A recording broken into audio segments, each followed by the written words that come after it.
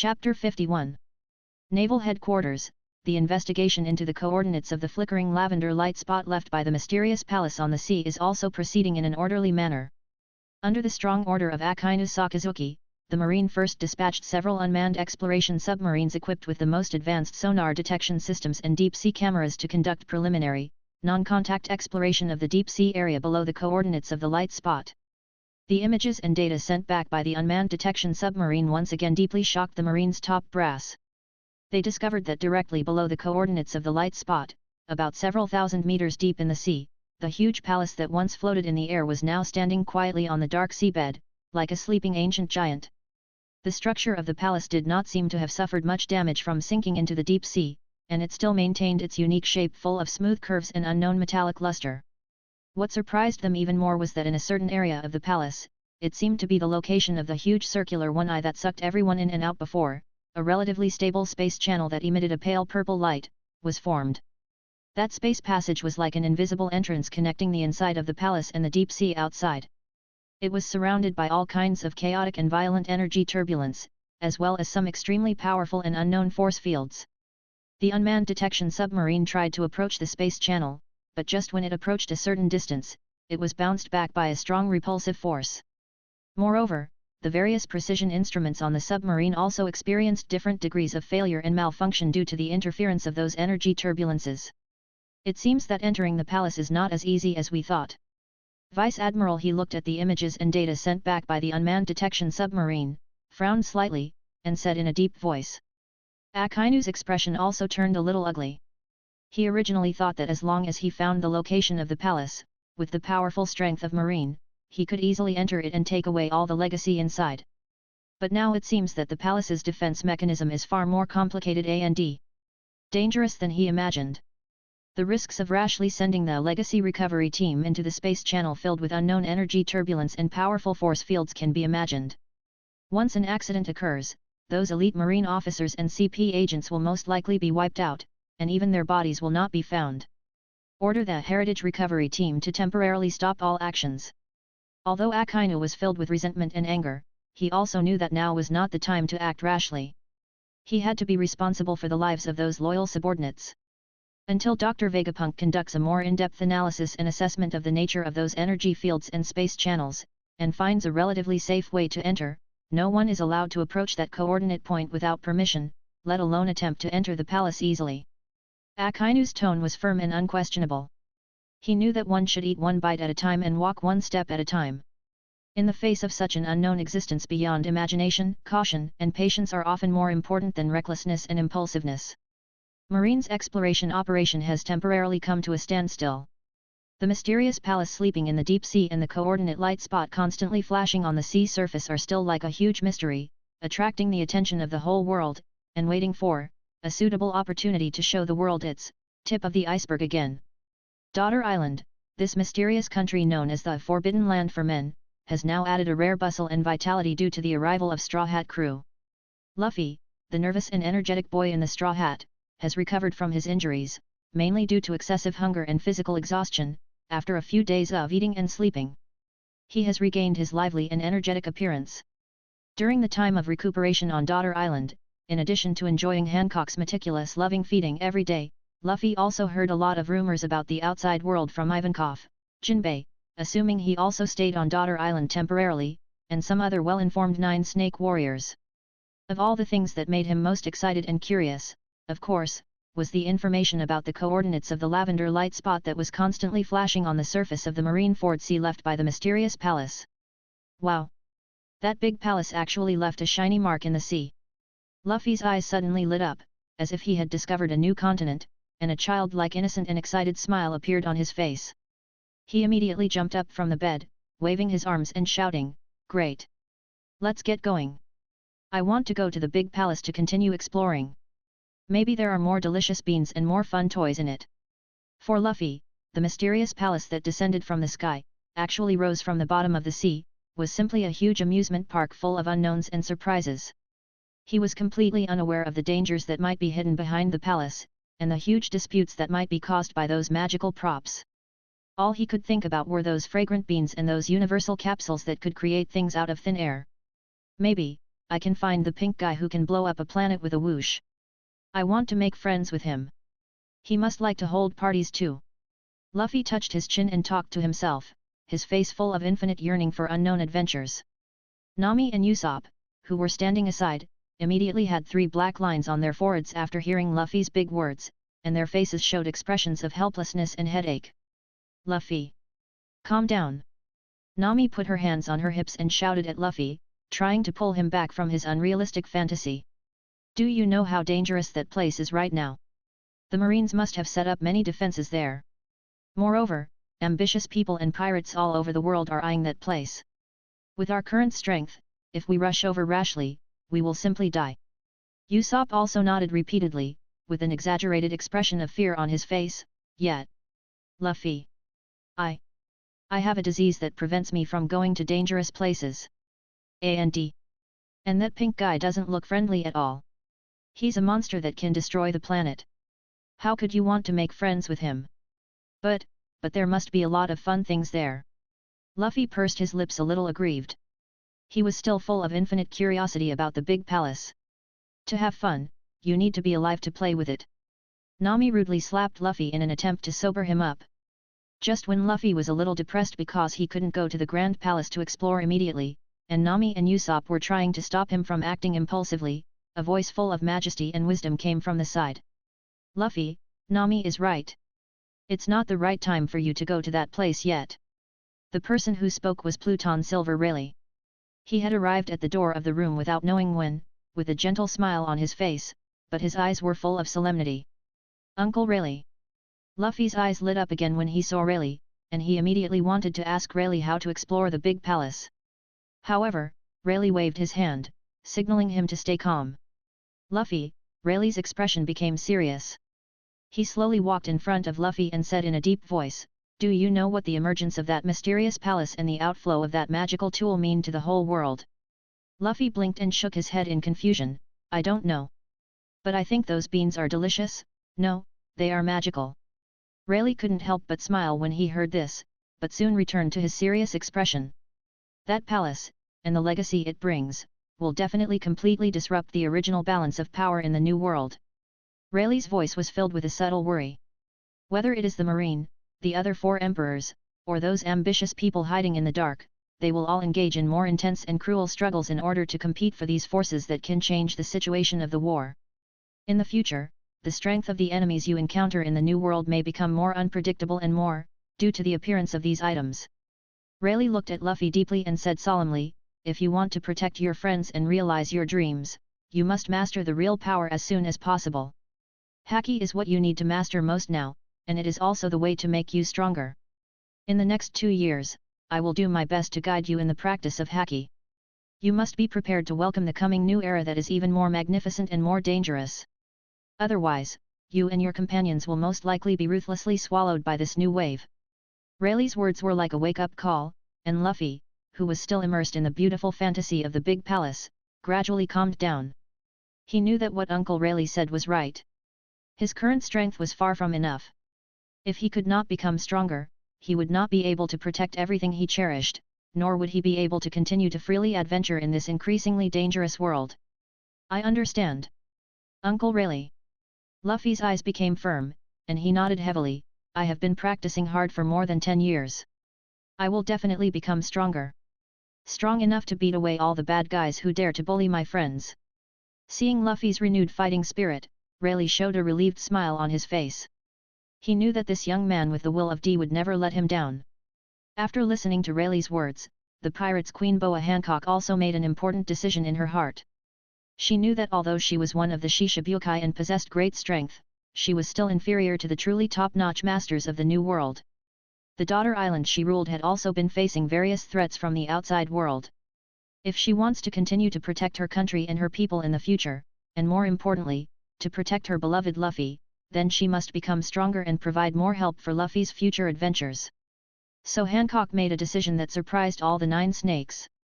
She ordered the 9 snakes pirates and the Amazon Lily Kingdom on the daughter island to mobilize all their intelligence networks and resources to start collecting all the information about the Dragon Ball Palace, those magical props, and the coordinates of the mysterious light spot on the sea.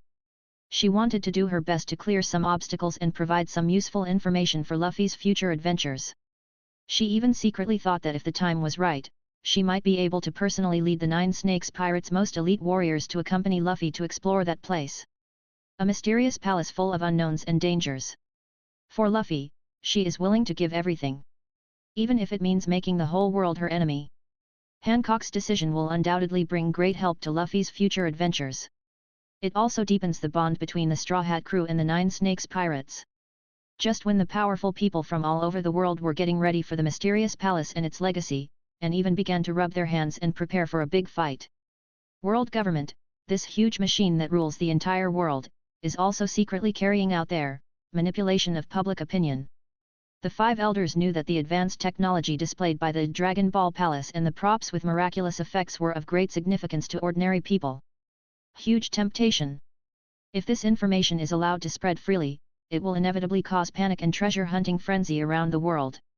At that time, countless people will flock to the vicinity of Marineford Sea area, trying to get a piece of the pie from the sunken palace. This will not only bring great trouble to the marine blockade and exploration operations, but more importantly, it may expose some truths that the world government does not want to see to the world. In front of people. For example, the existence of the pink demon who can destroy the planet. For example, behind that palace, there might be an unknown civilization hidden that is far beyond their imagination.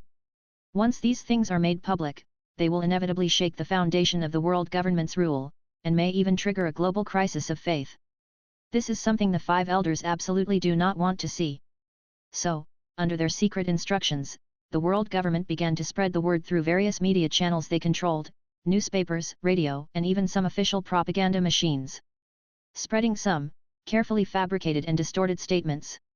They described the mysterious palace rising from the bottom of the sea as the lair of an ancient demon that has been sealed for thousands of years.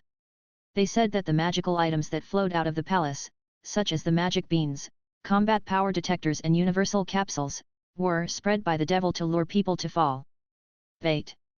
They even fabricated some sensational cases, claiming that those who used the devil's props temporarily gained some benefits, but eventually suffered all sorts of terrible misfortunes and disasters, such as becoming insane, or having one's soul devoured by demons, etc. In this way, the world government tried to demonize the mysterious palace and everything related to it. They hope that through this kind of public opinion guidance, they can reduce the curiosity of ordinary people about the palace and their enthusiasm for treasure hunting, and make them fear and reject those props of God. Psychologically, in order to cover up the truth and prevent more people from exploring the palace. Although this method of manipulating public opinion is somewhat crude, it is not completely ineffective. Some ordinary people who did not know the truth, after believing these demonized propaganda, did develop some fear and resistance towards the palace and those props. Dare to talk about and explore the work easily. Chapter 52. However, for those who are truly powerful and ambitious, or who have witnessed the magic of the palace and even benefited from it, the demonization propaganda of the world government is simply a joke. Inside the royal palace of Dressrosa, Don Quixote da Flamingo looked at the official newspaper in his hand that had the headline "Beware of the Devil's Legacy, Stay Away from the Temptation of the Palace," and a smile full of mockery and disdain appeared on his face. Phew phew phew phew phew. World government, these old guys are really going backwards. Do you think they can stop people's desire for power with such childish tricks? It's really too naive. Doflamingo threw the newspaper into the fireplace and watched it turn to ashes in the flames. In his view, power is power, whether its source is divine or evil, there is no essential difference. The key is how to use it and what kind of benefits it can bring to oneself. In his eyes, the so-called Devil's Lair was clearly a golden land full of endless treasures and opportunities. And those so-called Devil's temptations, in his view, were gifts from God that could make him stronger and realize his greater ambitions. The demonization propaganda of the world government not only did not frighten him in the slightest, but it made him more determined to get a piece of the legacy of the palace. He has spread the news of the high reward through the underground network of Joker. He believes that soon all kinds of information about the palace and props will continue to flow into his hands. On a secret island in the New World, Blackbeard Marshal D. Teach, after hearing the world government's propaganda, let out a deafening laugh. Ha ha ha ha. 843. The Devil's Lair? The Devil's Temptation? Well said. Very well said. Blackbeard poured liquor into his mouth, slapped his thigh and laughed. Is there anyone in this world who is more devilish than me, Blackbeard? Those so-called devilish tools are tailor-made for me. Ha ha ha ha. Blackbeard not only had no objection to the world government's propaganda, but he actually felt that it was, very much to his liking. In his opinion, power is the only truth.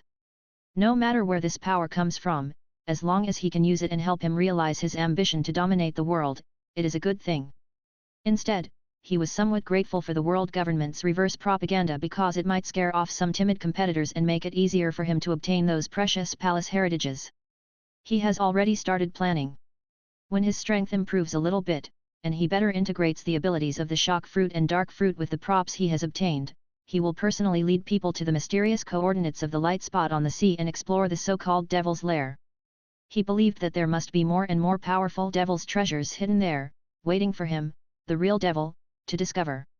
In addition to Doflamingo and Blackbeard, some other powerful people who had personally experienced the palace incident or had some knowledge of those gods' tools, such as the remnants of the Whitebeard pirates, the Red Hair pirates, and even some supernovas, all sneered or disdained the demonization propaganda of the world government. In the eyes of those who are truly at the pinnacle of power, or who aspire to reach the pinnacle of power, such tricks of the world government are simply not worthy of being mentioned. Strength is truth. This is the only principle that these heroes who venture into the sea believe in. Although the public opinion of the world government has influenced the cognition of ordinary people to a certain extent, it has no effect on those who are truly capable and ambitious to compete for the palace heritage. On the contrary, this deliberate cover-up and demonization has added to the legendary color and temptation of the mysterious palace and those magical props. A secret war over the Devil's legacy has intensified in every corner of the world. And those who truly understand part of the truth play a more complex and dangerous role in this chaotic game. The hands of time, unknowingly, moved forward several weeks. During this period, the coordinates of the shimmering lavender light spot left by the mysterious palace in the sea near Marineford remained the focus of the whole world. Although the world government tried its best to block the news and used various means to guide public opinion and try to demonize the palace, it still could not stop those who were eager for power or full of curiosity about unknown things from gathering from all directions. Naval headquarters, after suffering heavy losses in the Summit War and the huge impact of the mysterious palace, is also rapidly rebuilding and reorganizing under the iron-fisted leadership of the new Marshal Akainu Sakazuki. After several weeks of rigorous and targeted preparation and training, the highly anticipated secret team, codenamed Heritage Recovery Team, finally received a joint order from the 5 elders of the world government and Marshal Akainu of the naval headquarters, to prepare for the first official exploration of the mysterious palace that might have sunk in the deep sea. This order made every member of the Heritage Recovery Team feel inexplicably excited and nervous. They knew that this mission would be extremely dangerous and difficult. They would face a completely unknown mysterious existence full of advanced technology and powerful energy. If they were not careful, they might be wiped out and even their bodies could not be found. However, they also knew that this mission was full of endless opportunities and temptations.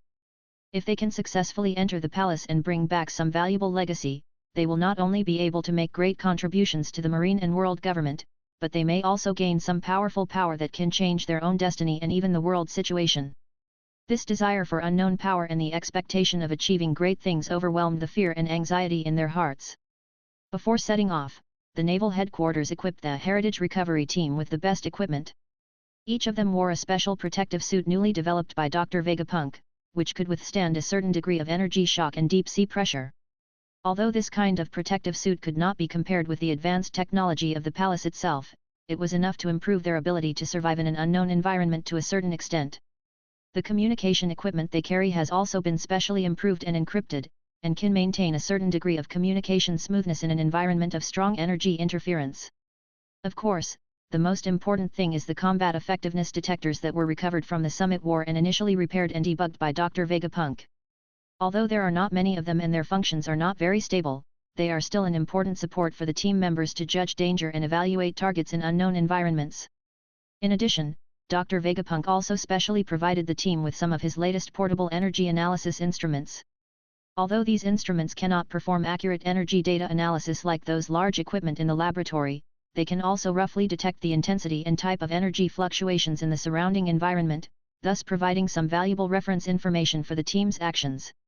After everything was ready, the members of the Heritage Recovery Team, led by their commander, Colonel Marine with a scar on his face and eyes as sharp as an eagle, boarded a specially modified deep-sea submarine that could withstand the huge deep-sea pressure and had powerful propulsion and concealment capabilities.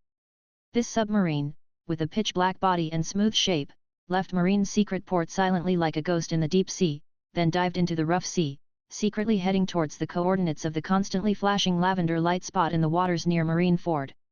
Their hearts are filled with anticipation for the unknown, and also filled with calmness about life and death. They are the elite of the Marines and the sharp blade of the world government. They will use their lives and blood to uncover the mystery hidden in the deep sea that can subvert the entire world. Although Marine's secret exploration has been kept as confidential and concealed as possible, there is no impenetrable wall in this world. Especially in the waters near Marineford, the coordinates of the mysterious light spot have long become the focus of attention of the whole world. Countless eyes are secretly watching every move there. Therefore, when the Marine's special deep-sea submarine quietly sailed towards that coordinate point, some pirates and intelligence organizations with a keen sense of smell or a powerful intelligence network immediately noticed the Marine's unusual movements. Although they didn't know the specific goals and plans of Marine's action, they were all keenly aware that Marine must be taking some substantive actions against the mysterious palace. How could they just stand by and watch? Therefore, soon after the Marine's special submarine set out, some ships that also had deep-sea diving capabilities or other strange means quietly followed behind the Marine exploration team like hyenas smelling blood. Among them, there is a more secretive surveillance force affiliated with the world government's highest cipher Paul CPO. Their mission is not only to monitor Marine's actions, but more importantly, to ensure that the palace heritage will not fall into the hands of Marine or any other forces at a critical moment, but will be directly controlled by the world government. There are specially modified spy ships sent by Don Quixote da Flamingo, the Heavenly Yaksha. These spy ships are equipped with various advanced eavesdropping and tracking equipment, trying to collect as much intelligence as possible about the palace and the Marine's actions without alerting the Marine. Da Flamingo believes that as long as he has enough intelligence, he can find his own opportunity in this chaotic game. Even several extremely fast reconnaissance ships flying the flag of the Blackbeard pirates were looming in the distance. Blackbeard Teach, the ambitious new Four Emperors, was determined to get the palace full of devil treasures. Although he would not easily go out in person, he would never miss any opportunity to reap the benefits or seize the results at a critical moment.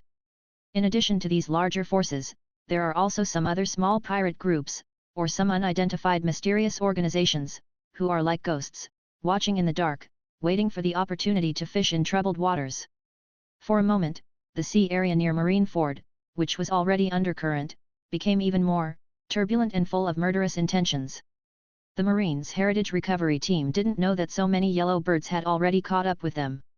They still followed the established plan, carefully maneuvering the special submarine, and kept approaching the mysterious light spot in the deep sea. As the submarine dives deeper and deeper, the color of the surrounding sea water changes. It also changed from the initial azure blue to a deep dark blue, and finally, it was pitch black where you couldn't see your hand in front of you.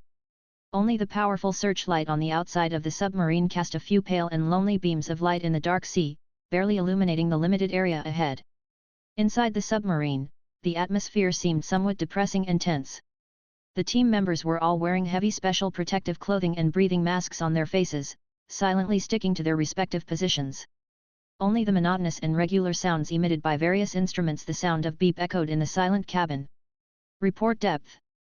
Report water pressure. The commander's voice was clearly transmitted to the ears of every team member through the internal communication channel. Depth 3000 meters. Water pressure 300 MPa. Depth 4000 meters. Water pressure 400 MPa. Depth 5000 meters. Water pressure 500 MPa. This is close to the design limit of the submarine. The pilot in charge of controlling the submarine is an experienced and highly skilled Marine veteran. Beads of sweat have already seeped out of his forehead, and his hands are tightly holding the controls rod, trying hard to keep the submarine balanced and stable. He could clearly feel that the enormous water pressure coming from the outside of the submarine, like a mountain pressing down on one's head, was constantly testing the endurance of this special submarine.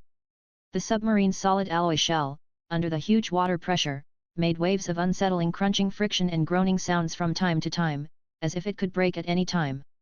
Maybe it's flattened in general. The data from various instruments inside the submarine began to fluctuate violently, and some indicator lights even emitted shrill alarms. Hold steady. You must hold steady. The driver gritted his teeth and encouraged himself silently in his heart. He knew that if the submarine crashed here, then all of them would be in trouble. We'll be buried in this cold and dark deep sea, and we'll never be able to get out. In addition to the huge water pressure, what gave them a headache was the chaotic and violent energy turbulence near the coordinates of the mysterious light spot. As the submarine gradually approached the entrance to the space channel emitting a faint purple light, they could clearly feel that the surrounding sea water seemed to become no longer calm. Waves of invisible, repulsive, and disruptive energy, like turbulent undercurrents, rushed towards the submarine from all directions, making the submarine's navigation smooth. The hard, bumpy ride. Various electronic equipment on the submarine also experienced varying degrees of malfunction and garbled characters due to the interference of these energy turbulences. The communication system is under severe interference. Unable to contact the rear headquarters. The sonar detection system is out of order. Unable to accurately judge the surrounding environment. Energy shield generator overloaded. Emergency restart in progress. All kinds of bad news kept coming from various positions, making the commander's face become increasingly ugly. He knew that they had now entered a completely unknown and dangerous area. Here, they could only rely on themselves and this ship that could explode at any time. The disintegrated submarine will face all possible emergencies. Chapter 53. Attention all personnel. Stay alert. Be prepared to respond to emergencies at any time.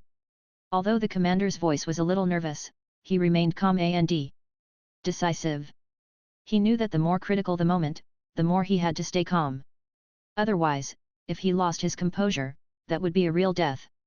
Supported by the driver's superb skills and tenacious will, the special submarine, like a small boat sailing hard in the stormy waves, slowly but firmly, little by little, approached the entrance of the stable space channel that emitted a lavender glow and swayed as softly as a jellyfish. The distance is getting closer.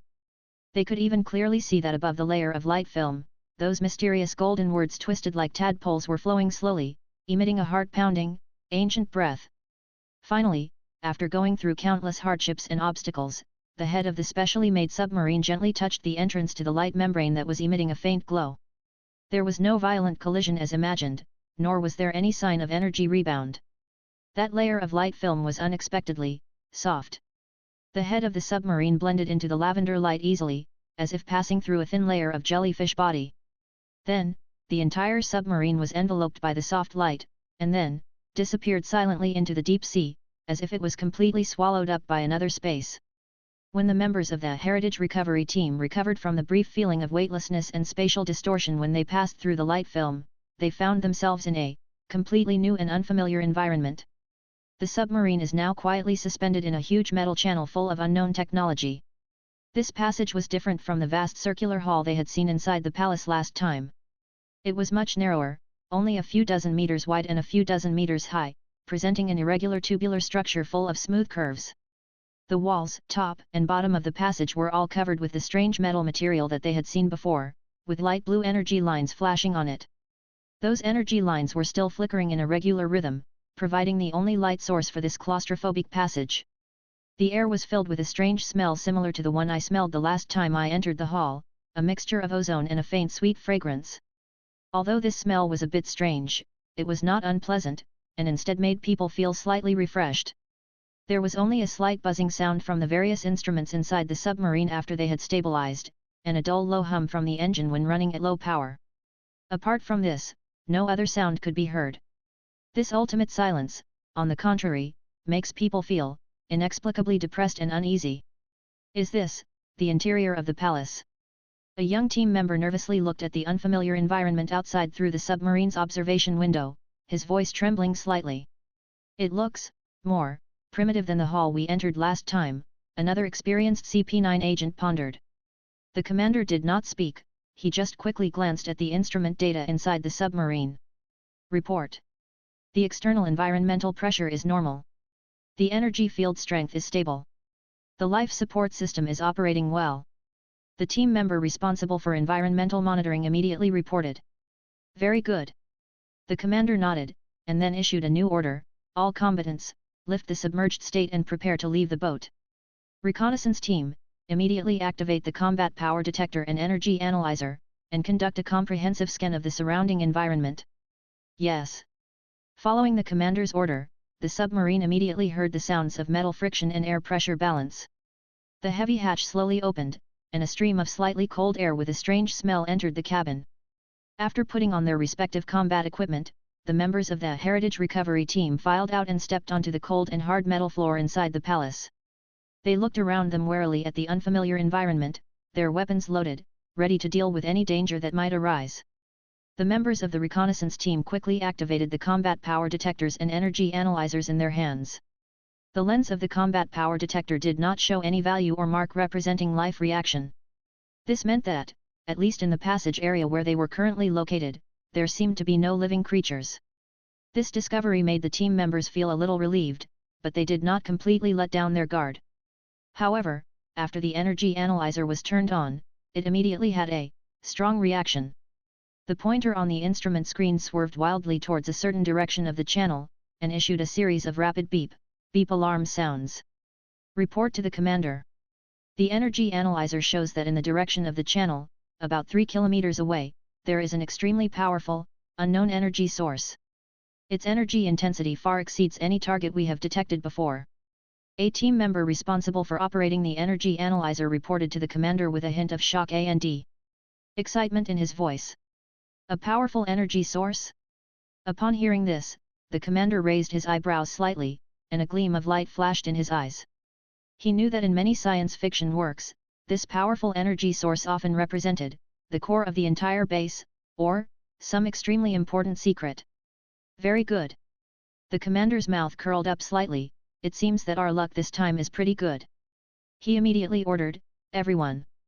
Target, the powerful energy source deep in the tunnel. Deploy your formation. Take turns to provide cover. Move forward carefully. If you find any abnormal situation, report it immediately. Yes. After receiving clear instructions, the members of the Heritage Recovery Team immediately followed the predetermined tactical formation and carefully explored forward along the direction indicated by the energy analyzer, heading deep into the passage full of unknowns and dangers. Their hearts are filled with anticipation for the unknown, and also filled with vigilance against possible dangers. They knew that every step they took might lead them into a mysterious realm that no one had ever set foot in and was full of deadly traps. And their exploration will surely reveal more unknown secrets of this mysterious palace sleeping in the deep sea. Under the leadership of the commander, members of the Marine Heritage Recovery Team carefully explored and advanced in the direction indicated by the energy analyzer, heading deep into the passage that was full of unknowns and dangers. Their footsteps were particularly clear and abrupt in the silent metal passage. Every team member raised their senses to ultimate, alertly watching any slight changes in the surrounding environment. As they continued to go deeper, the passage began to become wider and wider. The flashing energy lines on the wall also became denser and brighter, providing them with sufficient lighting. After walking about a few hundred meters, a familiar yet somewhat strange scene appeared in front of them.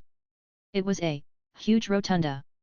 The scale of this hall was almost exactly the same as the huge circular plaza that brought everyone together that they had seen before the palace was forcibly ejected last time. Likewise, there is a dome that is so high that you can't see the top, emitting a soft white light. Similarly, the walls are made of unknown one-piece materials and are covered with complex energy circuits. Similarly, the metal ground is as smooth as a mirror and can clearly reflect everything above. Here, isn't this the place where we stayed last time? A young team member exclaimed in surprise. He still clearly remembered that last time, it was in this place that they witnessed the huge black stone tablet rising up and the terrifying image of the pink demon destroying the planet. Yes, judging from the structure, it should be the same place. The commander nodded, and a hint of solemnity flashed in his eyes. He didn't expect that the internal structure of this palace would be so similar, or repetitive. However, when they looked closely at the rotunda, they discovered some details that surprised and horrified them. They were surprised to find that during the last Summit War, all the traces of destruction caused by the fierce battle between the Marines and pirates, as well as top warriors such as Whitebeard and Akainu, in the circular hall, such as the cracked ground, collapsed walls and scorched areas, had disappeared. At this moment, the circular hall in front of them had a smooth floor, without any cracks or damage. The walls were also intact, and the flashing energy lines where it was still flickering regularly, as if it had never been attacked. Not only that, the various sundries, parts, and some abandoned weapons and equipment that were scattered on the ground due to everyone's frantic looting also disappeared without a trace. The whole hall was so clean and tidy, as if it had just been cleaned. Only some metal shelves that originally appeared to be some kind of decorations or instruments placed at the edge of the hall were now empty, showing that the things on them had indeed been looted. How is this possible? A team member rubbed his eyes and said in disbelief, I clearly remember that we made a mess here last time. How come all those traces of the battle disappeared? Could it be that this palace has some kind of self-repair or self-cleaning ability? Another experienced CP9 agent pondered, his eyes full of vigilance and a hint of fear. If this guess is true, then the technological level of this palace and the intelligence hidden behind it are probably far more terrifying than they imagined. A huge building that can automatically repair damage and clean up garbage, this sounds like a plot from a science fiction movie. The commander's expression also became extremely solemn. He knew that this discovery meant that their exploration operation this time would be more complicated and dangerous than expected. Attention everyone! Be alert! The commander's voice was clearly heard by every team member through the internal communication channel. This palace is far more strange than we imagined. Don't touch anything easily. Act strictly according to the predetermined plan. Yes. The team members answered in unison, their hearts filled with awe and uneasiness towards this mysterious palace. After confirming that there were no direct threats around, the members of the Heritage Recovery Team began to carefully conduct a more detailed survey of the new-look circular hall. They found that the structure of this hall was exactly the same as the one they remembered. However, the exhibits that had shocked and frightened them, such as the black stone tablet that could play images, did not appear at this moment. The center of the hall was empty except for the smooth metal floor. The energy analyzer was still pointing in a certain direction of the hall, as if the powerful energy source was hidden in that direction, deeper. Just as the team members were about to continue moving forward in the direction indicated by the energy, a sharp-eyed team member suddenly found a 067 on a wall at the edge of the hall. A new entrance that they hadn't noticed before. It was a huge metal door that blended in perfectly with the surrounding walls. If it weren't for the slightly different energy lines on the edge of the door frame and the door, it is an inconspicuous device similar to an induction switch, and no one will even notice its existence. Commander! There seems to be a new door here, the team member reported excitedly. The commander immediately led his men over and carefully examined the hidden metal door. He tried and gently pressed the device on the door that was similar to a sensor switch. With a slight click sound, the huge metal door silently and slowly slid open to both sides, just like a scene from a high-tech movie. A slightly different air from the one in the hall, with a slightly, sweet and weird smell, wafted out from behind the door. Behind the door was a brand new, huge room that they had never entered before. The members of the Heritage Recovery Team looked at each other and saw a hint of nervousness and curiosity in each other's eyes. They don't know what kind of secrets are hidden behind this door. But they knew that their exploration this time seemed to lead to new discoveries. At the commander's signal, several members of the team responsible for the Vanguard mission, armed with weapons, carefully entered the newly opened door first. The room behind the door was equally huge, even more spacious than the circular hall they were in just now. The dome of the room was very high, emitting a soft and gentle with a strange pink glow. In the center of the room, there were all kinds of strange devices and facilities that they had never seen before. Some installations resemble a giant, colorful pinball table, complete with flashing lights and intricate tracks. Some installations, like cute, giant candy-like seats, seem to be able to rotate and rise and fall.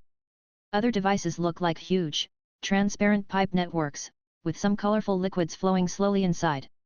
On the walls of the room, there were some huge dynamic stereoscopic screens that looked like floor-to-ceiling windows. On those screens, all kinds of strange and bizarre movies were being played. The alien creatures that we have never seen before, chasing, playing and fighting with each other in some fantasy scenes. Some of the creatures are cute, some are slippery. Some are a little bit ferocious. The whole room was filled with a childlike, imaginative and a hint of weirdness. Where is this place? A team member looked around the huge room full of strange devices and odd images in a daze, muttering to himself, "It feels like an amusement park." Chapter 54. Or someone's entertainment room, another team member guessed. In his mind, the pink demon who appeared in the black stone image and always had a childlike smile on his face emerged involuntarily. Could it be that this is where the pink demon usually plays? This thought made all the players present feel an inexplicable chill. What would the entertainment room of a terrifying being who could easily destroy a planet look like? What kind of games would he play on a daily basis?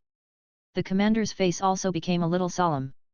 He did not immediately let the team members disperse to check those strange devices, but first ordered the reconnaissance team to conduct a comprehensive scan of the room.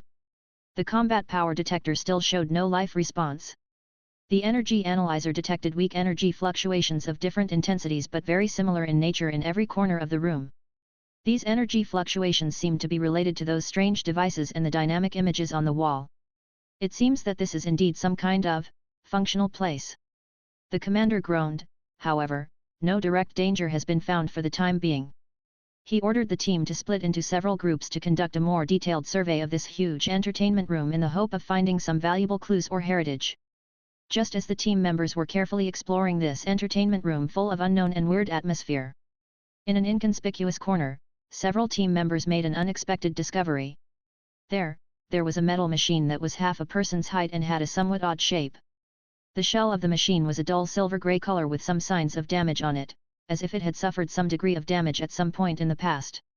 Next to the machine, there were some completely petrified, weirdly shaped candies scattered around. Some of those candies looked like small animals, some looked like fruits of some plants, and some were completely unrecognizable. They all had a grayish-white, stone-like texture, with tiny cracks all over the surface, as if they would break apart at the slightest touch. On the control panel of the half-destroyed machine, there were some remnants of labels written in that mysterious golden text twisted like tadpoles, as well as some simple diagrams that looked like operating procedures. "Commander, we have a discovery here," a team member reported to the commander through the communication channel with some excitement. The commander immediately led his men over. The text decrypting expert accompanying the team, an agent from the CP organization who had in-depth research on various ancient scripts and codes, showed a surprised and somewhat weird expression on his face after carefully identifying the remaining icons and texts on the machine. According to the preliminary interpretation of these diagrams and texts, the text decryption expert said with a hint of uncertainty, this machine seems to be a candy maker. Candy making machine. The commander raised his eyebrows slightly, his eyes full of doubts. In such a mysterious palace filled with advanced technology, there is actually a candy making machine? This sounds really unbelievable. Yes, Commander. The text decryption expert nodded and continued, moreover, according to the descriptions of these diagrams, this candy-making machine does not seem to be used just to make ordinary candies. It seems that it can transform any object, even living creatures, directly into delicious candy. At this point, the text decryption expert revealed an unconcealable look of shock and disgust on his face. Turn living creatures into candy. This is no longer an entertainment facility, it is simply some extremely cruel and evil torture device, or a hunting tool. The other team members present also felt a chill after hearing this explanation. They subconsciously glanced at the petrified candies and fruits on the ground, and a strong sense of discomfort surged in their hearts. Could it be that these strange-shaped stone candies were once living creatures? This thought made everyone shudder. However, the text decryption expert added, judging from the extent of the damage to the machine and the petrified candies, this candy maker should no longer be able to function properly. At best, it can only produce some ordinary candies that contain weak energy. Hearing this, the team members breathed a sigh of relief. Fortunately, this terrifying machine was broken. The commander pondered for a moment, then ordered the technicians to conduct a more detailed inspection and attempt to recover the half-damaged candy maker. He knew that although the ability of this machine sounded a bit evil, the material conversion technology behind it might have extremely high research value. If he could crack some of the mysteries from it, perhaps, it could bring unexpected breakthroughs to the technological development of the Marine.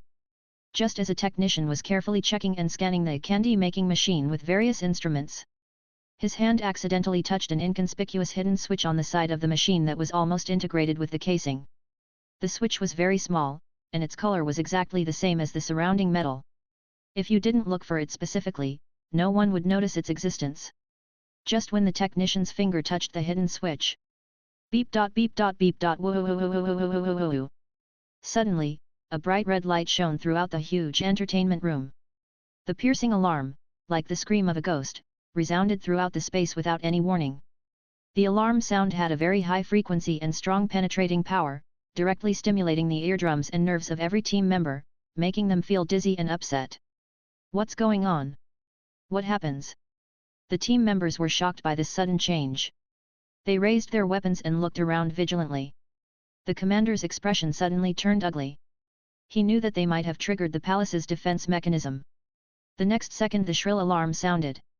Crack dot crack.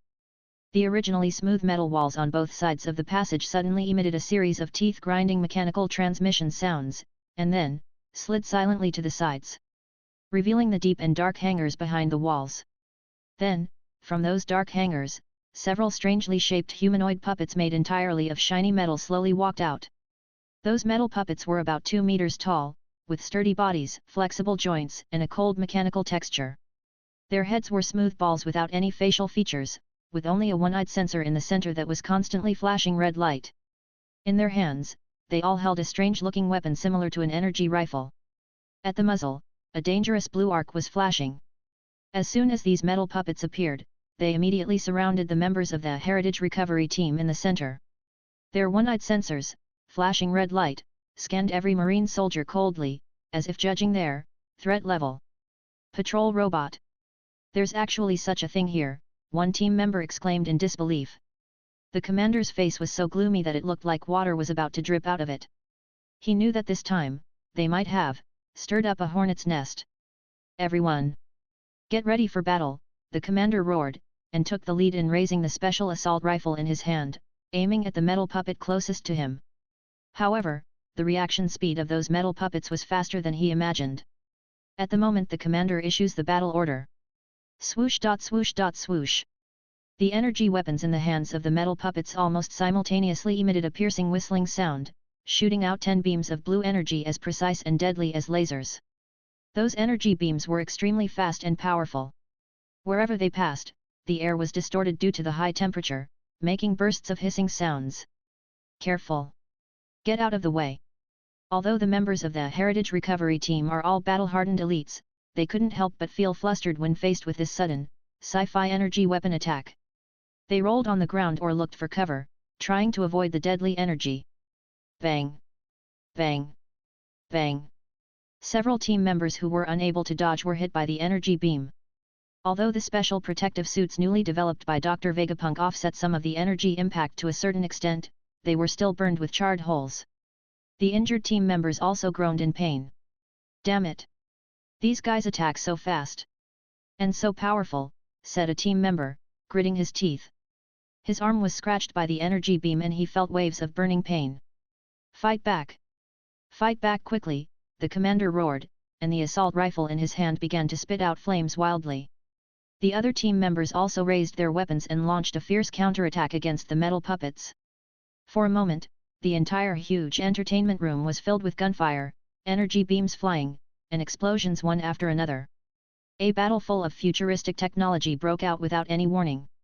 Although the Marines' standard weapons were also well equipped and carefully improved, the physical warheads they fired could only create a series of sparks when hitting the hard alloy armor of the metal puppets, and it was difficult to cause substantial damage to them. Only some large-caliber armor-piercing bullets, or some specially modified explosive bombs, can barely cause some limited damage to the joints of those puppets. The energy weapons in the hands of the metal puppets posed a great threat to the Marine soldiers wearing special protective clothing. Their energy beams were not only fast and powerful, but also seemed to have some penetrating and paralyzing effects. Once hit head-on, even a strong Marine officer would lose his combat capability in an instant. The members of the Heritage Recovery Team, relying on their sophisticated equipment, skilled combat skills, and tacit cooperation cultivated through long-term training, launched an extremely fierce and hard battle with these suddenly appearing metal puppets. They used the strange-shaped entertainment facilities in the room as cover, constantly moving and shooting, trying to find the weaknesses of the metal puppets. The combat power detector also played a certain role at this time. Although it could not accurately display the combat power value of these metal puppets, after all, they were not living beings, it could detect the location of their energy cores and the energy fluctuation intensity of their weapon systems. This allows the team members to more specifically target and concentrate their fire on the vital parts of the puppets. However, the number of those metal puppets seemed to be endless. Every time they managed to destroy a puppet, more puppets would come up from the dark hangars on both sides of the wall. Moreover, the combat AI of these puppets seems to be quite advanced. They know how to fight in coordination, how to use terrain, and even know how to outflank and deter. Damn it! How many of these guys are there? A team member complained breathlessly while struggling to avoid the attack of the energy beam. The commander's expression became increasingly ugly. He knew that if things continued like this, their team would probably really die here. He must find a way to break this deadlock as soon as possible, or find a safe retreat route. This sudden encounter caused the first palace exploration operation of the Heritage Recovery Team to fall into a huge crisis from the very beginning. And for the first time, they truly experienced the cold and cruel defense of this mysterious palace. The huge entertainment room filled with a childlike atmosphere has now completely turned into a battlefield filled with smoke and raging energy. The members of the Marine Heritage Recovery Team have started an extremely fierce and difficult life and death struggle with the metal puppets that continue to pour out of the wall hangar. The piercing alarm sound still echoed throughout the space, like a demonic voice urging death, constantly irritating the nerves of every team member. The red warning light illuminated the tense and solemn expressions on the team members' faces, making them flicker. Energy beams and physical warheads intertwined and danced in the air, occasionally colliding with each other, bursting out dazzling sparks and deafening roars. The metal puppets' hard alloy armor under the attack of the Marines' special armor-piercing bullets, dazzling sparks were emitted, but they could only leave some shallow dents, which was difficult to cause a fatal blow to it. The energy weapons in the hands of the metal puppets were as accurate and deadly as Shinigami's sickles. Every blue energy beam that cut through the air carried a frightening breath of destruction, forcing the Marine soldiers to roll and dodge in a panic, or rely on those bizarre entertainment facilities as cover to put up a difficult resistance. Damn it! Where on earth did these iron lumps come from? No matter how hard we try, we can never get rid of them. A young Marine soldier complained breathlessly while firing madly with his assault rifle. His forehead was covered with beads of sweat, and his face was stained with a lot of gunpowder and dust left over from the battle. While he was talking, a blue energy beam flew past his scalp and burned a bowl-sized hole in a metal pillar behind him, emitting a pungent burnt smell. He was so scared that he quickly shrank his neck and broke out in a cold sweat. Concentrate your firepower. Attack their joints and that red one-eyed man. The squad leader, the Marine colonel with a scar on his face, calmly directed the battle while using the grenade launcher in his hand to accurately bombard the vital parts of the metal puppets. Chapter 55. However, in the midst of this fierce battle, the team members soon discovered a problem that was both unexpected and troubling to them. Their combat detectors, which had been invincible in dealing with organic enemies before, were now completely useless when facing these cold metal puppets. No matter how they adjusted the angle and mode of the detector, the lens could not display any combat power value or threat level of these metal puppets. It was as if, in the eyes of the detector, these metal puppets with agile movements and fierce firepower were simply a pile of dead objects without life. What's going on? Is my detector broken? A CP9 agent in charge of reconnaissance anxiously patted the single lens instrument on his head, but the lens was still blank and there was no response. Mine too. These iron lumps can't show up on the detector at all, another team member shouted, his tone full of confusion and a hint of panic. The commander's heart sank when he heard this, and he immediately realized the seriousness of the problem. The combat power detector is one of the important things they rely on for this exploration. It can help them quickly assess the enemy's strength and formulate the most effective combat plan. But now, this important support has actually become ineffective. It seems that this detector can only detect some kind of life energy field or fighting wool of organic life forms. The commander made a quick judgment. His voice was clearly transmitted to the ears of every team member through the internal communication channel. For these lifeless mechanical units, it is impossible to effectively identify and evaluate them. This discovery undoubtedly adds tremendous difficulty and unpredictable risks to the battle of the Heritage Recovery Team. They could no longer use detectors to accurately determine the threat level and attack mode of each metal puppet as before. They could only rely on their previous combat experience and on-the-spot intuition to fight these unknown mechanical enemies to the death. This makes them more passive in battle and more likely to make mistakes. Some team members, unable to accurately judge the metal puppet's attack intentions, missed the best opportunity to dodge and were hit by the energy, suffering varying degrees of trauma.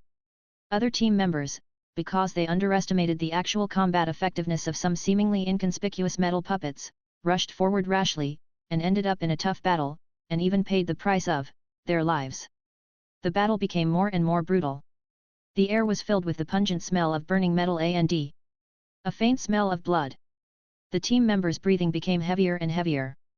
The special protective clothing they wore had long been soaked with sweat and stuck tightly to their skin, making them feel sticky and uncomfortable. But no one backed down. They are the elite of the Marines and the sharp blade of the world government. They shoulder important missions and possess an unyielding will. Fire! Fire! Don't stop! Smash all these damn tin cans into scrap metal, the commander roared, his one eye flashing with a ferocious light like that of a wild beast.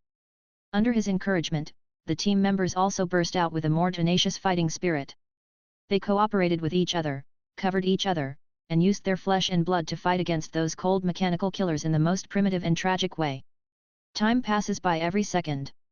The battle was also slowly tilting in the direction that was favorable to the Marine. Although the combat power detector failed, the members of the Heritage Recovery Team were all experienced elites after all. After the initial panic, they quickly figured out some ways to deal with these metal puppets with their rich combat experience. They found that although the armor of these metal puppets was strong, their joints and the one-eyed sensor that flashed red light seemed to be their relatively weak points. Therefore, they began to consciously focus on these weaknesses. Although it is still difficult to kill those puppets with one blow, it can effectively delay their movements, or even, temporarily paralyze them. Although the metal puppets were numerous and their combat AI was quite advanced, they were just lifeless machines after all. After a period of observation, their attack patterns were gradually mastered by the Marine elites. As one side gained strength while the other lost strength, the balance of the battle began to slowly tilt towards the Heritage Recovery Team. Finally, after an extremely difficult and brutal battle, as the last metal puppet was transformed into a pile of smoking scrap metal in a violent explosion, the members of the Heritage Recovery Team finally, BGB-J, won the encounter. After the battle, the entire huge entertainment room fell into a strange silence. Only the heavy breathing of the team members and some damaged equipment were left. The sound of hissing electricity. The team members collapsed on the ground or leaned on the strange recreational facilities, breathing heavily. Their faces were filled with fatigue and relief for surviving the disaster. Although this battle ended with their victory, they also paid a heavy price. Several team members unfortunately died in the battle and fell forever on the cold metal ground. More team members suffered varying degrees of trauma. Some were burned by energy beams, some were concussed by the shock waves of the explosion, and some collapsed from excessive physical exhaustion. Even the commander himself was scratched on the arm by a flying metal fragment during the battle, and his special protective suit was stained red with blood. Count the casualties. Treat the wounded. The commander gave the order in a hoarse voice, enduring the severe pain in his arm. The team members immediately took action and carefully collected the bodies of their fallen companions. At the same time, they also began to bandage each other's wounds and take first aid medicines. Fortunately, they still had a few Senzu Beans obtained from the palace as samples. Although the number was extremely rare, at this critical moment, they could play a miraculous role in bringing the dead back to life. After a difficult weighing of the pros and cons, the commander decided to give one of the beans to a young team member who was in critical condition after being hit by an energy beam while trying to protect his companions in battle. Thanks to the magical effect of the magic beans, the young team member's injuries recovered at a speed visible to the naked eye, and he was soon out of danger. This small miracle also made the other team members present feel a deeper awe and desire for this god's prop. After simply dealing with the casualties, the commander knew that they could not stay here for long. The battle just now has triggered the palace's alarm system. No one knows how many more powerful and dangerous defense mechanisms are hidden deep in this mysterious palace. If they don't evacuate in time, I'm afraid, they will really be wiped out here. Hurry up! Collect everything of value. The commander shouted to the team members who were still able to move, the remains of the puppet, the sample of the candy-making machine, and all the data records and instruments in this room that look useful. Take everything you can take away. The team members immediately took action. Like experienced battlefield cleaners, they quickly collected various trophies from the battle scene. They cut and packed up the remains of the destroyed metal puppets as intact as possible. They knew that these remains would be invaluable research materials for Dr. Vegapunk. They also carefully placed the half-damaged candy maker and the petrified candy samples next to it into a special container. In addition, they also found some things that looked like some kind of data storage chips or energy core fragments in various corners of this huge entertainment room. All the Yi were collected together. After completing the initial search, the members of the Heritage Recovery Team did not dare to stop for a moment, and immediately carried their injured companions and supported the bodies of their fallen comrades.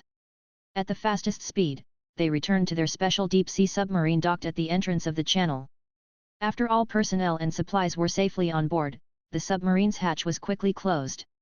The driver also activated the submarine's propulsion system at the fastest speed, following the route they came from, heading towards the entrance of the space channel emitting a lavender glow, and returning at full speed. They didn't even dare to look back at the entertainment room that was full of unknowns and dangers, for fear that after they left, something even more terrifying would catch up with them from the depths of the palace. Fortunately, they did not encounter any other defense mechanisms during their evacuation. The specially made submarine passed through the jellyfish-like soft light membrane entrance again without any danger and returned to the dark and cold deep sea near Marineford. When the submarine surfaced and reconnected with the Marine Command at the rear, it passed on the preliminary report of their exploration operation, as well as the various samples and data they brought back. The entire naval headquarters was shocked. This report from the Marine Heritage Recovery Team and the precious samples and information they brought back at the risk of their lives have deepened the Marine top brass understanding of the mysterious palace sunk in the deep sea. They finally realized that the palace was not just a treasure house full of magical props, but also a terrifying existence with a highly developed defense system and self-maintenance capabilities far beyond their imagination. It can automatically repair damage and clean up garbage after the battle, as if it possesses some kind of living intelligence. Its internal structure was as complex as a maze, filled with all kinds of rooms and facilities that they could not understand and were filled with unknown technologies. The so-called entertainment room they discovered this time, as well as those metal puppets with powerful combat capabilities, are probably just the tip of the iceberg of the huge system of the palace. How many more powerful and dangerous secrets are hidden deeper in that palace? What kind of connection does the pink demon who appears in the video and can easily destroy the planet have with this palace? These questions, like heavy lead blocks, weighed on the hearts of the Marines' top commanders, making them feel both excited and fearful. The exciting thing is that if more advanced technologies can be discovered from this palace, then the strength of Marine will get an unprecedented leap. The fear is that if the power behind this palace is hostile to their world, then what they will face is likely to be an unimaginable annihilation. Top disaster. It seems, we underestimated this palace before. Vice Admiral he looked at the report in his hand and the photos of the metal puppet wreckage, frowned and said in a deep voice Road. Akainu's expression also turned very ugly. He originally thought that with the elite force of the Marine, he could easily conquer the palace and take the heritage inside for himself. But now it seems that he seems a little too optimistic. The defense of that palace was far stronger than he had imagined. Yamato, tricky. Order the Heritage Recovery Team to temporarily stop all exploration activities and rest on the spot. Although Akainu was filled with reluctance, he also knew that this is not the time to act rashly. At this time, he must reassess the risks and feasibility of this action. At the same time, he turned his gaze to the man wearing a strange helmet on the video Den Mushy screen, Dr. Vegapunk. The remains of these metal puppets, as well as the other I will send all the samples and data to your laboratory immediately. I hope you can conduct a comprehensive analysis and research on them in the shortest possible time. Especially those puppets, the driving method, energy core, and weapon system. I need to know whether our Marines can analyze it and find some new technologies that can be used by us. Oh, no problem. Leave it to me. Marshal Akainu. Dr. Vegapunk on the other end of the phone immediately became excited after hearing about the new research samples. His voice was filled with irrepressible enthusiasm. He showed a stronger interest in the metal puppet wreckage filled with unknown technology than he did in the combat power detector and the universal capsule. He knew that these cold mechanical creations must contain the key technologies that he had always dreamed of and could promote scientific and technological progress. For example, how do those puppets achieve such flexible and agile movements? How do their energy cores provide such powerful and lasting power? Energy weapons, how do they work? Can they be mastered and used by Marine soldiers? These questions, like huge magnets, attracted Dr. Vegapunk and made him eager to engage in reverse research on these puppet technologies. He believed that as long as he was given enough time and enough research samples, he would be able to analyze some subversive, enough to change the future war model, technology. A new scientific research project centered on puppet technology is about to begin in full swing in Vegapunk's laboratory. The naval headquarters is also summarizing and reflecting on the lessons learned from this exploration. They know that the next time they enter the palace, they will face, maybe a more severe challenge. Just as the naval headquarters was in a complex mood of excitement and solemnity because of the results of the first palace exploration operation. The news that Marines secretly explored the palace and brought back some treasures was leaked out through various channels to a greater or lesser extent. Although the world government and naval headquarters have tried their best to block the relevant news, there are no absolute secrets in this world. Especially in front of those well-informed dark world intelligence dealers, and those ambitious people who are full of greed for the Dragon Ball Palace. Chapter 56. They used various means, bribery, inducement, threats, and even directly extracting intelligence from some low-level Marine soldiers who participated in the operation, and more or less, they all got some sporadic information about the Marines' exploration operation. For example, Marine seems to have found a relatively safe entrance into the sunken palace. For example, the interior of the palace seemed to have an extremely powerful defense system, and even the elite Marine team had to pay a heavy price for it. For example, Marine seemed to have brought back some new treasures from the palace, in addition to Senzu Beans, detectors, and universal capsules. These sporadic pieces of information, which were difficult to distinguish between true and false, quickly fermented and spread on the black market after being exaggerated and maliciously speculated. Among them, the most eye-catching and the most coveted by those ambitious people are undoubtedly, the precise coordinates of the stable entrance to the palace, and the possible way to enter. Everyone knows that the palace sunk in the deep sea is like a huge treasure house that has not yet been fully developed. It contains countless secrets and treasures that are enough to change the world. Whoever can enter the palace first, or in other words, whoever can enter the palace more safely and effectively, will gain the upper hand in this new treasure hunt game and gain the greatest benefits. Therefore, on the black market, the price of the information about the precise coordinates of the palace entrance and the method of entry was quickly driven up to a jaw-droppingly high price. Some powerful pirates, such as Kaido of the Beasts or Big Mom's men, began to spend a lot of money to buy these intelligence that might not be completely reliable. They also began to secretly organize their own exploration teams, preparing to go to the mysterious coordinate point after the Marine, or, at the same time as the Marine, to conduct independent exploration. Some middlemen who call the shots in the dark world, such as Don Quixote da Flamingo, are more actively manipulating the transactions of this intelligence behind the scenes, trying to make huge profits from it, and taking advantage of the situation to find opportunities for themselves. Even some countries and organizations that were originally peaceful or not very powerful began to stir after hearing the news, hoping to get a piece of the pie in this huge change caused by alien objects, or, at least to maintain their own living space. For a moment, the whole world became more turbulent and more dangerous because of the mysterious palace sleeping in the deep sea.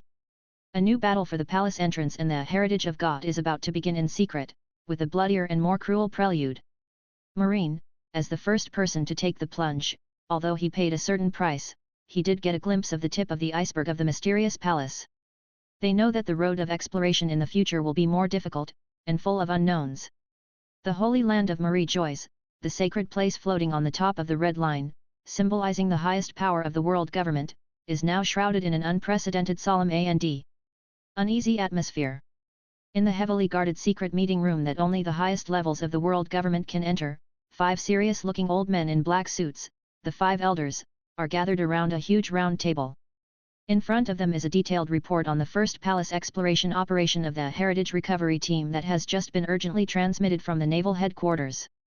The content of the report made each of their faces look more gloomy and worried than ever before. Self-maintenance capabilities that can automatically repair damage and clean up garbage. Possessing a large number of powerful metal puppets as a defensive force. The internal structure is as complex as a maze, filled with all kinds of advanced technologies that we cannot understand. There's even a terrifying machine that can turn living creatures directly into candy. Every piece of information was like a heavy hammer, hitting the 5 elders' hearts hard, making them feel palpitations and uneasiness. They originally thought that, although the mysterious palace rising from the bottom of the sea possessed some magical props and unknown technologies, as long as Marine could successfully enter it, with the powerful strength of the world government and the extraordinary wisdom of Dr. Vegapunk, they would be able to completely control it and take the legacy for themselves. But now it seems that they were too naive. That palace was far more unfathomable and more dangerous than they had imagined. It's like a Pandora's box full of unknowns and temptations. Once this magic box is completely opened, what is released from it is likely to be far beyond their control, and even will threaten their world government, which has absolute rule in this world for 800 years. Did we do something wrong? A 5 elder with a mustache asked in a hoarse voice. His eyes were filled with rare confusion and a hint of regret. Now that things have come to this, what's the point of saying all this?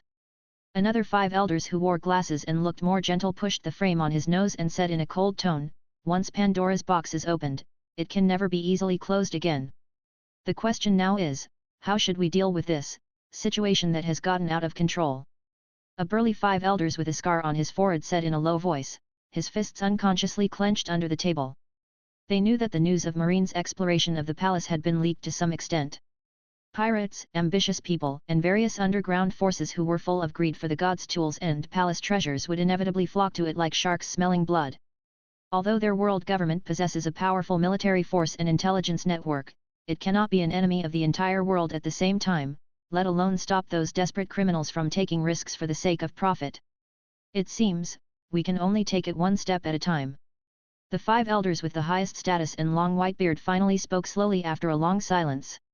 His voice was full of fatigue and a hint of helplessness. Continue to strengthen the blockade and monitoring of the waters near Marineford, and try to prevent unauthorized persons from approaching that coordinate point. Order Vegapunk to speed up the cracking and research of those palace heritages, especially the technology of the metal puppets. If we can use it, it will greatly enhance the combat effectiveness of the Marines. At the same time, his eyes became somewhat cold, for those forces that refuse to listen to advice and insist on getting their hands on the palace secrets, we can take some tough measures when necessary. We must let the whole world know that there are some things that they cannot touch. The 5 elders once again fell into heavy discussions and difficult decisions. They knew that a more chaotic and unpredictable era had arrived ahead of schedule because of the appearance of the mysterious palace. Whether their world government could continue to maintain their seemingly stable rule in this new era had become a huge unknown. Pandora's box has been opened. What is released is hope or despair? I'm afraid only time can give the answer. Just when the highest levels of the world government were worried and unable to sleep because of the tip of the iceberg revealed by the Dragon Ball Palace, Luffy, the Straw Hat Boy who is far away in the Daughter Island Amazon Lily, has become excited again because of a rumor related to the palace, rubbing his hands and eager to try. This rumor was not about the palace's defenses or the Marines' exploration. Luffy had never been interested in these complicated and dangerous things. What attracted him was another rumor, which, in his opinion, was much more important. Hey! Hey! Did you hear it? Luffy heard a top-secret information from somewhere, probably from a 9-snake warrior who just came back from outside, or simply from Empress Hancock by acting cute, that made his eyes turn into stars in an instant. It is said that those guys from Marine brought out a machine from that big palace, a machine that can turn anything into candy. Luffy was gesticulating with his hands and drooling. A machine that can turn things into candy. Wouldn't that be the best machine in the world? Countless possibilities instantly emerged in Luffy's mind. He can turn the green peppers that you don't like to eat into sweet strawberry candies. He can turn hard stone into marshmallows that melt in your mouth. He can even turn, those annoying Marines, into lollipops of various flavors, and this doesn't seem very good. But, in short, in the eyes of Luffy, a super foodie, a machine that can turn anything into candy is simply a godlike existence. Great! I must get that machine. Luffy's eyes were burning with the raging foodie soul. He suddenly jumped up from the bed, waving his fists, and loudly announced, I want to use that machine to eat candies of all flavors in the world. Strawberry flavor. Orange flavor. Barbecue flavor. And Sea King's flavored candies. They must be delicious too. He. The rumor of a machine that can turn things into candy immediately became another sufficient and legitimate reason for Luffy to go out to sea again and explore the mysterious Great Palace, After all, for Luffy, the temptation of delicious food always comes first. Nami and Usopp, who were standing aside, felt dizzy again and black lines appeared on their foreheads after hearing Luffy's ambition. Luffy! You idiot! Are you listening to us? Nami was so angry that she was shaking all over. She felt her blood pressure was about to soar to the limit. How dangerous that palace is now, don't you know at all? And that machine that can turn things into candy sounds very evil. What if it turns you into candy too? Usopp also nodded repeatedly, with an exaggerated expression of fear on his face, yet. Luffy. I am most afraid of eating candy. Especially, being turned into candy. It will definitely be very sticky. And what if it is carried away by ants? Oh.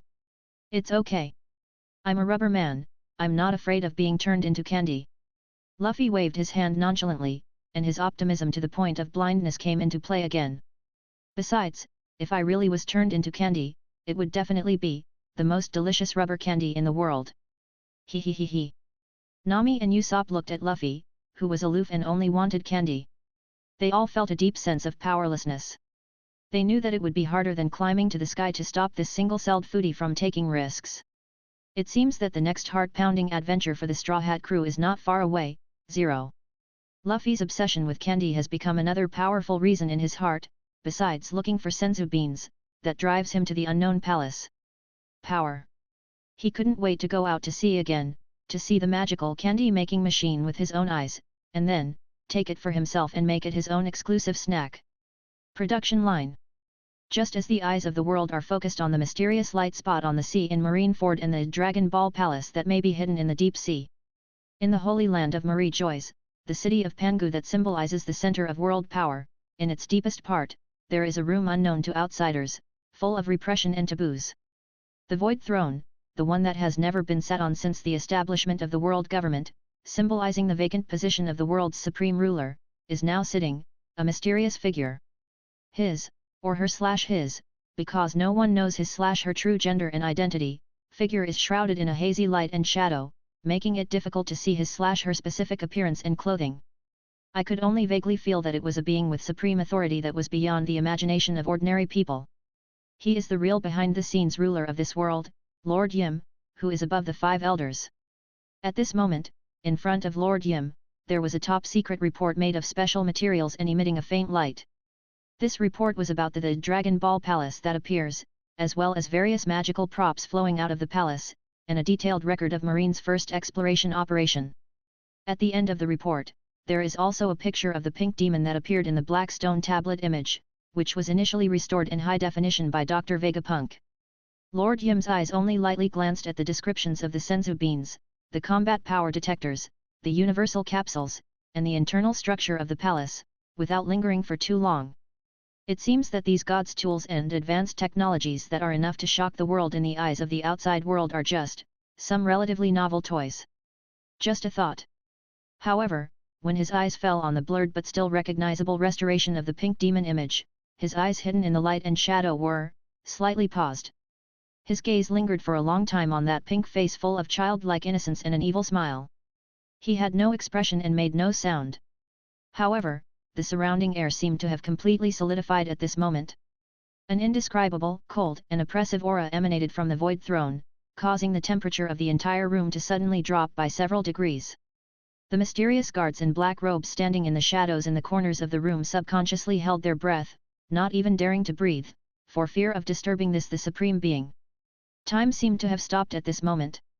I don't know how long it took before Master Yim slowly turned his gaze away from the restored picture of the pink demon. Chapter 57. He still had no expression and did not say anything. However, those eyes hidden in the light and shadow seemed to become even deeper and more elusive. Then, he gently waved his hand. The top-secret report floating in front of him was like being pulled by an invisible force. It silently turned into a wisp of smoke and disappeared into the air without leaving any trace. It seemed that the Dragon Ball Palace that caused a commotion throughout the world, and the pink demon that could destroy the planet, were just a small episode that was not worth his excessive attention. However, those who truly understand the horror of Lord Yim know that the calmer this supreme being is, the more likely it is that he is brewing a more unfathomable plan in his heart. The deepest secrets of the Holy Land of Marijois and Pangu City are still hidden in thick fog. And the image of the pink demon and the possible name Buu seemed to touch some unknown memories of the king of the world. Just above the sea, the emergence of the Dragon Ball Palace caused a storm, and various forces were fighting openly and secretly for the heritage of God. In the deep and dark seabed, in that huge sleeping palace, in that secret incubation room filled with unknown technology at the deepest part, some more subtle, but also more disturbing changes are taking place. The huge, transparent culture tank that was like a giant egg was still filled with light pink, viscous nutrient solution that emitted a faint fluorescent light. The thumb-sized piece of tissue, which was a strange pink color and looked like chewed gum, was still lying quietly at the bottom of the culture tank. However, on May 27, compared to a few weeks ago, it seemed, some slight changes had occurred. Its size has slightly increased. Although the increase is very small, it is not noticeable unless you compare it carefully. But it has indeed become a little bigger. Moreover, the wriggling on its surface is more obvious and more frequent than before. It no longer moved slightly like before, just occasionally, as if it was just an unconscious physiological reaction. Now, its movements have become more regular and more purposeful. It's like a slowly developing heart, contracting and relaxing rhythmically. What's even more surprising is that it seems to be sensitive to certain energy fluctuations in the outside world. Not long ago, when Marine's legacy recovery team was engaged in a fierce battle with those metal puppets in that huge entertainment room, the strong energy fluctuations and shock waves generated by the battle seemed to be transmitted to the secret training room in the deepest part of the palace through some unknown channel. And the moment the pink cell tissue felt the energy fluctuations, the movement of its surface suddenly intensified. It was as if it smelled some delicious food, and instinctively began to crave for more energy. It seemed to know that only by absorbing enough energy could it develop faster, grow faster, and wake up faster. Therefore, it began to more actively absorb the weak but continuous energy that escaped from the energy pipelines connected to the culture tanks due to the sinking of the palace and the damage of some systems, greedily. Although the dissipated energy is only a drop in the ocean and insignificant to the huge energy core of the entire palace, for this small piece of pink cell tissue that is in a fetal movement state, it is like a long drought and a sweet rain, nourishing its life. Its size is increasing little by little in an extremely slow but real way. The wriggling on its surface became more and more vigorous. It is like a terrifying demon that has been sleeping for tens of thousands of years, and is now moving from its most primitive cellular state, step by step, towards the other side of awakening, struggling but unwaveringly. No one knows what kind of disaster and despair it will bring to the world when it truly wakes up. But what is certain is that that day is not far away. The palace in the deep sea is still silent. But the unknown fetal movement indicates that a storm more terrifying than the summit war and more devastating than any known disaster is quietly brewing. Above Marineford, the smoke of the battle of the century has long been blown away by the sea breeze, but the trauma and shadow it left behind are still deeply imprinted on this land and in the hearts of everyone who experienced it. However, the old pain has not yet completely healed, and a new storm is already brewing, and it is more violent and unpredictable than ever before. The mysterious palace that rose from the bottom of the sea, performed countless miracles, and then sank again was like a huge meteorite dropped into a calm lake, causing layer upon layer of endless ripples. The miraculous Dragon Ball items that flowed out of the palace, Senzu Beans, combat power detectors, universal capsules, were like catalysts, completely igniting the greedy desires of all the ambitious and powerful people in the world, and completely disrupting the original balance of power in the new world. Marine, after suffering heavy losses in the Summit War, is drawn into a more complex and dangerous game because of the appearance of this palace. They are eager to obtain powerful technology that can enhance their own strength from the legacy of the palace, but they are also filled with deep fear and anxiety about the unknown power hidden behind the palace. Although the Whitebeard pirates have saved the core fire with the help of the magic beans, the strongest man in the world who once dominated the sea is now old and unable to fight again. How will they protect their homeland and inherit their father's will in this turbulent new era? It is full of unknowns and challenges. Blackbeard Teach, the ambitious man who profited from the Summit War, became even more rampant and dangerous because he got the shock fruit and part of the palace heritage. His all-consuming dark ambition will surely bring even greater disasters to the world.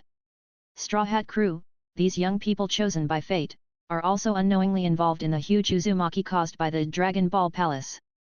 The adventures they experience and the unknown forces they come into contact with will profoundly affect their future adventures and will also allow them to play a more important role in this new era. And those powerful people hidden in every corner of the world, 4 emperors, revolutionary army, remnants of Shishibukai, supernovas, are all harboring their own ulterior motives and undercurrents because of the emergence of this palace, trying to gain the greatest benefits for themselves in this upcoming great change. Even the mysterious Lord Yumu, who towers over the whole world, seems to have a strange interest in the image of the pink demon. Not to mention, in the deepest part of the palace, sleeping in the deep sea, the pink cell tissue is quietly moving.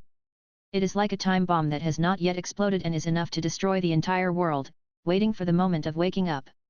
The change of the world pattern, the turning point of the fate of the strong, the end of the old era, the beginning of a new era. Everything seemed to have begun with the earth-shaking shock caused by Whitebeard Edward Newgate in the Summit War. And this may be just the first note of the prelude to a complete out-of-control event that will soon sweep the entire world. The real storm is yet to come. The real madness has just begun. Marineford, the island that once symbolized the highest glory and absolute justice of the marine, has been reduced to ruins in most areas after experiencing the baptism of fire in the Summit War and the shocking changes in the mysterious palace. However, with the strong organizational ability of the marine and the efforts of countless soldiers day and night, a temporary but still heavily guarded naval headquarters command center has been rebuilt on the ruins. The sunlight struggled to penetrate the smoke and dust that filled the air, shining onto the makeshift command center, leaving a Madara-like light and shadow. The atmosphere in the conference room of the command center was so oppressive that it was almost suffocating. The air was filled with a strong smell of rust and a faint smell of sulfur. All the surviving senior generals of the naval headquarters were sitting upright with solemn expressions. Their eyes were focused on the tall and oppressive figure at the head of the conference table. Akainu, Sakazuki. This iron-blooded admiral, who had impressed countless pirates and marines with his complete justice and ruthless methods in the Summit War, has now officially replaced Sengoku and become the new marine marshal. His face, which was distorted by anger and murderous intent, was now filled with unquestionable majesty and a hint of brutality that was difficult to conceal. The white marshal's cloak on his body, which symbolized the power of the supreme commander of the marine, was particularly dazzling against his burly body. This was the first meeting of all senior generals he had convened since he took office as marine marshal. Humph! Akainu snorted heavily. His hawk-like sharp eyes slowly swept over every general present. His eyes were filled with unquestionable pressure. The farce of the Summit War is finally over. That old immortal Whitebeard finally got what he deserved. This is a victory for justice for our marine. His voice echoed in the conference room like thunder, and every word carried a scorching wave, making the generals present feel waves of palpitations. However, Akainu suddenly changed the subject and his tone became even colder and full of murderous intent. But the war is not really over. He slammed the table, leaving a shallow palm print on the hard alloy surface. That damn palace that emerged from the seabed. And those so-called legacy that flowed out of the palace with witchcraft-like power. They are like cancers that are corroding the order of our world. They are challenging the justice of our marine. His bloodshot eyes stared at the generals present, and his voice seemed to be squeezed out from between his teeth. I don't care what the palace is. I don't care what those legacy are. I only know that these powers that should not exist in this world must, and can only, be in the hands of our marines. Any pirates, careerists, or anyone else who dares to get involved in these forces will be the target of our marines. Complete elimination. Akainu's words were filled with an unquestionable iron-fisted style and bloody murderous intent, which made many generals present feel a chill. They know that the new marine marshal's style of doing things will be tougher and more cruel than the previous Marshal Sengoku. So, I've decided. Akainu's voice rose a few notches again, exploding like thunder in everyone's ears. From today on, a special force will be established.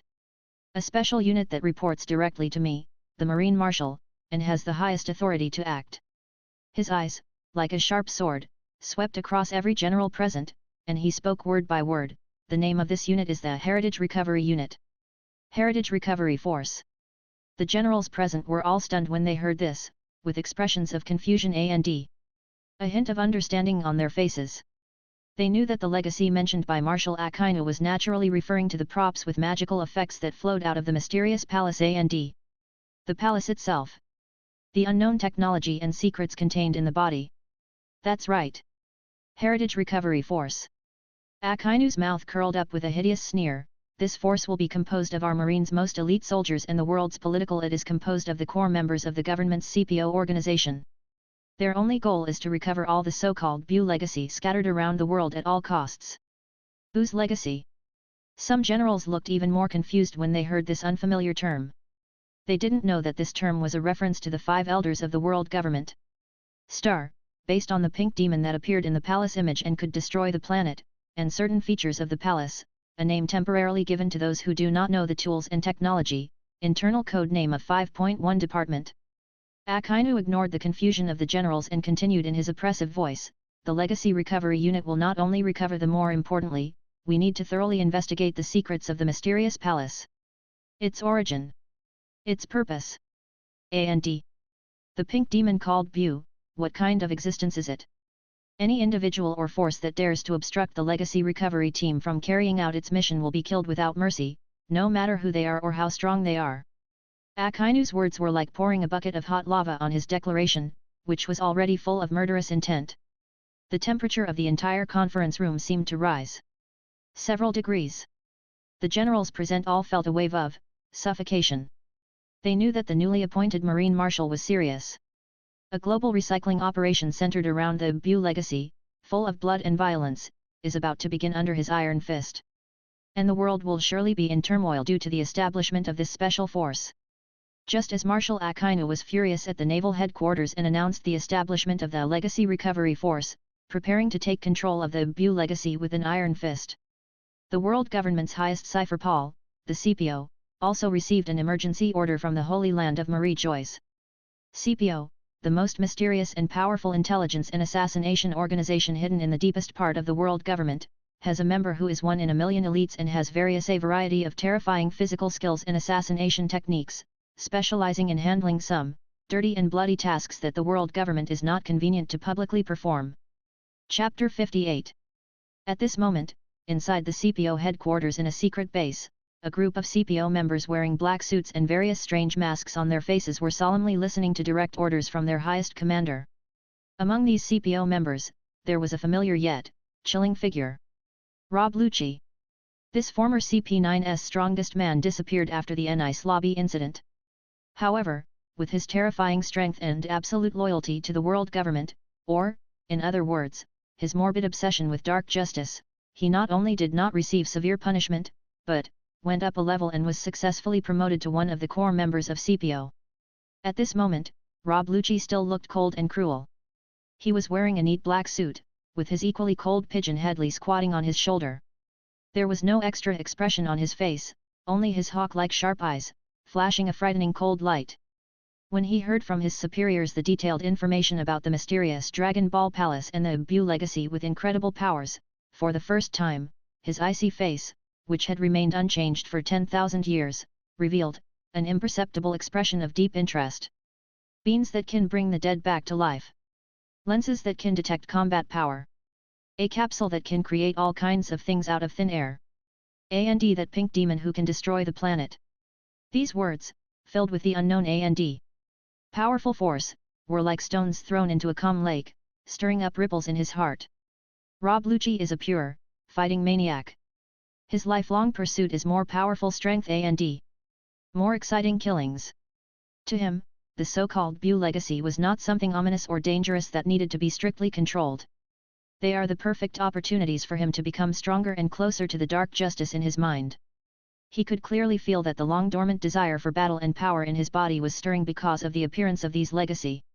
Very good. When the commander announced that he would be appointed as one of the chief commanders of the newly established Legacy Recovery Unit 16, responsible for tracking down and recovering the high-value Buu legacy on a global scale, A&D. Removing all the obstacles who knew about it and did not cooperate, Rob Lucci's mouth curled up with a cold and cruel arc.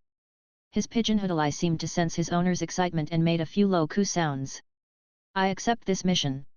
Rob Lucci's voice was still so cold and emotionless, but in his eyes, there was a chilling fire called excitement burning.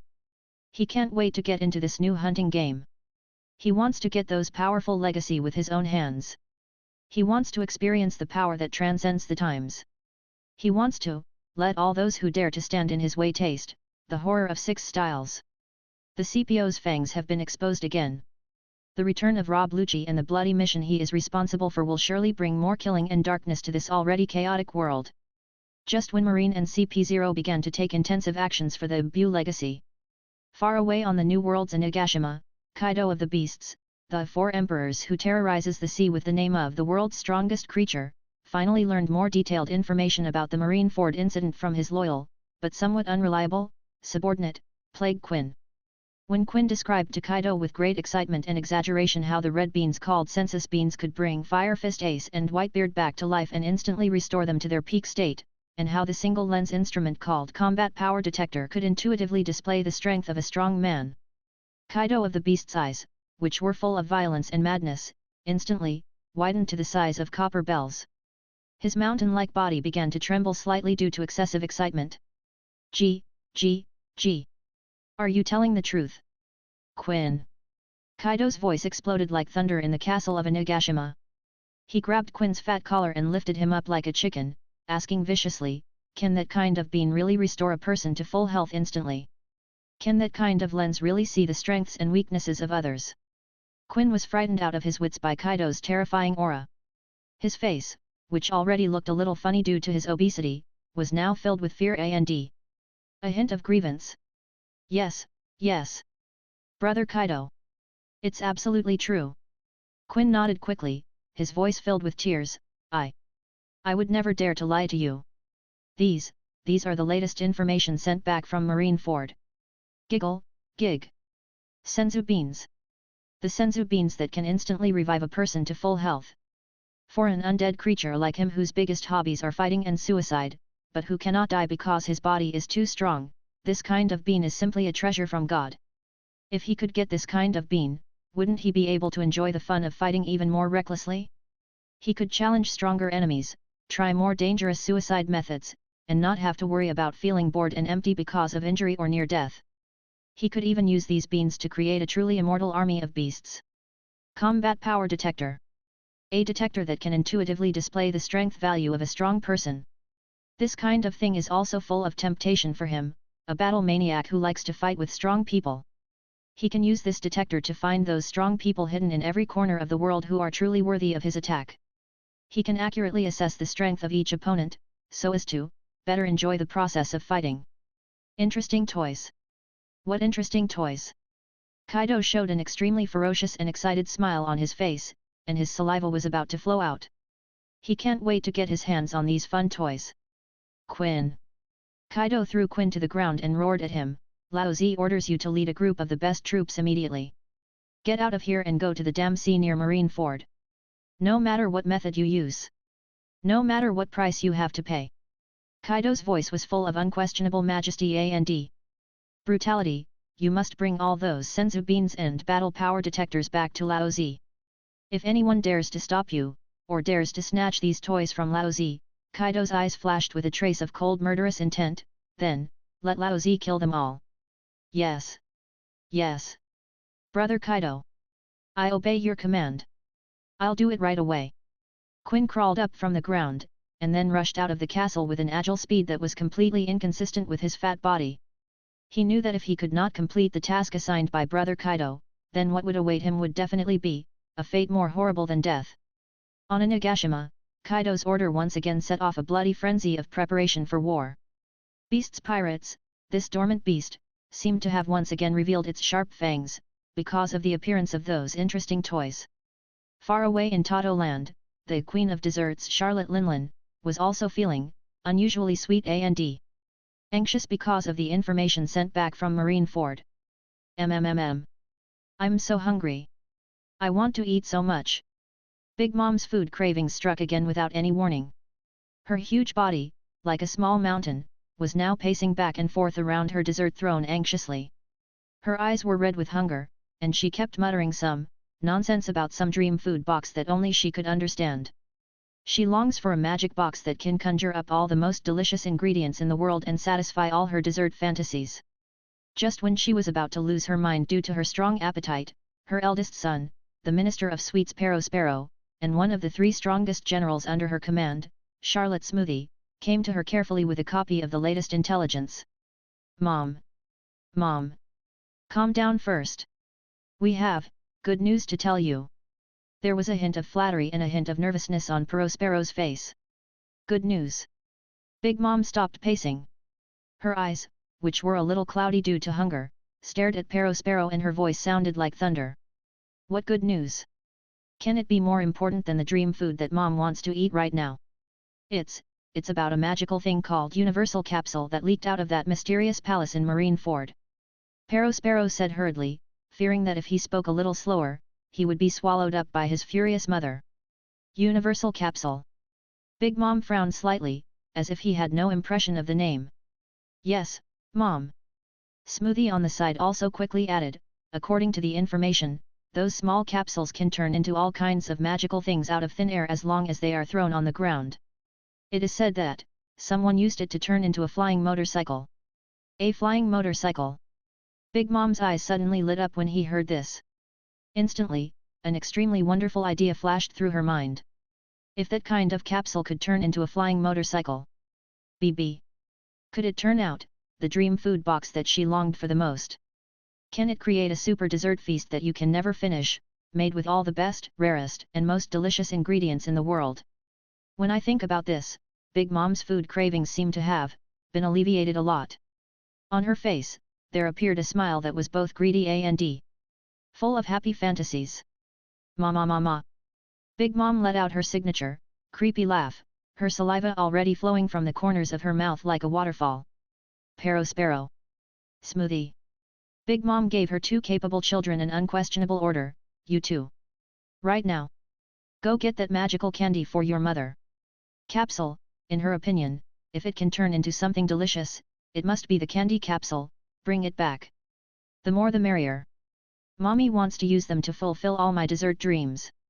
If anyone dares to snatch these candy capsules from Mom, Big Mom's eyes flashed with a cold light, then, make them all Mom's. Dessert after dinner. Yes. Mom. Let's do it right away. Although Prospero and Smoothie felt a little helpless about their mother's weird ideas caused by her bulimia, they 767 also knew that he could not go against her wishes now. They immediately took the order and began to mobilize the elite forces of the Big Mom pirates to go to the waters near Marineford to look for the legendary candy capsule. Because of Big Mom's dessert dream, Todo Land of Wanguo has set off a treasure hunt full of sweetness and danger. Just as the other four emperors of New World were all harboring their own ulterior motives and ready to make moves because of the legacy that flowed out of the Dragon Ball Palace. The Red Hair Pirates' flagship, Red Force, was still sailing slowly on the calm sea. Although the atmosphere on the boat was still relaxed, it was also a little more indescribably solemn than usual. Shanks, the always free and easy, optimistic and open-minded red-haired captain, now had a trace of rare worry on his face. In his hand, he held a somewhat blurry reconstruction of the pink demon that appeared in the image of the black stone tablet in the palace. He had bought it from an information dealer at a high price. Although the image is not clear, it is still possible to make out the demon's pink skin, the tentacles on his head, and the childlike, yet evil smile on his face. Shanks's eyes lingered on the restored picture for a long time, and his brows became tighter and tighter. Gohan Buu. Shanks whispered a name. This name was from some more secretive names that were even tabooed by the world government. A channel that I finally found out about the true identity of the pink demon, a possibility. Although he was not completely sure, the pink demon in the image was the legendary one that had brought endless disasters and destruction to the entire universe, some kind of Majin Buu form. However, that terrifying power that could easily destroy a planet, that cruel nature that treated life as worthless, and that ominous name, made him feel a chill from the depths of my soul. Captain, are you still worried about that Buu thing? Deputy Captain Ben Beckman, holding a cigarette, walked slowly to Shanks and asked softly. Shanks raised his head and looked at his most trusted partner, with a bitter smile on his face. Yes, Beckman. If that guy is really like the legend, if it is that powerful, then our world will probably be in great trouble. He handed the restoration drawing in his hand to Ben Beckman. Ben Beckman took the reconstruction drawing, looked at it carefully, and then returned it to Shanks. There was also a hint of solemnity on his face. Captain, I think, Ben Beckman took a deep puff of cigarette and slowly exhaled, saying in a calm and steady voice, the existence of that Buu itself is the greatest threat to the balance of our world. Chapter 59. Whether it's the Marine, the other four emperors, or even the Revolutionary Army, among all the forces in this world that we know of, I'm afraid that none of them can fight alone against a force that can destroy the planet. If he really comes to our world, then everything we have fought for before, everything we have protected, will become meaningless. Shanks remained silent after hearing this. He knew that what Ben Beckman said was true. However, Ben Beckman changed the subject, his eyes flashing with wisdom.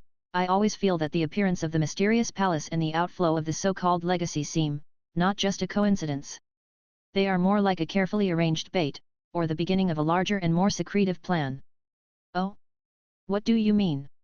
A hint of curiosity flashed in Shanks' eyes. Ben Beckman continued to analyze. Think about it, Captain. If that Buu really has the power to destroy everything, then why doesn't he just come down and completely destroy our world? Instead, why does he have to go through a palace and release some, magical, but insignificant tools compared to his own power? Moreover, the timing of the palace's appearance was also very coincidental. It happened to be at the height of the Summit War, when both the Marines and the Whitebeard pirates were suffering heavy losses. This makes me wonder, behind the appearance of that palace and the playing of that Buu image, is there some deeper purpose that we haven't noticed yet? Ben Beckman's analysis made Shanks frown even more tightly. He knew that his deputy captain had extremely sharp insight and extraordinary wisdom, and his analysis could often point out the essence of the problem. You mean? Shanks groaned. What I mean is, Ben Beckman's eyes became unusually sharp. We should probably not dwell too much on how powerful that Buu is, or how magical those legacy are. What we should do is stay calm, investigate carefully, and try to figure out the real reason why the palace appeared, and what the real purpose of that Buu, or the existence behind the palace, is. Only by figuring this out can we truly find the right way to deal with this crisis. Shanks was silent for a long time after listening to Ben Beckman's analysis. Then he nodded slowly, a relieved smile on his face. You're right, Beckman, Shanks said.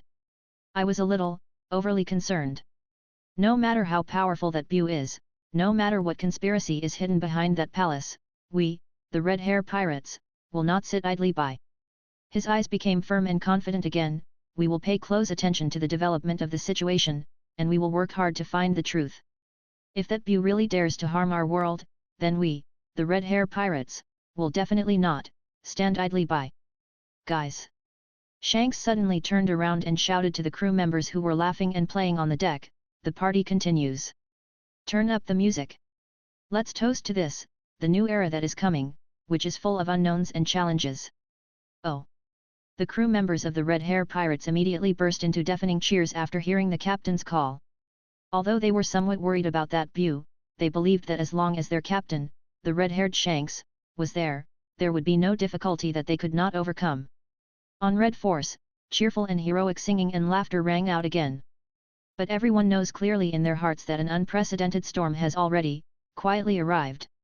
And they, the Red Hair Pirates, must also be prepared to meet this huge challenge, that may sweep the entire world. New World, that secret island that is covered by thick fog all year round and not marked on the map.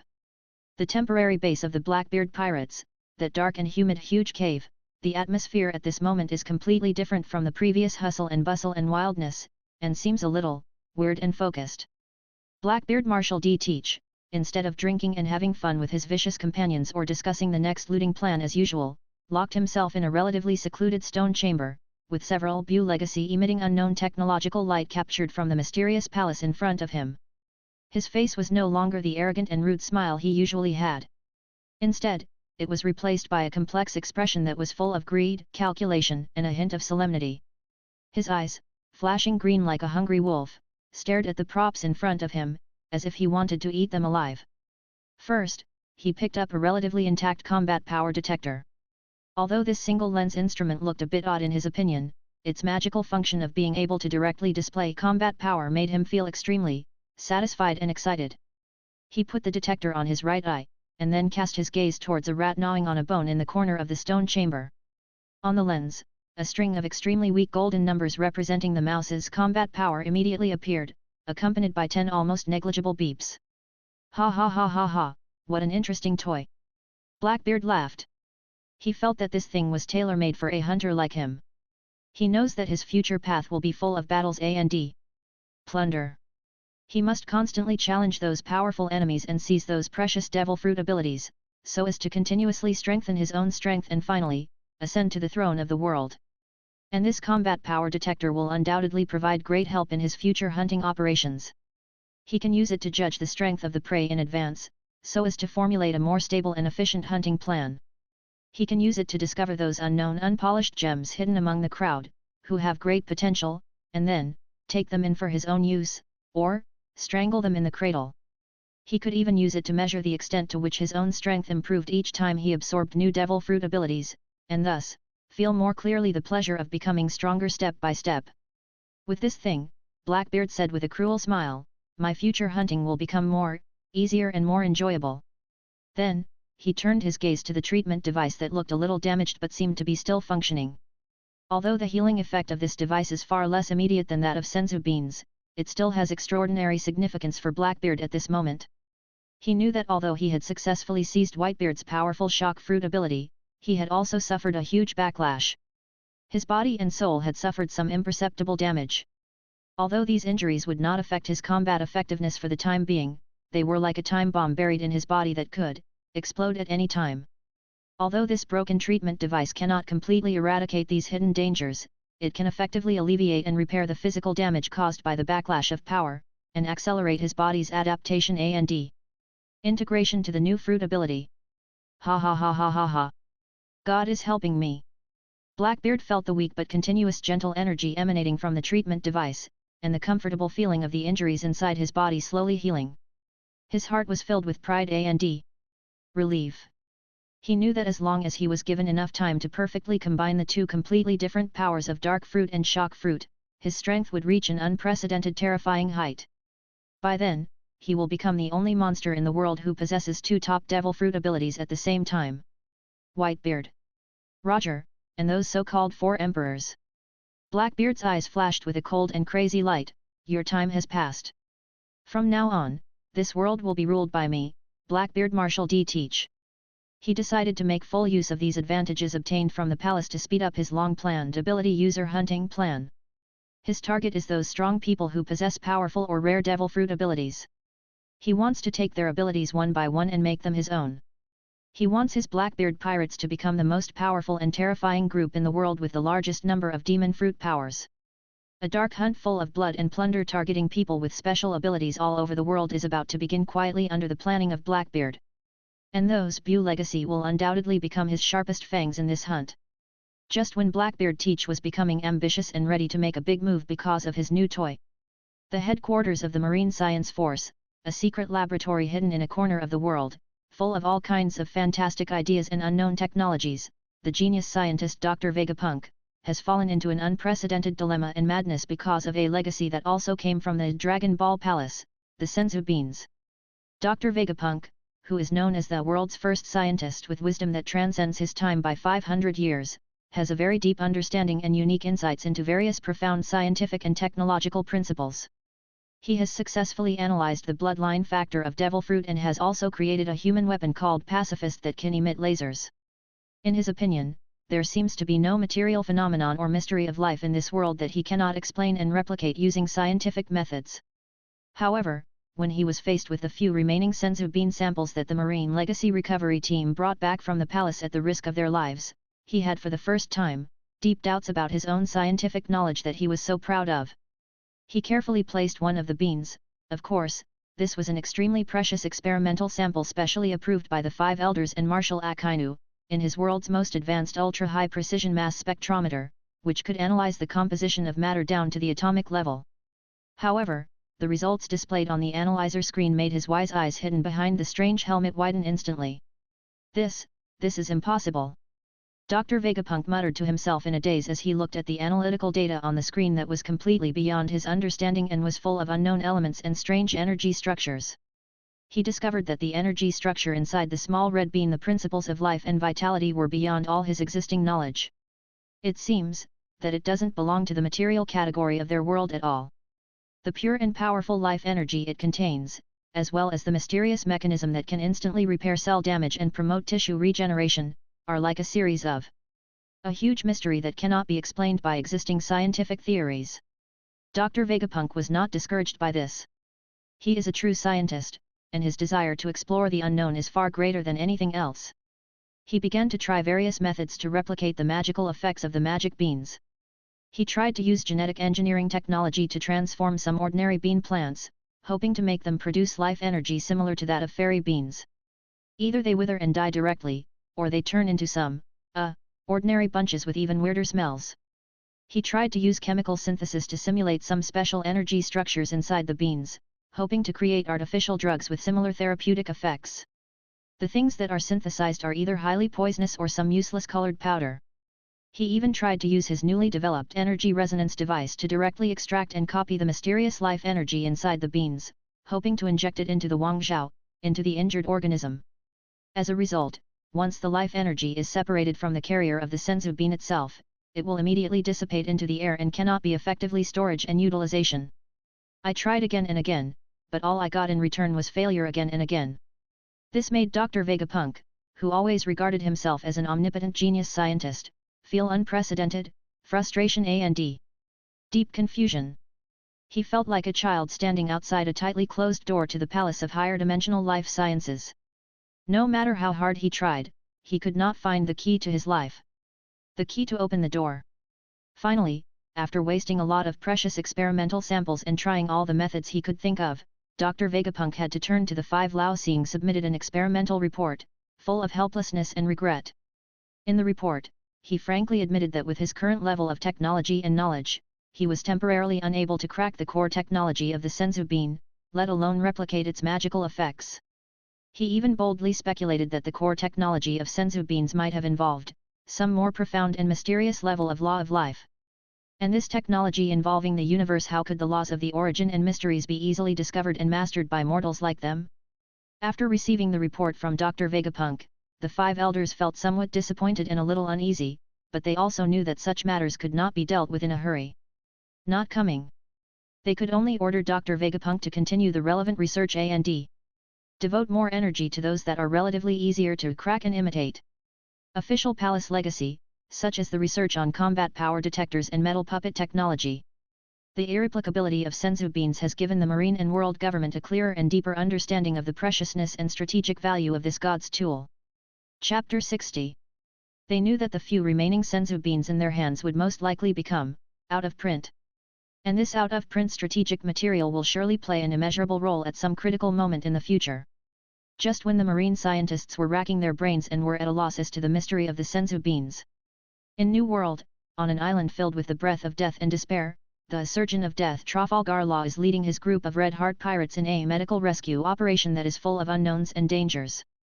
He had just heard from some reliable intelligence channels about the mysterious palace in Marineford and the rumors about the props that flowed out of the palace and contained medical technology that was ahead of its time. These rumors made him feel uneasy for a long Trafalgar Law is a very special demon fruit power. The OPOP fruit he possesses is known as one of the ultimate demon fruits and allows him to cut, splice, and exchange any object at will within a certain space, even living creatures. With this heaven-defying ability and his own superb medical skills, Luo has cured many difficult and complicated diseases that others consider to be incurable, and has therefore made a great name for himself in the New World. However, in Luo's heart, there is always a hidden ambition that is bigger and more dangerous. He is not only satisfied with curing those common diseases, he also wants to unlock the deep secrets of some devil fruits, and even challenge the ultimate mysteries of life and death that are considered taboo by the world government. And that mysterious Dragon Ball Palace and the medical technologies that are ahead of their time, such as the Senzu beans and the broken treatment device, that flow out of the palace, in his opinion, are undoubtedly an important opportunity to realize his ambition. He thought that if he could obtain medical technology that was ahead of its time and perfectly combine it with his heaven-defying OPOP fruit ability, then he might really be able to cure more, even all known and unknown incurable diseases. He might be able to uncover the true source and nature of the devil fruit's power.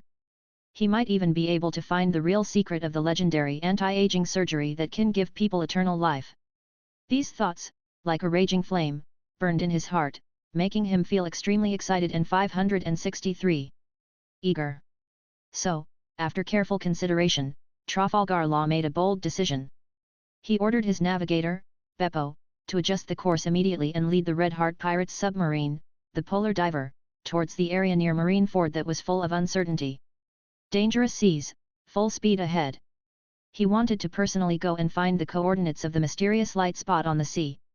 He wanted to see with his own eyes the Dragon Ball Palace that sank in the deep sea. He wanted to do everything he could to obtain the medical technology that would enable him to realize his ambitions, and that was ahead of its time.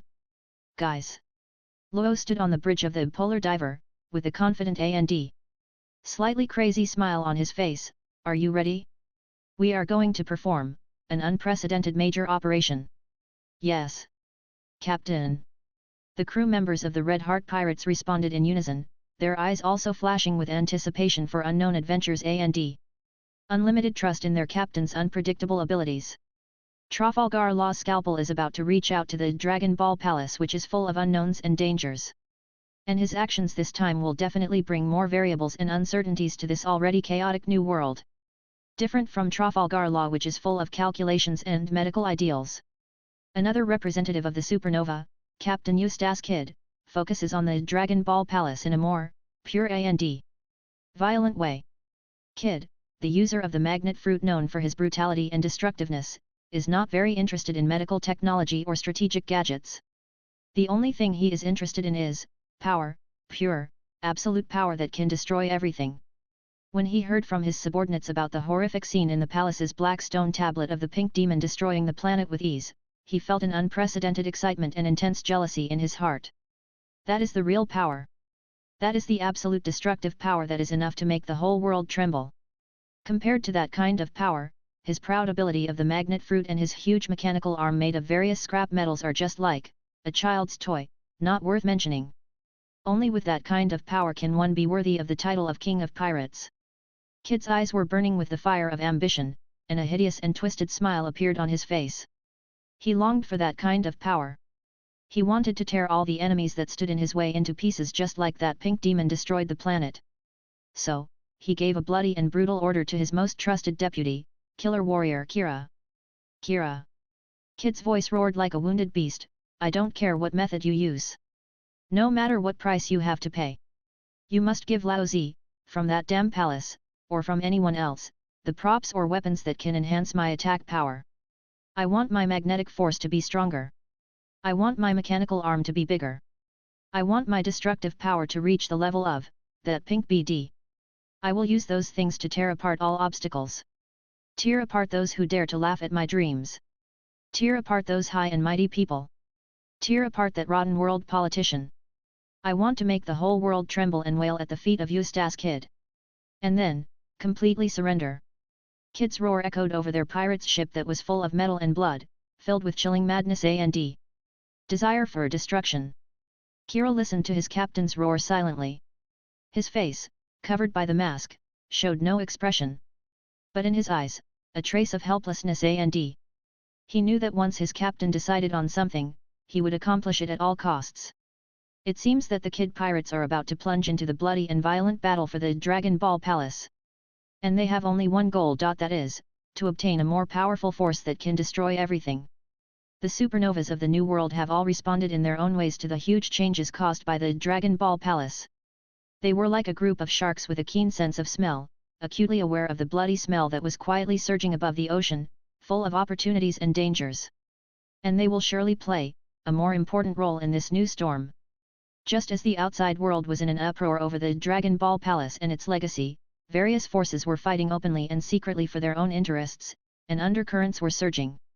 Far away on the daughter island of Amazon Lily, the Straw Hat crew still leads a relatively peaceful and delicious life. Sanji, a chivalrous and romantic chef with curly eyebrows, still enjoys doing this every day for his partners, especially the two girls in his heart. Nami and Robin prepare a variety of hearty and delicious meals. The novel and precious ingredients on Daughter Island also greatly inspired his creativity, allowing him to come up with some amazing new dishes every day. However, besides cooking, Sanji's mind would often have beautiful fantasies about those universal capsules. As he skillfully flipped the wok, he silently calculated in his mind, if that kind of universal capsule can really be used to store prepared food, it would be so convenient. From now on, Jeb, no matter how remote the sea we sail to, no matter how bad the weather is, I can always serve Miss Nami and Miss Robin the freshest, most delicious, and still hot, a loving meal. For example, on a romantic moonlit night, when Miss Nami is in a good mood because of enjoying the beautiful night view, I can, with a bang, conjure up a romantic candlelight dinner under the moonlight containing top-quality caviar, truffle foie gras, and Romani Conti red wine. For example, on a sunny afternoon, when Miss Robin is a little tired from reading ancient books, I can whoosh and conjure up a set of afternoon tea break package for intellectual ladies, which includes a variety of exquisite French desserts, top-grade English black tea, and some scented candles that can help her relax. The more Sanji thought about it, the happier he felt. He even began to design a complete set of Universal Capsule exclusive menus for Nami and Robin in his mind, which included a variety of top-notch delicacies from all over the world that they might like. Oh! Miss Nami! Miss Robin! Please look forward to it. I, Sanji, will definitely use my love and the Universal Capsule to fill your stomachs and your hearts. Sanji was so excited that hearts were popping out all over his body, and his curly eyebrows were twitching with happiness. As for Luffy, the single-celled foodie, Sanji said that giving him some barbecue capsules that could fill his stomach should be enough. Although Sanji's capsule cuisine fantasy sounds a little unrealistic, it is indeed full of the unique tenderness and thoughtfulness of this romantic chef. After satisfying his appetite, Luffy himself also showed great interest in the new toys he got from the palace. Especially the single lens instrument that can see the combat power of others. Wow! This thing is so cool! Can I know how powerful others are by wearing it? Luffy grabbed a combat power detector that Usopp was studying, which had only half a lens left, of course, it was already damaged, put it on his eyes, and then began to scan his companions around him one by one. Zoro! Zoro! What's your fighting power? Is it higher than mine? Sanji! What about your fighting ability? It must not be as high as Zoro's. He. Nami. Usopp. Chopper. What about your combat power? Are they all in single digits? Luffy was like a child who got a new toy. He had a lot of fun playing with it and treated the detector as a kind of, a game prop that could be used to compare who was more powerful among his friends. Of course, because the detector in his hand was broken, he couldn't see any values at all. But this didn't stop him from entertaining himself. He also had a sudden idea to use this detector to find the strongest snake on Daughter Island. Hancock! Hancock! Luffy ran to the Empress who was handling government affairs, with an expectant expression on his face. Let's use this lens to find the most powerful snake on your island. I haven't fought a snake yet.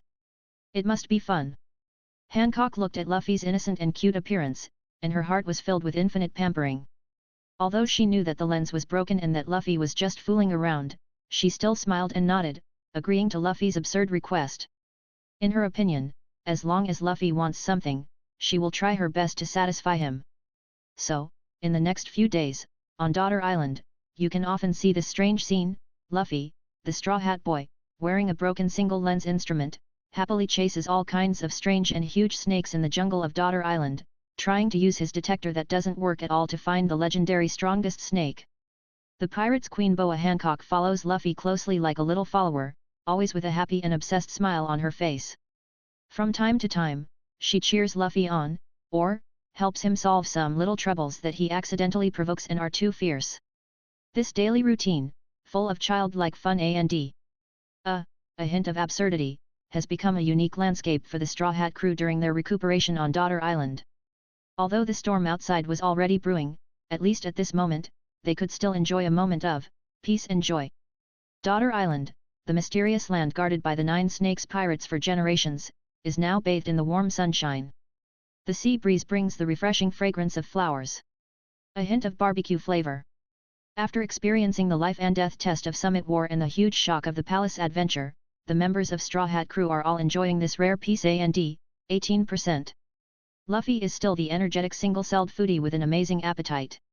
Every day he either eats a lot or pesters Hancock to help him find all kinds of rare birds and animals that look delicious. Sanji was immersed in his capsule cuisine fantasy, and from time to time he would reveal a happy and obscene smile because of the scenes of preparing various romantic delicacies for Nami and Robin that appeared in his mind. Usopp and Frankie regarded the broken combat power detector parts and universal capsule shells obtained from the palace as treasures. They got together every day to carry out all kinds of whimsical technical discussions, trying to crack out some, great inventions that perhaps only they could understand. Roronoa Zoro, the green-haired swordsman who aspires to become the world's greatest swordsman, devotes most of his time to the arduous day-to-day cons Minister of Cultivation. On the back hill of Daughter Island, under a secluded waterfall, Zoro was shirtless, revealing muscles as hard as steel and covered with hideous scars. He held 3 knives tightly in his hands. Wado Ikemonji, 3rd generation Yu, and Chu Shui. And beads of sweat kept sliding down his resolute face, dripping into the cold stream at his feet, splashing circles of tiny ripples. Chapter 61. Ha! Drink! Every time he swung his knife, it brought with it a gust of wind that made the air whistle. As the knife flashed, it seemed as if a tiger was roaring and a dragon was tumbling. The surrounding trees and rocks were all slashed by his violent sword energy, leaving deep marks visible to the bone. However, Zoro did not feel the slightest joy at the increase in his own strength. His brows were tightly locked together, and his face was filled with a trace of unconcealable confusion and a sense of bottleneck. In his mind, he often uncontrollably recalled the horrifying image of the pink demon destroying the planet on the black stone tablet in the mysterious palace in Marineford. The demon didn't use any fancy moves, nor did he use any powerful weapons. He just, gently waved his hand. Then, a huge planet, just like that, silently, turned into cosmic dust. That kind of, pure, without any techniques or impurities, energy explosion that seemed to be able to tear apart space and annihilate everything. That feeling was deeply imprinted in Zoro's soul, making him feel both shocked and fascinated. He tried to concentrate his increasingly improved armament haki on the blade, hoping to simulate the terrifying power that could tear everything apart.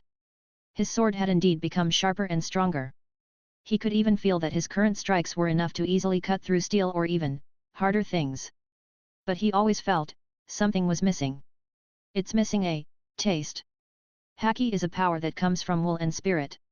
It can strengthen attacks, predict danger, and even intimidate the weak.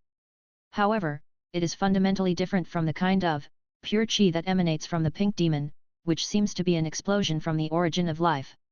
That kind of chi is more direct, more violent, and more elusive. It doesn't seem to be driven by will, but more like a kind of energy stored inside the body that can be detonated instantly. Zoro tried to sense whether there was a similar chi in his body, but no matter how hard he tried, he found nothing. He could only feel that his body was filled with vigorous vitality and powerful sword intent. But the chi that could tear through space seemed to be separated from him by an insurmountable veil, visible but intangible. Damn it!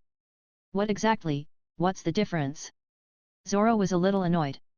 He thrust the 3 knives in his hands fiercely into the rock in front of him, making a teeth-grinding friction sound. He recalled the time when he was on Krakena Island and received instruction from Eagle Eye to Rackle My Hawk. Hawkeye once told him that the true way of the sword is not just about improving skills and strength, but more importantly, it is about the perception of the breathing of all things and the pursuit of the realm of cutting off everything and not cutting anything. At that time, he was still a little confused about Hawkeye's words, and seemed to understand them not quite.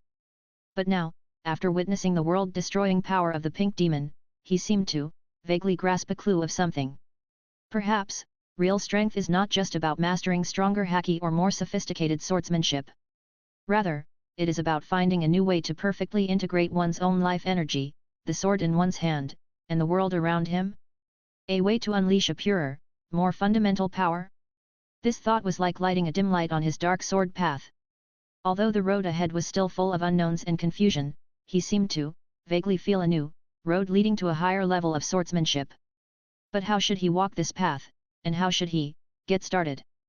Zoro pulled out the 3 knives stuck in the rock, his eyes full of determination and a hint of expectation. He knew that he might face a new and huge challenge. And he is ready to face the challenge.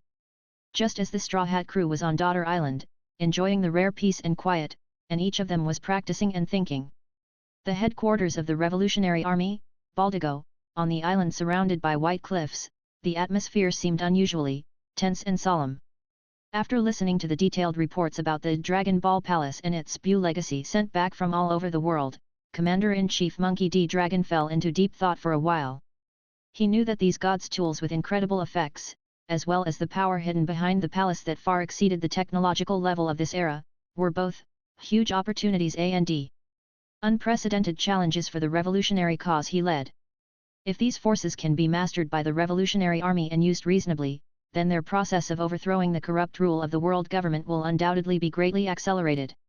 However, if these forces fall into the hands of the world government or those ambitious pirates, then the enemies that the revolutionary army will face will become even more strong and difficult for Yamato to deal with. Not to mention, the pink demon that appeared in the video could easily destroy the planet. That terrifying existence that was beyond the imagination of mortals was itself a huge threat to all life in the world. Long must make the most accurate judgment and the most effective response to this sudden change as soon as possible. After careful consideration, Long made an important decision. He decided to send a secret team composed of the most elite members of the Revolutionary Army to secretly go to the unknown and dangerous waters near Marineford to collect intelligence and wait for an opportunity to act. As the leader of this elite team, Long chose his most trusted right-hand man, the Chief of Staff of the Revolutionary Army Sabo. Sabo, the blonde young man who grew up with Luffy and Ace and was as close to them as a brother, reached a new height of strength and reputation within the Revolutionary Army after experiencing the Dressrosa incident and successfully inheriting Ace's Maramara fruit ability. He not only possesses strong fighting ability, but more importantly, he has a calm mind, keen observation, and unlimited loyalty to the revolutionary cause. With him leading this secret team, Long believed that they would be able to complete this dangerous mission to the greatest extent possible. Sabo, Long handed a detailed action plan to Sabo standing in front of him, and said in a serious tone, "This mission is very important, and also, very dangerous. Your mission is not to directly seize the so-called Buu legacy, nor is it to engage in direct conflict with Marine or other forces." Long's eyes became extremely sharp. "Your primary goal is to collect as much accurate information as possible about the mysterious palace, those magical props, and that pink demon. Secondly, we need to closely monitor the movements of all forces operating in that sea area, especially the actions of the world government and the Marine. We need to know clearly what they want to get from that palace, and what they have already obtained." Finally, Long paused, a barely perceptible gleam in his eyes. "If there is a chance to obtain some technology or props that are truly useful to our revolutionary cause while ensuring our own safety, then we can act accordingly. But, you must remember," Long emphasized, "safety first. Intelligence is king. Before you are absolutely sure, never expose yourself easily, and don't get into unnecessary conflicts with any powerful forces." "I understand, Mr. Long." Sabo took over the action plan, with a resolute and confident expression on his face. "I will definitely complete the task." He knew that this mission was full of unknowns and dangers. However, for the ideals of the revolution and for the people who were still suffering, he would go to any lengths to uncover the truth hidden in the fog. The Revolutionary Army's hidden chess piece has quietly fallen. And Sabo and the elite team he leads are about to play an unknown but crucial role in the turbulent Marineford waters. Just as the secret team of the Revolutionary Army began to infiltrate the vicinity of Marineford, Marine's Heritage Recovery Team did not back down after experiencing the painful lessons of the first exploration operation. Under the strong command of the new Marshal Akainu Sakazuki, after more careful preparation and more targeted training, they soon set out again. This time, their goal is clearer and more direct. That is, to set up a permanent, heavily guarded, underwater sentry post near the coordinates of the constantly flickering lavender light spot left by the mysterious palace. They want to firmly control the entrance to the space passage that may lead to the interior of the palace in the hands of Marine. They will never allow any other forces to easily interfere. However, Marine's plan was destined from the beginning to not go smoothly. Because, it's not just the Marine family that has their eyes on that sweet potato. Just when the Marine's Legacy Recovery Team had just set up a simple underwater warning platform near the entrance of the space channel assembling some underwater sonar and sensor devices, an uninvited guest suddenly and aggressively broke into the sea area that was considered forbidden by the Marine, *. It was an advance force consisting of several huge, heavily armored special submarines flying the Beast's pirates' ferocious skull flag. The commander of this army is none other than Admiral, one of the 3 disasters under Kaido of the Beasts, Quinn the Plague, a trusted aide sent out by him. He is also a Zoan ancient ability user who is also known for his brutality and bellicosity. Ha ha ha. Guys! Charge at Lao Z. That glowing place is the entrance to the toy that Big Brother Kaido wants. Whoever dares to block the way will be torn into pieces by Laozi. The ancient species ability user stood on the command tower of the submarine, waving the huge mace in his hand and letting out a deafening roar. Behind him followed a group of equally ferocious and bizarre-looking beasts pirates givers, all of whom were rubbing their hands in preparation for a fight, their eyes flashing with bloodthirsty glints. The marine sentry immediately sounded the battle alarm after discovering this uninvited guest. Report to the commander. An unknown submarine fleet has been spotted. 5 in total. The flag is Beasts Pirates. Order them to reveal their identities immediately and leave the sea area. Otherwise, we will use force to expel them. The commander of the Heritage Recovery Team, the Marine Colonel with a scar on his face, a stern warning was issued through the underwater communication device. However, the Beasts Pirates were not the kind of people who would listen to the Marine's warning. Expel them by force? Haha. Are you going to rely on you marine bastards? The ancient ability user laughed even more arrogantly. If you have the guts, just let them go. Come here. Laozi is itching to do something. The two sides had a disagreement, and without any unnecessary words, a fierce battle immediately broke out in the dark and cold deep sea. After the transformation, the gifters of Beasts Pirates were transformed into ancient beasts with great strength and thick skin. The minions launched a fierce attack on Marine's underwater warning platform. Their submarines also opened their weapon hatches and fired powerful torpedoes and depth charges one after another. Although the Marines' Heritage Recovery Team is slightly inferior to the other side in terms of numbers and equipment, they are also elites who have experienced many battles, and they also have, the combat power detector is a powerful weapon. Attention! The guy in front of you who transformed into a Triceratops. His combat capability is assessed as A level. Focus your fire on him first.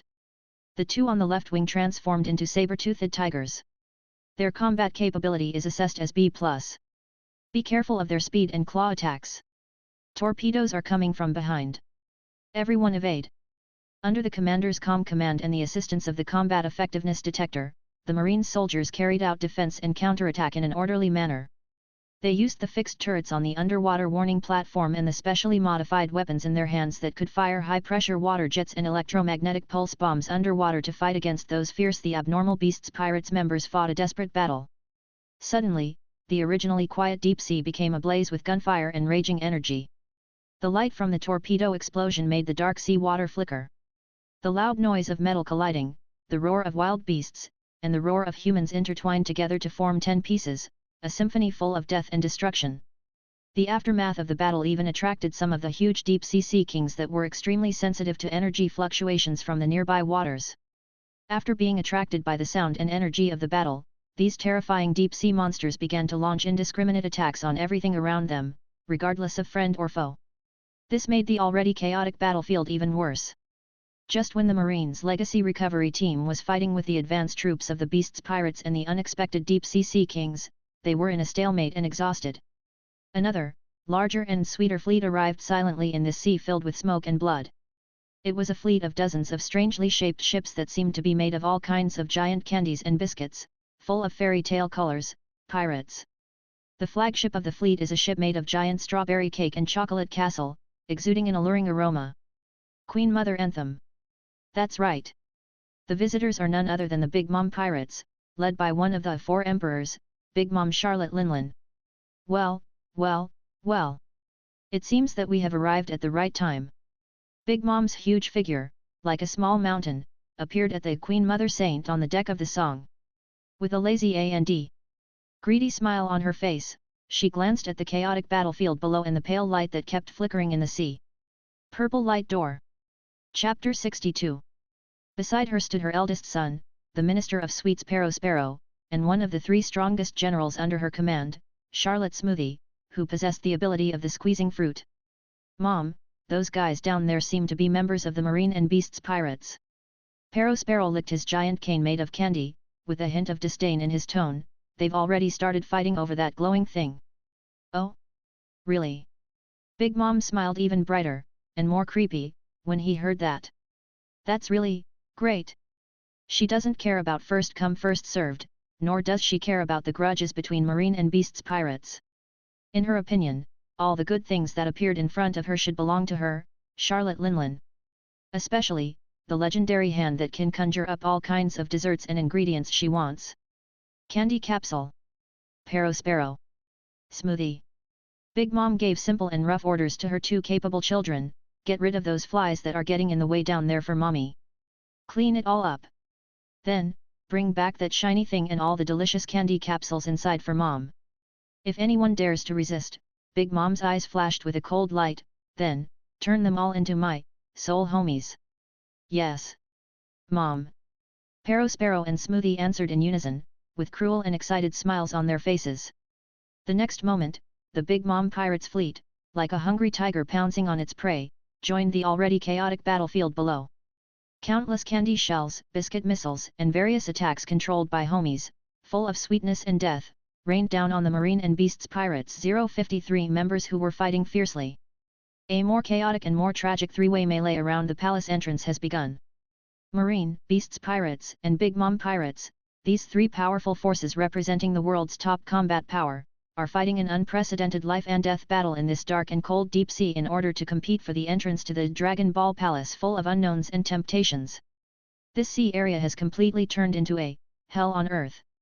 Just as the three-way melee surrounding the palace entrance was in full swing and extremely brutal. On the battlefield, in an inconspicuous corner, an unexpected incident occurred, enough to shock and frighten everyone. A young officer belonging to the Marine Heritage Recovery Team was unfortunately ambushed by a gifter from the Beasts Pirates in the previous battle. He was seriously injured and had a huge wound on his chest that was deep enough to see the bone. Blood gushed out like a fountain, staining his special protective suit red. He could clearly feel that his vitality was rapidly fading away, and his consciousness began to become blurred. Just when he thought he was about to die, he suddenly remembered the legendary magic beans that could bring people back to life. He knew that his commander had a few Senzu Beans in his hands that were kept strictly as strategic materials. His strong desire to survive made him temporarily suppress his awe of his commander and his fear of military discipline. While his comrades were fighting fiercely with the enemy and had no time to pay attention to him, he used up his last bit of strength to snatch the small metal box containing the Senzu Beans from the waist of a comrade who was responsible for keeping the Senzu Beans. Then, without even looking at them, he stuffed the several Senzu Beans, about 3 or 4 in total, in the box into his mouth, and swallowed them with difficulty. He originally thought that after swallowing these magic beans, his injuries would be instantly healed as the legend said, and he would even become stronger than before. However, the scene that happened next made him, and everyone who saw it, feel unprecedented fear and despair. The Senzu Beans melted in his mouth, transforming into a huge, pure, warm current full of the breath of life, which flowed into his limbs and bones. At first, he felt an indescribable sense of comfort and the return of strength. The horrific wound on his chest also began to heal at a speed visible to the naked eye. But soon, he found, something was wrong. The life energy that flowed into his body was really too huge. Too pure. His body, like a balloon that had been forcefully stuffed with too much gas, began to expand uncontrollably. His muscles bulged one after another, protruding like a dragon. His blood vessels burst one by one, and blood gushed out from under his skin like a fountain. His bones also made a series of teeth-grinding crackling sounds. Ah! The young officer let out a heart-wrenching wail filled with endless pain and despair. His body is still expanding. Expanding. Expanding again. His skin had been stretched to be as thin as a cicada's wing, and one could even see the muscles and blood vessels underneath that were frantically wriggling and bursting. His eyes, bulging with pain, were filled with bloodshot and fear of death. He wanted to ask for help, but he couldn't even utter a word. He could only make some meaningless, beast-like roars. The comrades around him, as well as the enemies who were fighting fiercely, were all stunned by this sudden, terrifying and strange scene. They all stopped what they were doing and looked at the Marine officer who was transforming in an extremely terrifying way in disbelief. What's going on? What happened to him? No one knows what happened. No one knows how to stop this. Finally, under everyone's gaze. Bang! A dull and terrifying noise. The body of the young Marine officer, like an overinflated balloon, suddenly exploded. Blood and flesh flew everywhere. Bones were shattered. A strong, sickening smell of blood instantly filled the entire battlefield. Senzu Beans, the horrible side effects of overdose were revealed to the world in such a tragic and intuitive way for the first time. Everyone who saw this scene felt a chill and fear from the depths of their souls. They finally realized that the god's tool that seemed to be able to create miracles also hid a huge danger that was deadly enough. When Pandora's box was opened, what was released was not just hope and disaster and despair, enough to destroy everything. The tragic scene of the Marine officer exploding and dying from swallowing too much Senzu Beans was like a cold bomb dropped in the middle of a fierce battle, making everyone who witnessed this scene feel a chill from the depths of their souls and a deep fear. The three forces that were originally fighting fiercely for the entrance to the palace, the Marine Heritage Recovery Team, the Beasts Pirates Advance Troops, and the Big Mom Pirates Fleet, all stopped their attacks temporarily and cast their horrified and puzzled eyes towards the area where the self-explosion incident had just occurred. The air was filled with a strong smell of blood and a hint of the strange fragrance of fairy beans. This strange mixed smell made people feel both nauseous and uneasy. What happened just now? A gifter from the Beasts Pirates asked in a trembling voice. His face, which had become a little ferocious due to the transformation, was now filled with fear. He saw with his own eyes that the Marine soldier, after swallowing a few red beans, exploded just like that. Could it be that those beans are poison? Another member of the Big Mom Pirates said with some fear. He had imagined that if he could get a few of those legendary magic beans, he would be invulnerable and immune to all diseases. Now it seems that those things are simply life-threatening. The commander of the Marine Heritage Recovery Team, the Marine Colonel with a scar on his face, also looked extremely ugly at this moment. He stared at the blood-stained sea water and the scattered wreckage floating on the water, his heart filled with shock, anger and a little fear. He knew that the magic beans had the magical effect of bringing the dead back to life. However, he never expected that this magic medicine would actually have such a horrible side effect. Overdose can actually lead to exploding and death. This discovery made him feel a deeper awe and vigilance towards the mysterious palace and all the legacy that flowed out of the palace. He began to wonder whether those gods' tools that seemed to bring great benefits were hiding unknown, deadly traps. Just as the battlefield fell into an eerie silence and stalemate due to this sudden unexpected incident. On the outskirts of this chaotic sea, some small pirate groups that are weaker or just want to try their luck and take advantage of the chaos are also cruising and watching cautiously.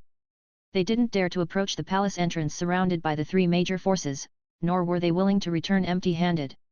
They could only act like a group of hyenas wandering around a group of lions. I hope to pick up some leftovers from the gaps between the battles between those giants. Among them, there is a little-known pirates group whose strength can only be regarded as the bottom of the third rate, named Iron Scraps Pirates Group. The captain of the pirates is a man named Iron Fist Monka. He is tall and strong, with dark skin and a face full of flesh.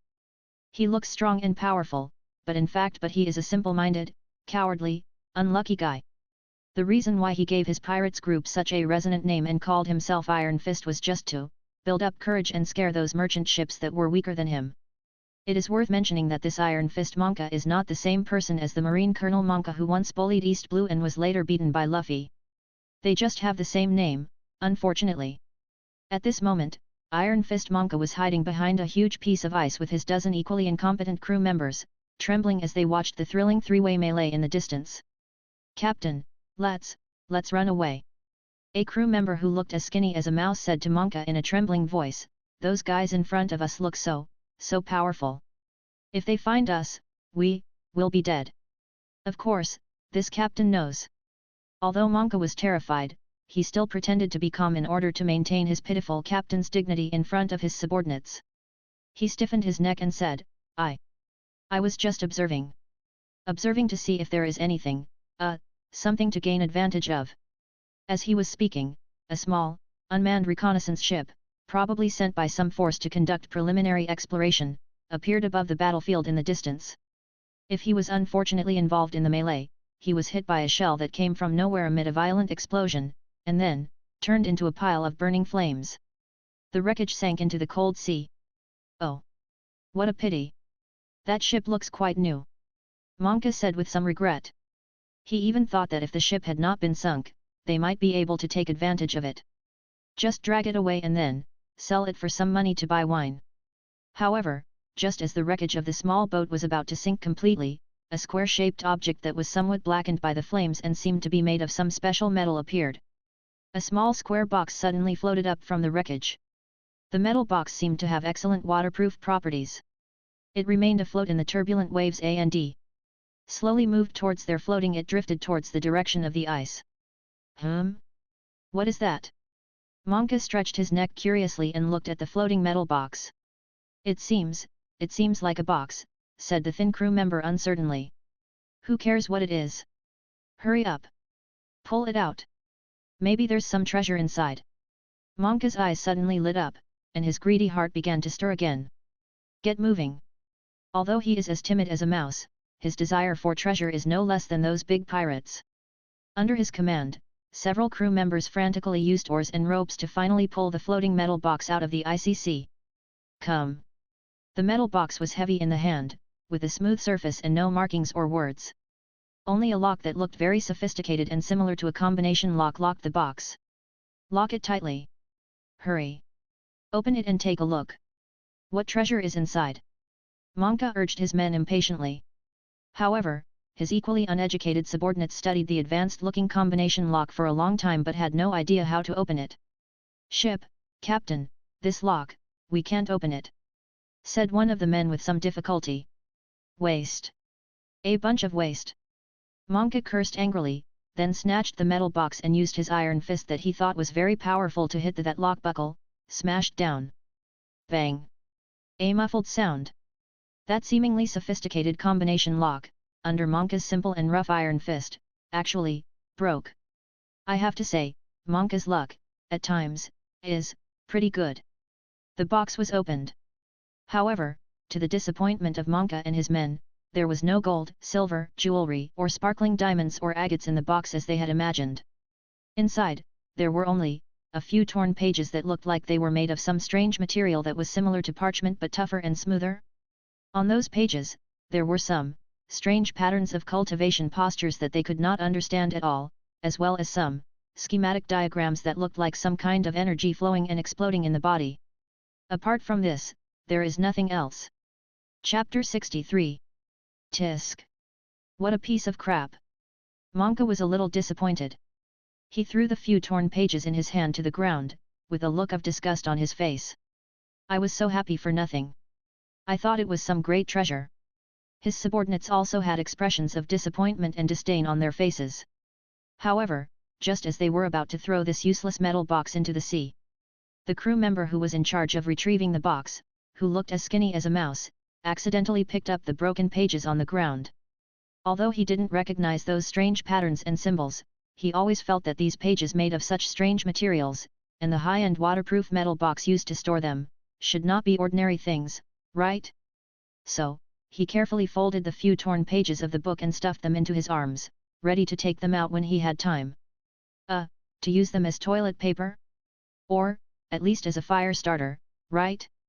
The Poor Kame Sensei training manual, although it was only a fragment of the manual about the basic chi training and some simple techniques, just fell into the hands of a group of third-rate pirates who had no idea what it was. And its fate, therefore, becomes full of unknowns and a little bit ridiculous. After a thrilling treasure hunt, although they only got some waste paper which they thought was useless, Iron Fist Monka and his Iron Scraps pirates did not stay too long in this dangerous sea area. They took advantage of the fact that the three major forces were fighting each other and had no time to take care of other things, and quietly slipped away. During the next few days of the voyage, life on the ship returned to its usual, boring and dull state. Apart from drinking, gambling, and bragging every day, the crew could not find anything more interesting to do to pass the time. And the skinny crew member who had stuffed the remaining pages of the Turtle School training manual into his arms before, because he had nothing to do, took out those strange-looking pages and looked at them over and over again.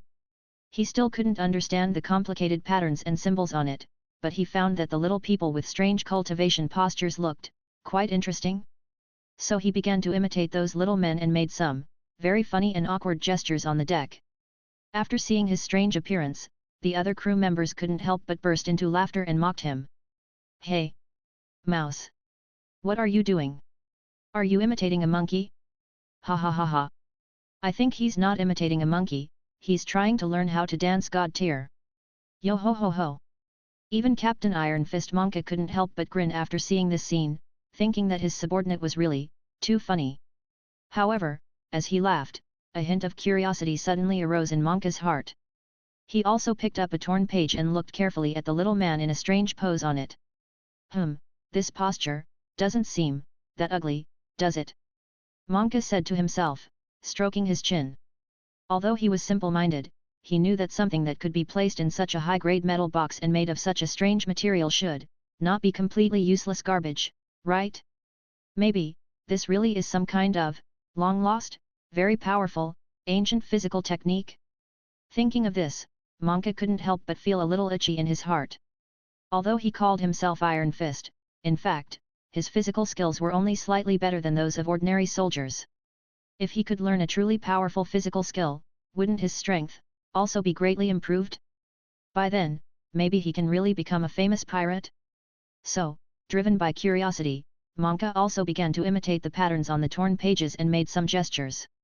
In his opinion, the postures were also a bit awkward, but seemed to contain some kind of indescribable charm. He tried his best to position his body in the same shape as the little man in the pattern. Then, he tried to imitate the feeling of energy flowing and exploding in the body as shown in the diagrams. Of course, he didn't know what chi was, nor how to guide and control that energy. He was just simply imitating. He tried to concentrate all his strength on one point of his body, such as his palm. Then, suddenly, burst out. Ha! Monka shouted like the protagonists in those hot-blooded comics, then used all his strength to push his palm forward. Righto! Nothing happened. The only sounds in the air were his heavy breathing and the undisguised laughter of the crew members around him. Ha ha ha! Captain! Are you constipated? I think the captain wants to learn from that pink demon and destroy the planet. Too bad, he can't even fart. Ha ha ha ha! Monka's face instantly turned red. He felt that he had been humiliated. What are you arguing about? This captain is just warming up. Monka said to his men in anger. Although the first attempt failed, Monka was not discouraged. Instead, he became more courageous. He felt that his posture was not standard enough, or his strength was not focused enough. So, he began to study the remaining pages more carefully. He imitated the strange postures over and over again, and tried to concentrate all his strength on his palms. After laughing for a while, his men also felt a little bored, so they dispersed and continued to drink and gamble. Only Monka was left on the deck, posing in all kinds of strange postures like a fool. Time passed by little in this boring and somewhat ridiculous practice. At one point, Monka once again concentrated all his strength on his right palm, and then, subconsciously imitated the pattern of energy explosion on the remaining page. When you push your palm forward suddenly, a miracle happened. I saw that from his palm, actually, really, a small ball of faint, light blue energy impact was emitted. That ball of energy was only the size of a fist, and its light was very dim, as if it would go out at any time. But, it actually flew out from Monka's palm. Then, there was a soft bang sound. That weak energy impact accurately hit a piece of wood on the side of the ship, which was already somewhat rotten. Then, the wooden board broke into pieces. It turned into a pile of sawdust. Monka stared in amazement, looking at his still slightly numb right hand, and then at the gap on the side of the ship that was created by the energy shock. His face showed an expression of disbelief, craziness. He actually, really, released a ball of energy from his palm. Although the energy looked very weak, its power was only enough to break a rotten wooden board. However, for Monka, this is an unprecedented and huge breakthrough. In the past, he could only rely on his pitiful brute force to fight with others. When will he be able to launch energy attacks from his body like those legendary strong men? Wahahaha! I succeeded! I succeeded! I am indeed a genius! Monka was so excited that his whole body was shaking. He couldn't help but let out a triumphant and crazy laugh towards the sky. His laughter also alarmed the other crew members in the cabin. They all ran out to see what was wrong with their captain. When they saw the broken hole on the side of the ship and Monka's expression of excitement that made him almost crazy, they all showed expressions of unbelievable surprise. Captain, what did you just do? That's right. It's me. I just sent out a shockwave from my hands. Monka said proudly, puffing out his chest, his face full of pride and arrogance. Although he himself couldn't explain what that feeling was, he knew that he seemed to have really mastered a very powerful new power. And all this was thanks to those waste papers that he had previously considered useless. The seeds of chi unexpectedly blossomed in this unknown little pirate's captain who was extremely lucky. And he, and the few remaining pages of the Turtle School training manual in his hands, will surely cause some unexpected, small waves on the ocean in the future. Just when Iron Fist Monka was feeling complacent because he had accidentally mastered the basics of chi, and was fantasizing about his bright future of becoming a great master and famous throughout the world. In the dark corners of this world, a bloody purge against those lucky ones who secretly kept the Buu legacy or tried to crack its technology is also being carried out under the iron fist of the world government. The five elders are well aware that the gods' tools that flowed out of the Dragon Ball Palace contain advanced technology and powerful forces, which are a huge potential threat to the rule of the world government. They will never allow these forces that are enough to subvert the world order to fall into the hands of those individuals or small forces that are beyond their control. Therefore, under their secret orders, the highest intelligence and assassination organization directly under the world government, CPO, launched a cold-blooded and ruthless secret operation around the world. Their goals are very clear, for those individuals or small forces who, in the chaos of the Summit War, or through various other channels, accidentally obtained some scattered Buu heritage such as a few Senzu Beans, or an undamaged combat power detector or 10 or 12 universal capsules. Once discovered, the members of CPO will not hesitate to take drastic measures. Or, use coercion or inducement to make them obediently hand over the legacy in their hands to the world government. Otherwise, if the other party is ignorant of the current situation and resists stubbornly, then, kill them without mercy. All props will be confiscated. In addition, all relevant insiders will be completely silenced. For a time, the entire underground world became panic-stricken and people were in a state of panic because of CPO's secret operation. Many of the lucky ones who had managed to get some scattered props during the previous palace heritage looting frenzy, before they had time to be happy for a few days, suddenly found that they had become the hunting targets of the terrorist organization CPO. Some of them were tortured by CPO agents using various cruel methods, and finally had to hand over the treasure they had finally obtained and swear to he was lucky enough to save his life by never leaking the secret. Some of them simply disappeared without even being found, because they were unwilling to surrender or because they knew too many secrets that they shouldn't have known. Others, for fear of being visited by the CPO, live in constant fear, like a frightened bird, hiding from place to place, unable to sleep or eat. The information and physical transactions about Buu's legacy that were once sold at sky-high prices on the black market have also been severely affected by 490's iron-fisted purge as CPO. The blow. No one dares to talk about or trade those forbidden things in public that may bring them fatal disaster. The world government, with their cold and cruel iron fist, temporarily suppressed the chaos and greed that had been bred by the emergence of the Buu legacy. However, they also know that this suppression is only temporary. As long as the mysterious Dragon Ball Palace is still there, as long as those gods' props with magical effects continue to attract people's attention, then the pursuit of power will continue. The desire and the exploration of the unknown will never stop. Pandora's box has been opened. And closing it again is probably harder than climbing to the sky. The emergence of Summit War and Buu legacy not only had a profound impact on the Marines, pirates, and the underground world.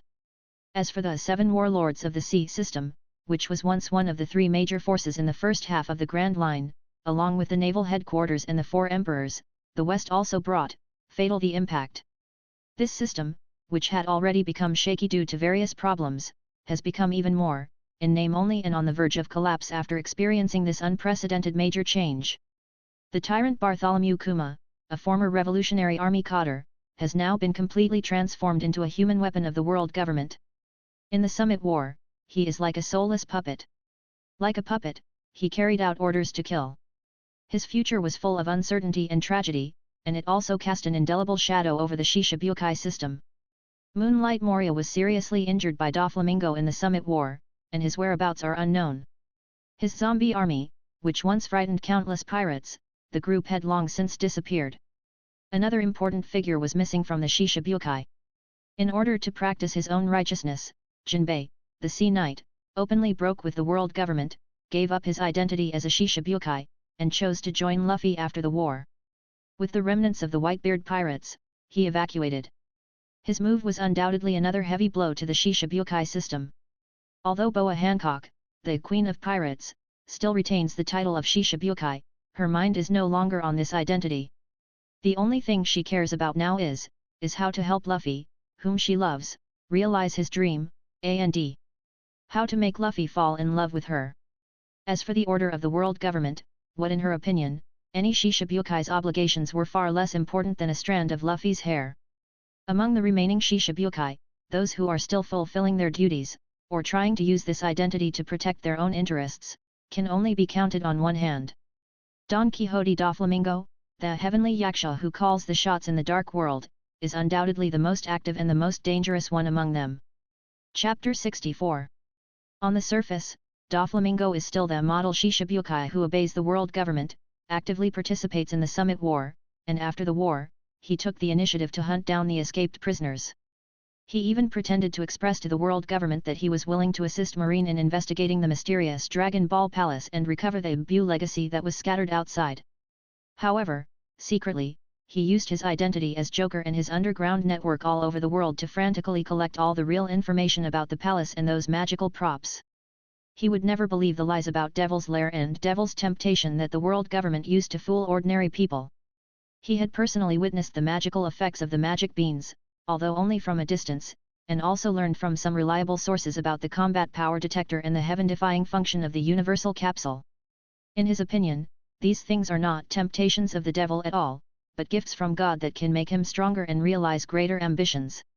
Not only did he offer a high price in the black market to buy the physical objects and related information of Buu's legacy, but more importantly, he tried to use various channels to buy or copy those magical props from those who might have the core technology, such as Dr. Vegapunk, or some other mysterious forces hidden behind the scenes.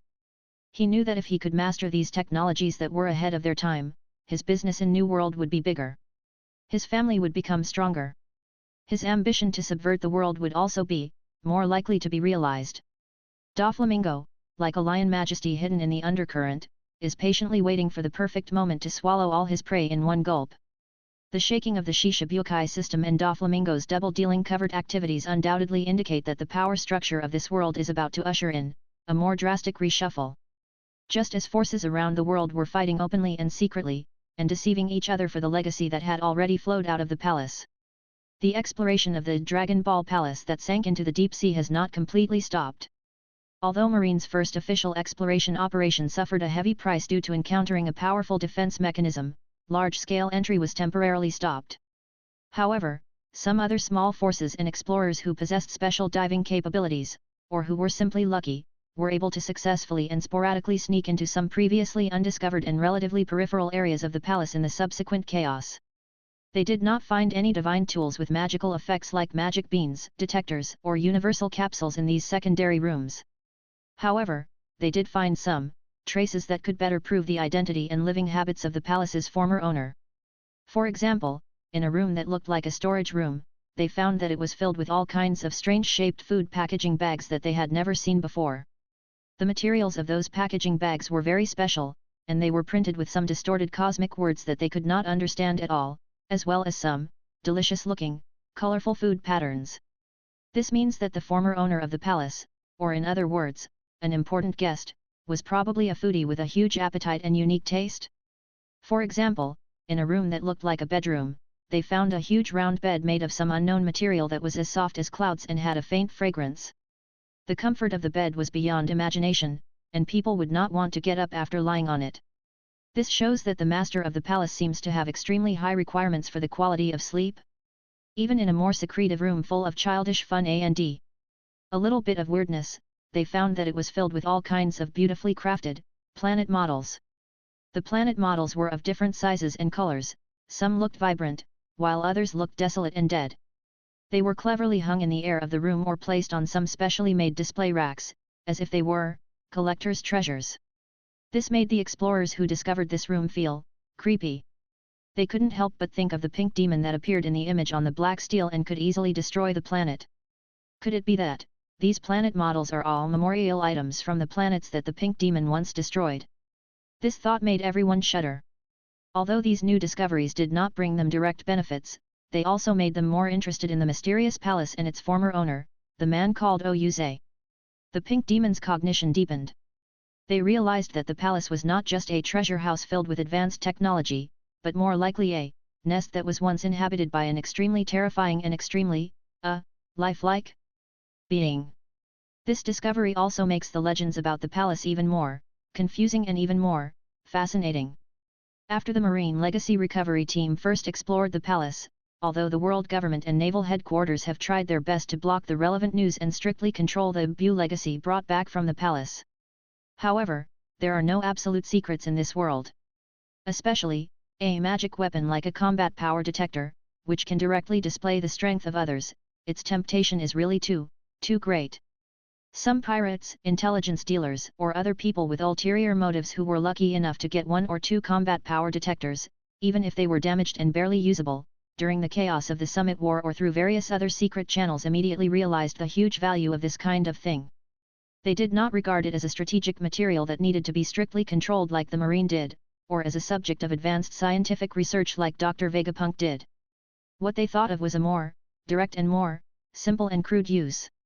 For example, use it to find the weak persimmon to squeeze. Or, use it to find those big fat sheep hidden in the crowd.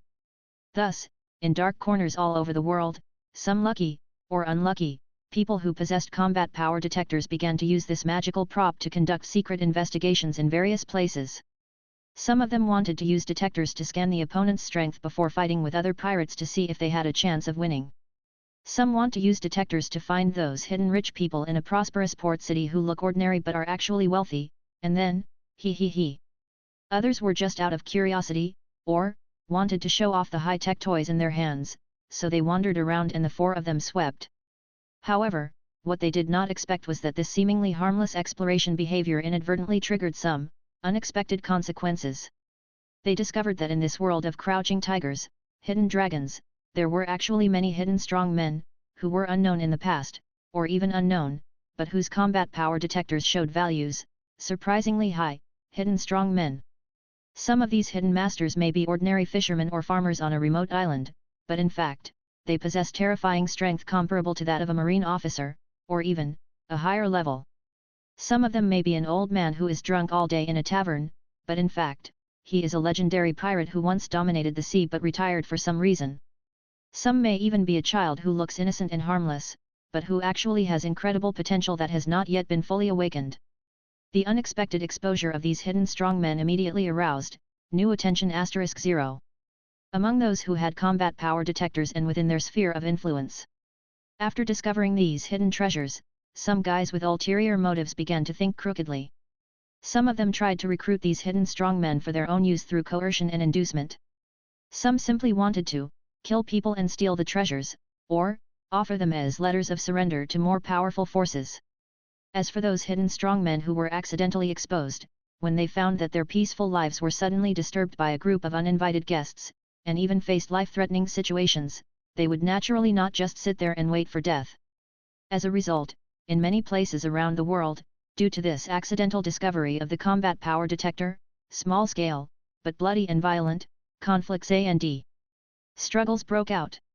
The combat capability detector, originally designed as a tool for observation and evaluation, has become the source of new chaos and disputes. And those strong men hiding in every corner of the world were forced to be exposed in advance, to the spotlight of this increasingly dangerous and unpredictable new era because of the unexpected intervention of this high technology. The accidental spread of the combat power detectors and the series of chain reactions it triggered are just a small microcosm of the subsequent impact of the Dragon Ball Palace incident. What really makes the entire underground world crazy and boiling is those Dragon Ball props that have miraculous effects. On the black market, the bounty for these Dragon Ball props, people privately refer to these mysterious props as Dragon Ball props because the palace resembles a certain Dragon Ball in spherical shape, and some props that flow out of the palace, such as Senzu Beans, also have spherical or bean-shaped features, is rising at a astonishing speed, setting new records. Among them, the most sought after and most priceless one is undoubtedly the one that can bring people back to life and instantly restore them to their peak state. A small, red Senzu bean is worth as much on the black market as a extremely rare, powerful logia or devil fruit. Even better than that. After all, although the devil fruit can give people great power, it cannot bring people back to life. It also cannot make people instantly resurrect with full health when they are on the verge of death. But Senzu beans can. This magical effect of heaven-defying that can directly change one's fate is simply irresistible to the pirates, bounty hunters, and those powerful people in the dark world who deal with death all year round. Have a Senzu beans mean an extra life. Possessing a magic bean means being able to turn the tide of battle and turn defeat into victory at the most critical moment. Possessing a Senzu bean even means being able to snatch back the life of the person you cherish most from the Shinigami. Therefore, even though the actual owners of the Senzu beans, such as the remnants of the Marine and Whitebeard pirates, have extremely strict control over them, it is impossible for them to be easily spread to the black market above the city. However, this still cannot stop those buyers who are full of endless desire for Senzu beans from offering astonishingly high prices on the black market. They are even willing to go bankrupt, or exchange everything they have, just to seek a legendary god. In addition to Senzu beans, the combat power detector that can directly display the strength of a strong person is also a hot commodity on the black market. Although its effect is not as direct and heaven-defying as Senzu beans, it is still useful for those who need to collect intelligence, assess strength, or simply want to show off. For forces and individuals, the value of a complete and functioning combat effectiveness detector should not be underestimated. It's a pity that this kind of thing is even rarer than Senzu beans. Most of the detectors in Marine's hands are damaged, and have undergone special treatment by Dr. Vegapunk, making it impossible for them to be easily circulated. And those lucky ones who got 1 or 2 detectors by chance through other channels, Zhao Li Zhao, mostly regarded them as treasures and would not show them to others easily, let alone sell them on the black market. Therefore, on the black market, the price of a good combat power detector, although not as exaggerated as the magic beans, is definitely, it is hard to find and is worth a fortune. As for the universal capsule that can create all kinds of creations out of thin air, it has been popular with wealthy people, adventurers, and the crazy pursuit of some collectors with special hobbies. Imagine that you can carry a luxury yacht, a mobile castle, or a well-equipped private army with you in just a small capsule. This kind of thing, in the past, was simply a fantasy. But now, thanks to the emergence of the universal capsule, all of this seems to have become possible. As a result, various offers for the universal capsules, high-priced rewards and customized requests, began to appear on the black market. Some wealthy people offer huge rewards in the hope of getting a universal capsule that can create a mobile vault.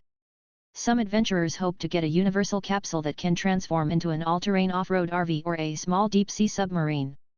There are even some, collectors with unique tastes who hope to get a life-size, lifelike, beautiful figurines, the universal capsule.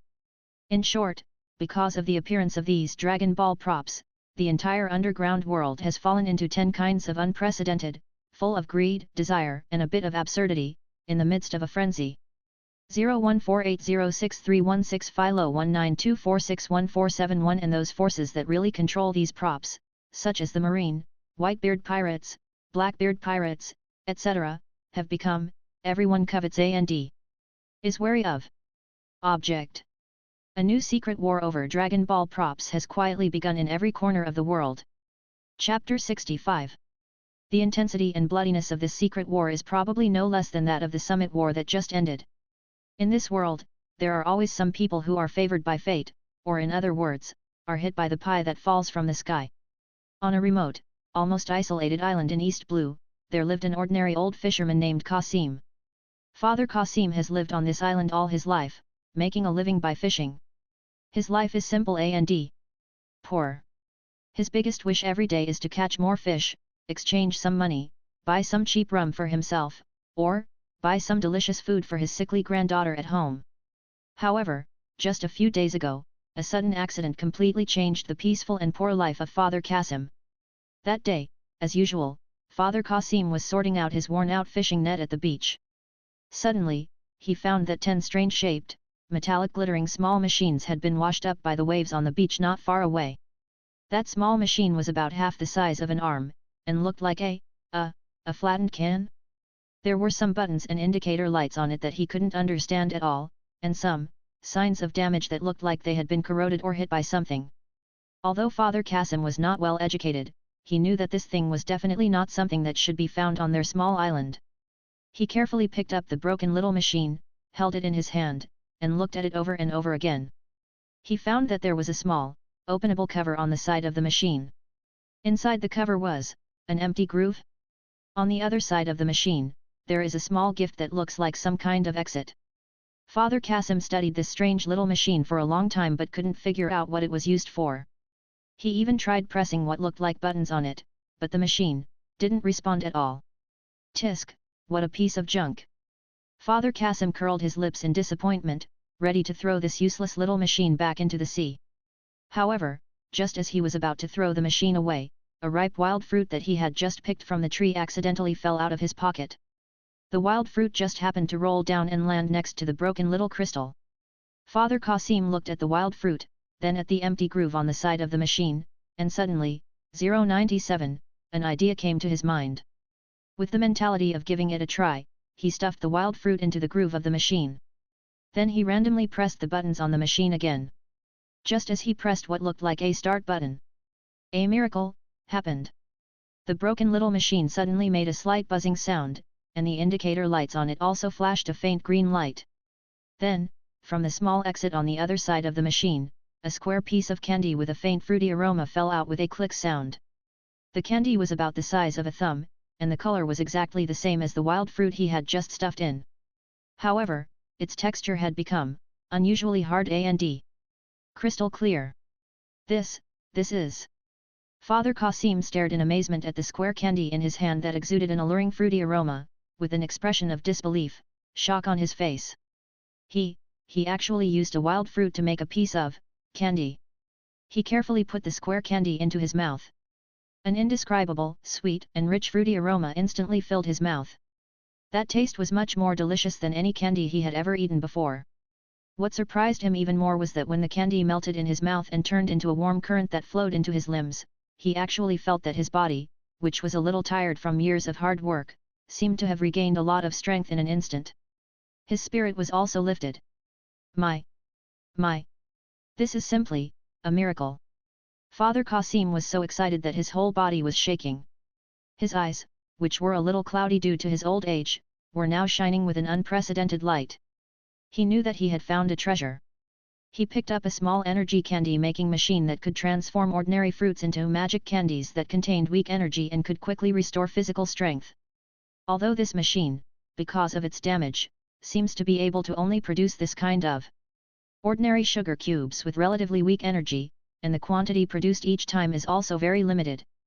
However, for Father Qasim, an old fisherman who had lived in poverty all his life, this was enough to make him ecstatic. He immediately thought that he could use this machine to make more magic candies and then, take them to town to sell. He believed that this magical candy, which was both delicious and able to restore physical strength, would be able to sell for a good price. By then, he will be able to buy more delicious food and hire a better doctor for his frail granddaughter at home. So, Father Qasim began his primary entrepreneurial journey as a candy tycoon. He went to the island every day to pick all kinds of fresh fruits, and then used the broken little machine to turn them into square candies with tempting aroma. Then, he took these magic candies to the market in a nearby town and sold them secretly.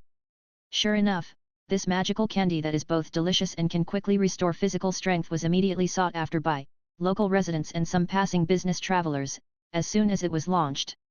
Father Qasim also made a small fortune because of this.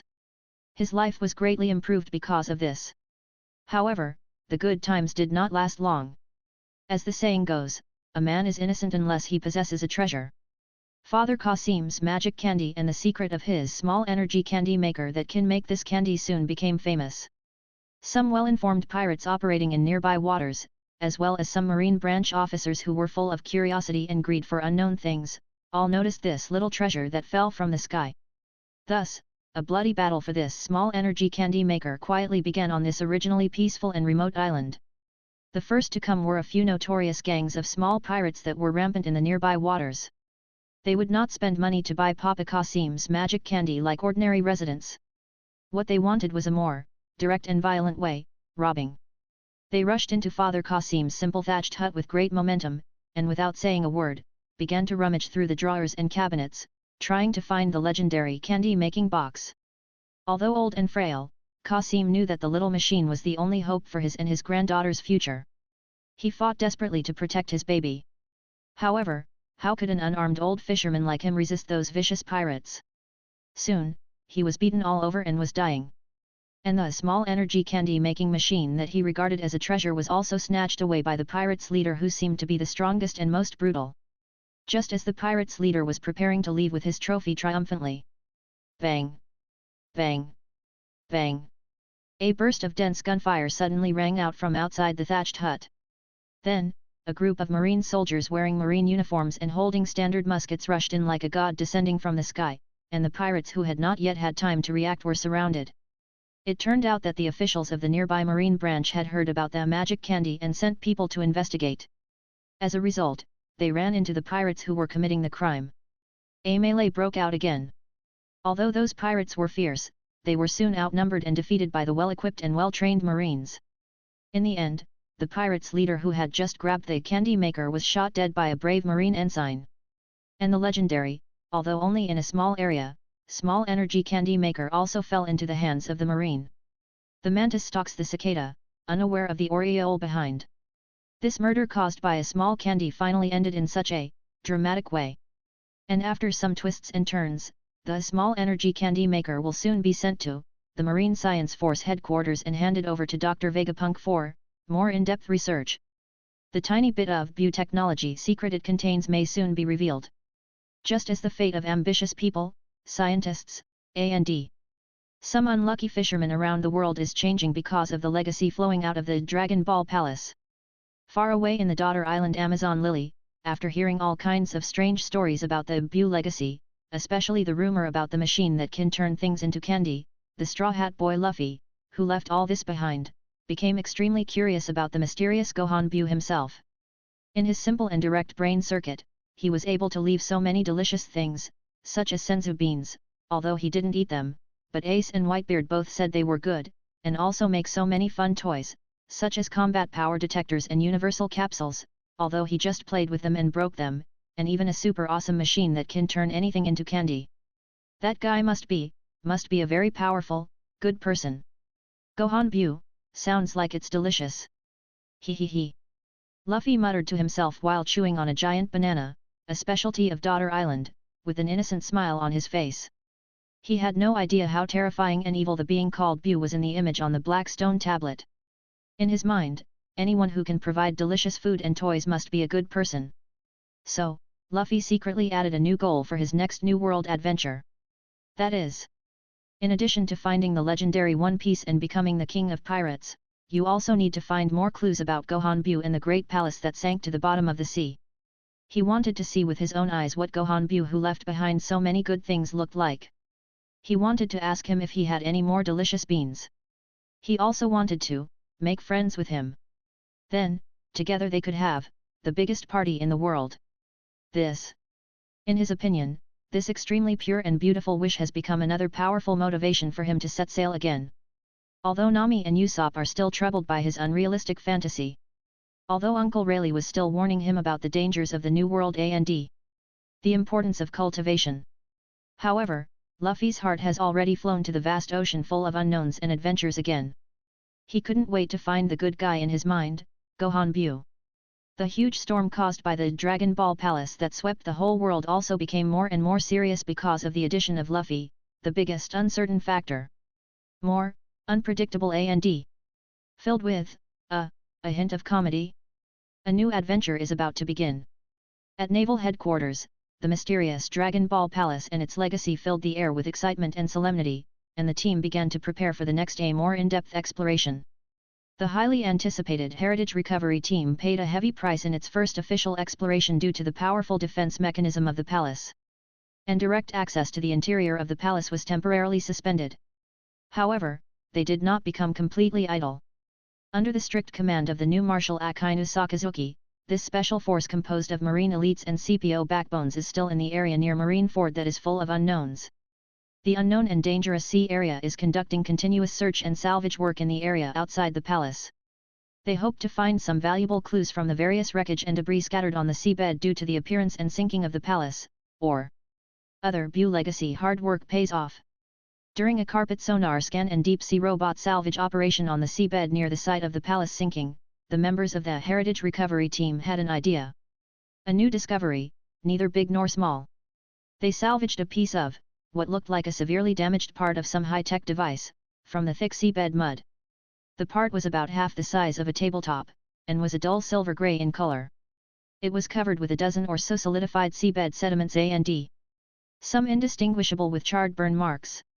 Judging from its remaining shape and some exposed internal structures, it seems that it was once a round object similar to a radar antenna or some kind of energy detector device. What made the team members present even more excited was that they found a very familiar mark on the edge of the broken device component. It was a small, smooth, round spherical bump like a dragon ball. This mark is almost exactly the same as the mysterious spherical decorations they had seen on the outer shell of the combat power detector and the universal capsule before. Commander, we have a new discovery. A Marine Major in charge of the salvage work reported to their commander through the communication device with some excitement. We found a piece of equipment that looks like a palace radar, and it has a Dragon Ball-like logo on it. This news immediately attracted the commander's attention. He immediately ordered his team to carefully transport the damaged device component back to the Marine's temporary command center and immediately deliver it to the in front of the virtual image of Dr. Vegapunk, who is providing remote technical support. Chapter 66. When Dr. Vegapunk saw the device component full of unknown technology, especially the ball-shaped mark that looked like Dragon Ball, his wise eyes hidden behind the weird helmet instantly lit up. Oh! Could this be the legendary Dragon Ball radar? Dr. Vegapunk's voice trembled slightly due to excessive excitement. He even subconsciously stretched out his hand, wanting to touch the device parts in the virtual image. Of course, he didn't know the name Dragon Ball radar, but because of the ball-shaped mark, he had some, more logical associations. He immediately ordered his assistants to transmit all the high-definition scanning images and structural analysis data of the device components to his laboratory. Then, he devoted himself to the intense and meticulous research of this new Buu legacy. After some preliminary, non-destructive analysis and bold guesses, Dr. Vegapunk came to a conclusion that made him feel both excited and a little disappointed. What excited him was that he was almost certain that the original function of this severely damaged device component was probably, as he guessed, a high-tech radar used to find the Dragon Ball, or some spherical object containing special energy, or other special energy sources. This technology that can search and locate specific energy sources across vast space, the scientific principles behind it, for Dr. Vegapunk, also has extremely high research value. However, to his disappointment, the parts of this palace radar were badly damaged. Not only was its shell cracked in many places, but the internal energy circuits and sensor chips were also mostly burned or corroded. More importantly, it seemed to be missing the most core, key components used to drive and process signals. It's like finding the monitor and keyboard of a supercomputer, but missing the CPU and memory. Can't start at all. Damn it! What a pity! Dr. Vegapunk looked at the cold analysis data and pounded his head in annoyance. If this radar is intact, or, at least if we can find that core component, then maybe we can take the initiative to look for those Dragon Balls hidden around the world, or other similar Buu legacy. They might even be able to use this radar to track the sinking palace's energy cores, specific location and operating status. But now, all of this can only be a beautiful fantasy. Although this severely damaged palace radar wreckage has certain research value, it cannot bring any substantial help to the Marine in a short period of time. It is like a secret that cannot be started, lying quietly in Vegapunk's laboratory, waiting for the day that may never come, to be repaired and see the light of day again. Although the Marine and the world government are trying their best to block the news and try to keep the legacy flowing out of the mysterious palace firmly in their own hands. However, in this world, there are no eternal secrets. As time went by, and various gossips and rumors continued to ferment and spread, information about the mysterious palace and the various magical props that flowed out of the palace gradually spread around the world to a greater or lesser extent. People have begun to have a relatively unified name for these items from unknown civilizations that have incredible effects. They collectively call these things Buu legacy. The origin of this name, of course, comes from the pink demon who appears in the image on the black stone tablet in the palace and can destroy the planet with ease. Although, up to now, no one has been able to completely confirm that the pink demon is the real owner of the palace. No one knows what kind of direct connection there is between the pink demon and those magical props. However, the name Buu and his terrifying power to destroy the world have become like an indelible nightmare, deeply imprinted in the hearts of everyone who has witnessed that image. Therefore, when people talk about the magical beans, combat power detectors, universal capsules, and even the newly discovered wreckage of the palace radar, they will subconsciously associate these things with the terrifying pink demon.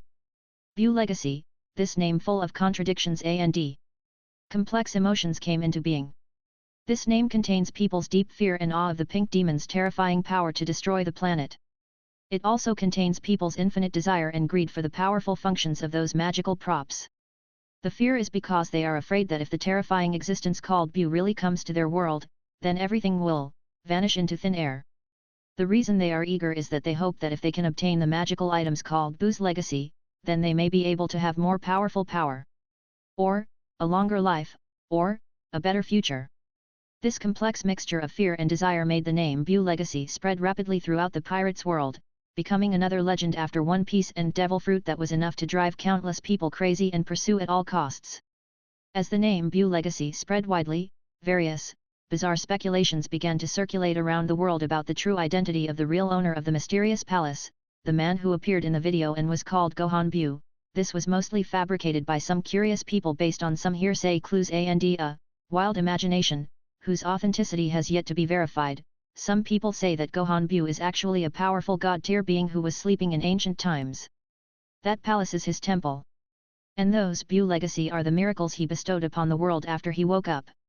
Those who obtain these miracles will be blessed by the gods and have extraordinary powers.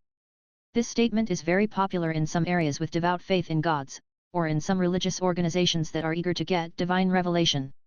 They even began to secretly organize believers to go to the waters near Marineford to worship the mysterious light spot on the sea, hoping to get the favor of gods. Some people also say that Gohan Buu is not a god at all, but an ancient demon from the depths of hell. That palace is his devil's nest in the world. And those so-called legacy are the evil baits he uses to lure people to degenerate and devour human souls. Anyone who comes into contact with these things will eventually be doomed and forever damned. This statement is mostly promoted by the media controlled by the world government and some conservative forces who are full of fear and rejection of unknown things. They try to demonize the palace and those props in this way, so as to prevent more people from exploring the truth.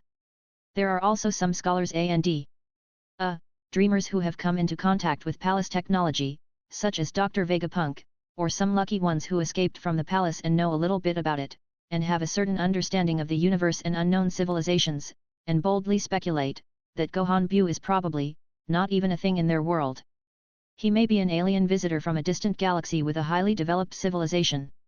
And that mysterious palace was not a temple or a demon's nest at all, but a spaceship that crashed on their planet for some unknown reason. As for the so-called Buu's legacy, it was some daily necessities, or self-defense weapons on that spaceship. Although this idea of alien visitors sounds a bit far-fetched and unrealistic, it seems to be somewhat reasonable to those who have seen the palace's advanced technology.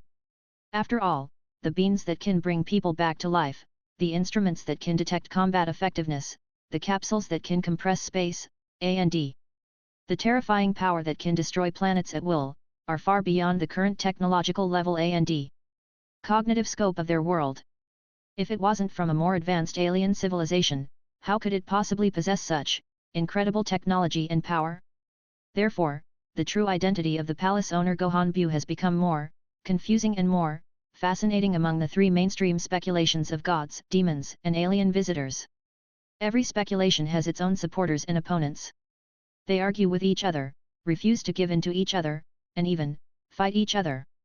The identity and origin of the real Gohan Buu are still like a huge mystery, shrouded in thick fog, waiting to be completely revealed at some point in the future.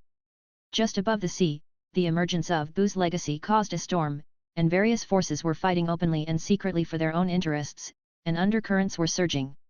In the deep and dark seabed, in that huge sleeping palace, in that secret incubation room filled with unknown technology at the deepest part, some more subtle, but also more disturbing changes are taking place. Please give me flowers. The huge transparent culture tank that was like a giant egg was still filled with light pink, viscous nutrient solution that emitted a faint fluorescent light. The thumb-sized piece of tissue, which was a strange pink color and looked like chewed gum, was still lying quietly at the bottom of the culture tank. After several weeks of slowly absorbing the weak energy emitted from the core of the palace, its size seemed to have increased slightly. Although this increase is still very subtle, it cannot be detected without careful observation. However, the wriggling of its surface has become more active and more regular. It no longer moved like before, only occasionally and unconsciously. Now, its wriggling has become more frequent and more, possessing a certain indescribable vitality. It's like a heart that is slowly waking up, beating weakly and rhythmically. What's even more surprising is that it seems to have a strong reaction to the fierce battles in the outer sea, such as the three-way melee between the marine beasts pirates and Big Mom pirates at the entrance of the palace. The energy fluctuations produced a slight, faint resonance. Although it is located in the deepest part of the palace, it is isolated from the outside world by the thick palace shell and thousands of meters deep sea water. However, the violent energy shock waves generated by the battle seem to be transmitted through some unknown channel, or the palace's special energy transmission mechanism. The system was then transmitted to the secret cultivation room. 0 in the moment that pink cell tissue felt those energy fluctuations full of vitality and destructive power, the frequency of its surface peristalsis actually a little bit, a barely noticeable speed up. It seems like it can sense the bustle of the outside world. It seemed as if it could absorb a tiny bit of special nutrients from those chaotic and violent energy fluctuations, which were weak but could nourish its life. It's like an unborn baby in its mother's womb, feeling the noise and throbbing of the outside world. It instinctively craves more energy, longing for more intense stimulation to accelerate one's own development and awakening. Although it is still very weak now and cannot actively obtain those energies. However, its instinctive desire is like a seed, buried deep in the darkness, quietly taking root and sprouting. No one knows what kind of changes this seed will bring to the world when it truly breaks through the ground and grows into a towering tree. But what is certain is that that day is no longer far away. The palace in the deep sea is still sleeping. But the unknown fetal movement indicates that a more terrifying and more unpredictable storm is quietly brewing. With the first batch of Buu legacy, Senzu Beans, combat power detectors, universal capsules, and even the wreckage of the damaged palace radar and the small energy candy maker, machines have spread to all parts of the world through various channels, either openly or secretly, and have begun to be mastered and used by different people and forces. A brand new era, full of unknowns and variables, and also more chaotic and dangerous, has quietly begun. The old balance of power that was once thought to be indestructible began to show irreparable cracks because of the appearance of these aliens. Marine, although still the most powerful military force in the world, also felt unprecedented pressure and challenge because of the appearance of the mysterious palace. Not only must they deal with the pirates who have become more rampant and difficult to deal with because of the Buu legacy, but they must also be wary of the more terrifying unknown threats that may be hidden behind the palace. Sleep. The 4 emperors, who once dominated the New World, have become more restless and aggressive because of the temptation of those magical props. The open and covert struggles between them, as well as their plunder and conquest of other forces, will inevitably become more frequent and cruel. The Revolutionary Army, an underground force dedicated to overthrowing the corrupt rule of the world government, also saw new hope and opportunities because of the emergence of Buu legacy. How they will use these variables to accelerate their revolutionary process has also become a focus worthy of attention. The supernovas that emerged in the new era, as well as the ambitious and lucky ones hidden in every corner of the world, have made these Buu legacy it is seen as an important bargaining chip and springboard to change one's own destiny and realize greater ambitions. Chapter 67. They are like a group of small fish thrown into a shark pool. They have to try their best to avoid being swallowed by those powerful predators, and at the same time, try every means to snatch a little bit of food from the mouths of those giants that can make them stronger. New strong men are quietly rising in the midst of this chaos and strife. The old order is also crumbling under these shocks and challenges. Because of these legacy of aliens from an unknown palace, the gears of fate of the entire world began to turn slowly, uncontrollably, in a direction full of unknowns and danger.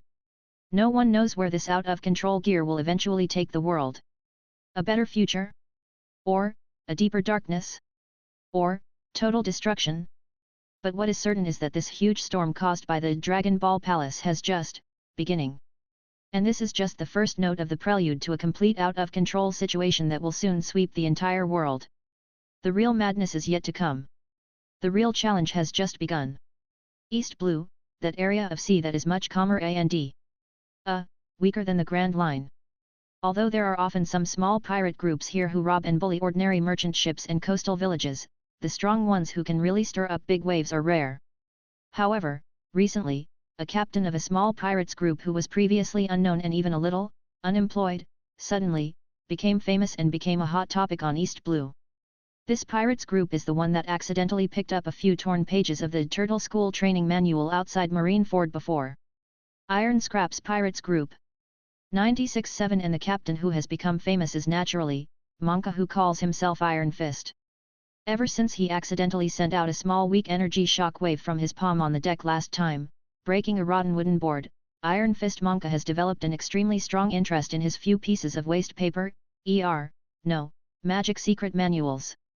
Although he was simple-minded, he knew that the secret book that could allow a third-rate pirate like him to possess the powerful-sounding shock wave ability was definitely priceless. Therefore, during the following voyage, Monka devoted almost all of his time and energy to studying and practicing those torn pages. He is no longer like before, spending his days drinking, bragging, or bullying those subordinates who are smaller than him. He started to become hard-working. Every day before dawn, he would run to the deck and face the rising sun, posing in those cultivation postures that still seemed a little strange to him but seemed to contain some kind of ultimate principles of heaven and earth. Over and over again, he imitated the little people on the pages of the book, twisting his body into all kinds of unbearable shapes.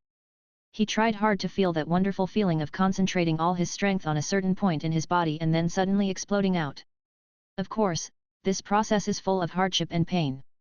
Due to the lack of proper guidance and the complete lack of understanding of what chi and energy flow and control are, Monka completely relied on his own, wild intuition and blind cat catching a dead mouse luck, and was blindly groping.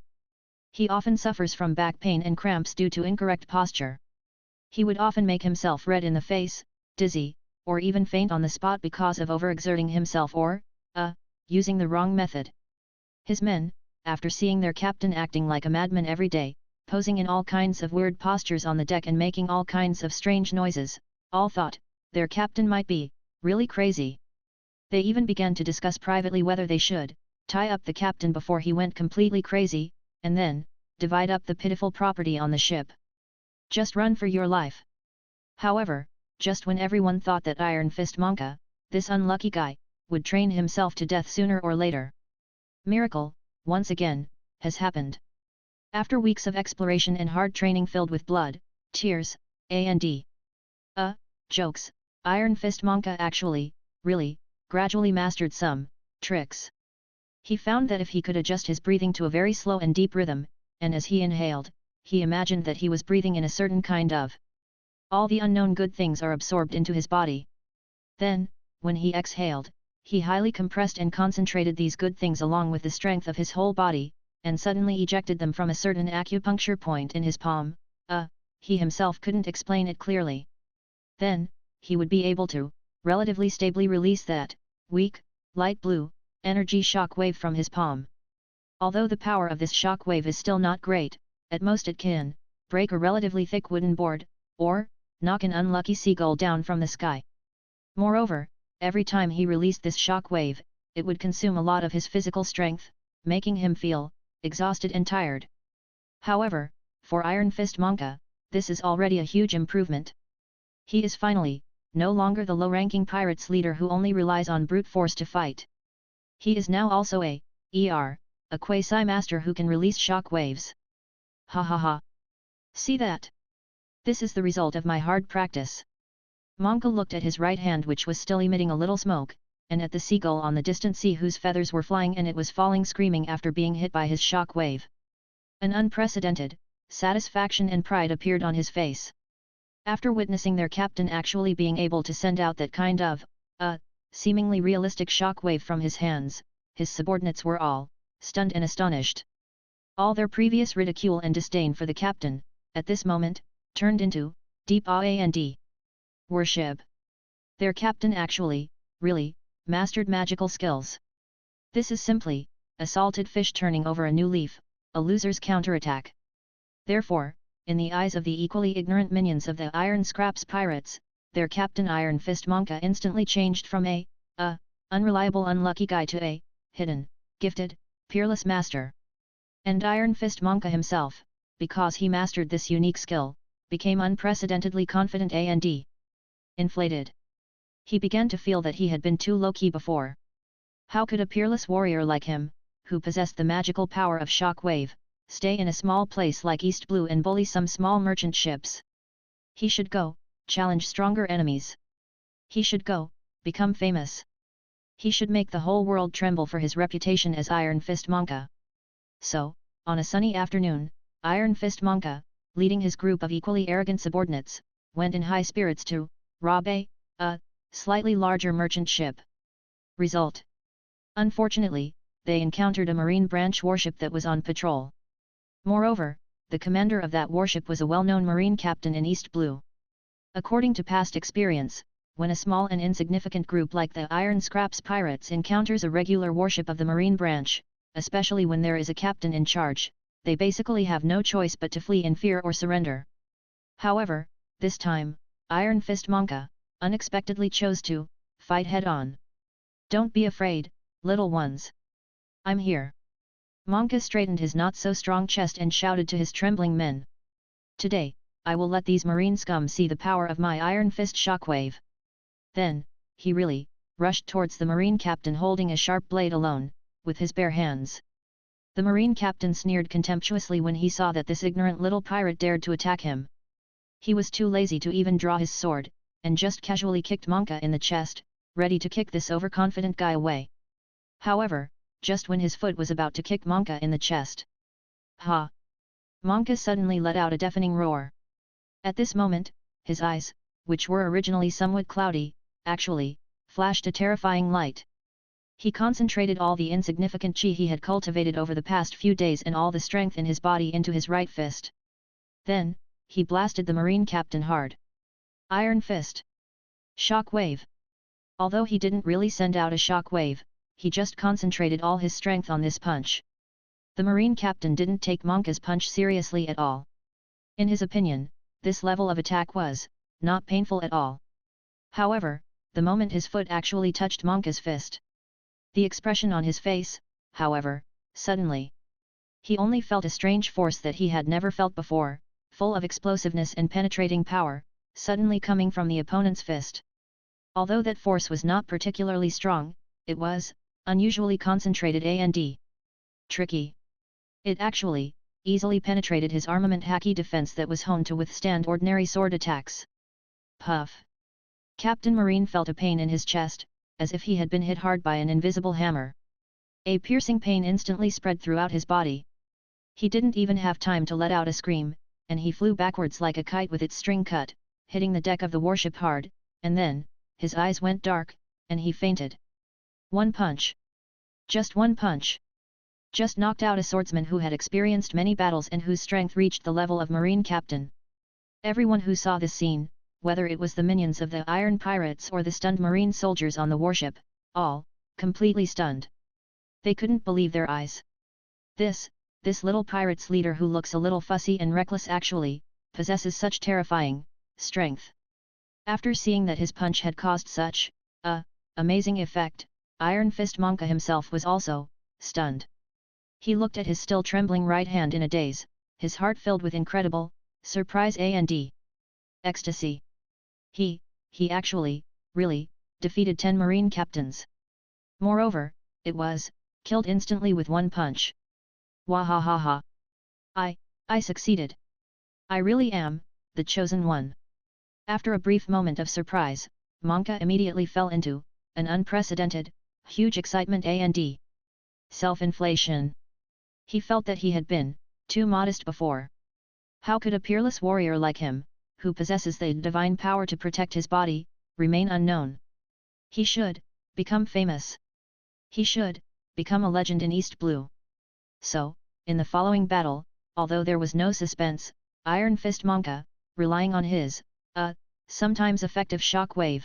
Most of the time, it was still relying on his unexpected explosive power, and his minions whose morale was boosted by seeing Captain Kamui, the blind cat catching a dead mouse cooperation, actually, really, successfully robbed the warship of the Marine branch. Although they did not steal anything valuable, what kind of treasure could there be on a Marine's warship, and because they used too much force, they even broke the mainmast of the warship. However, this did not prevent the Iron Fist Monka and his glorious deeds of killing the Marine captain with one punch from spreading rapidly in the relatively calm waters of East Blue. An unknown little pirates leader 4.2, just like that, because of a few fragments of the Turtle School training manual that fell from the sky, A&D. A series of accidents full of coincidences and luck, he became famous and became a rising, funny star on East Blue. The news that Iron Fist Monka could release shockwaves and defeat Captain Marine with one punch spread quickly through various channels, the snitch in the tavern, the sailors at the port, and even some underground organizations that specialized in selling intelligence, in East Blue and even in the wider sea area. This news immediately set off an unprecedented, huge frenzy among the pirates and adventurers who were thirsty for power. What? That guy named Monka can actually send out shock waves from his hands. Is this true? It's said to be absolutely true. Someone saw with his own eyes that he knocked a Marine captain flying with one punch. He didn't even pull out his knife. Too amazing. How did one cultivate such power? I heard that he got a book, a secret manual of magical skills that came out from a mysterious palace. For a time, the legend about Iron Fist Monka and his shockwave magic became more and more mysterious and outrageous.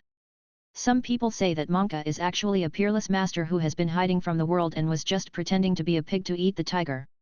Some people say that the secret book that Monka got is the national treasure of a powerful ancient kingdom. After mastering it, one can possess the power to destroy the world. Some even say that Monka is actually the illegitimate son of a certain god, and the shockwave in his hand is divine power. These rumors, full of imagination and a little bit absurd, undoubtedly greatly stimulated those speculators who were eager to become stronger quickly by 11 steps to heaven. Chapter 68. They began to search frantically around the world for any clues that might be related to that shockwave magic. Some of them tried to find Iron Fist Monka himself, hoping to learn a few tricks from him, or simply steal his secret book of magic skills. Some began to search in various antique markets, used bookstalls, and even in garbage dumps, hoping to find some similar books that recorded ancient cultivation methods. Torn pages of a book. Others simply became self-reliant and began to blindly imitate and randomly practice, based on the descriptions of shock waves they heard from others, as well as some luck methods they saw in inferior comics and third-rate novels. They thought that as long as they made some weird poses like Iron Fist Monka, and then concentrated all their strength on one point, and then suddenly burst out, they would be able to send out a shock wave that would destroy the world, and from then on, become invincible, marry a beautiful, rich woman, and reach the pinnacle of life. However, the reality is cruel. Due to the lack of proper guidance and the fundamental misunderstanding of the nature of Qi and how to practice it, the vast majority of imitators are just wasting time, or harming their bodies. Not only did they fail to send out any decent shock waves, but some people, because of twisting their bodies randomly and posing weird postures that are not ergonomic, end up dislocating their bones, straining their muscles, or even becoming paralyzed on one side of their body. Some people, because of their blind pursuit of concentration and burst of strength, end up suffocating themselves to the point of bleeding from all 7 orifices, going insane, or even bursting a blood vessel and dying on the spot. Some, lucky ones just developed a body of, useless, tendon meat, or learned some radio gymnastics that others thought were ridiculous and neurotic.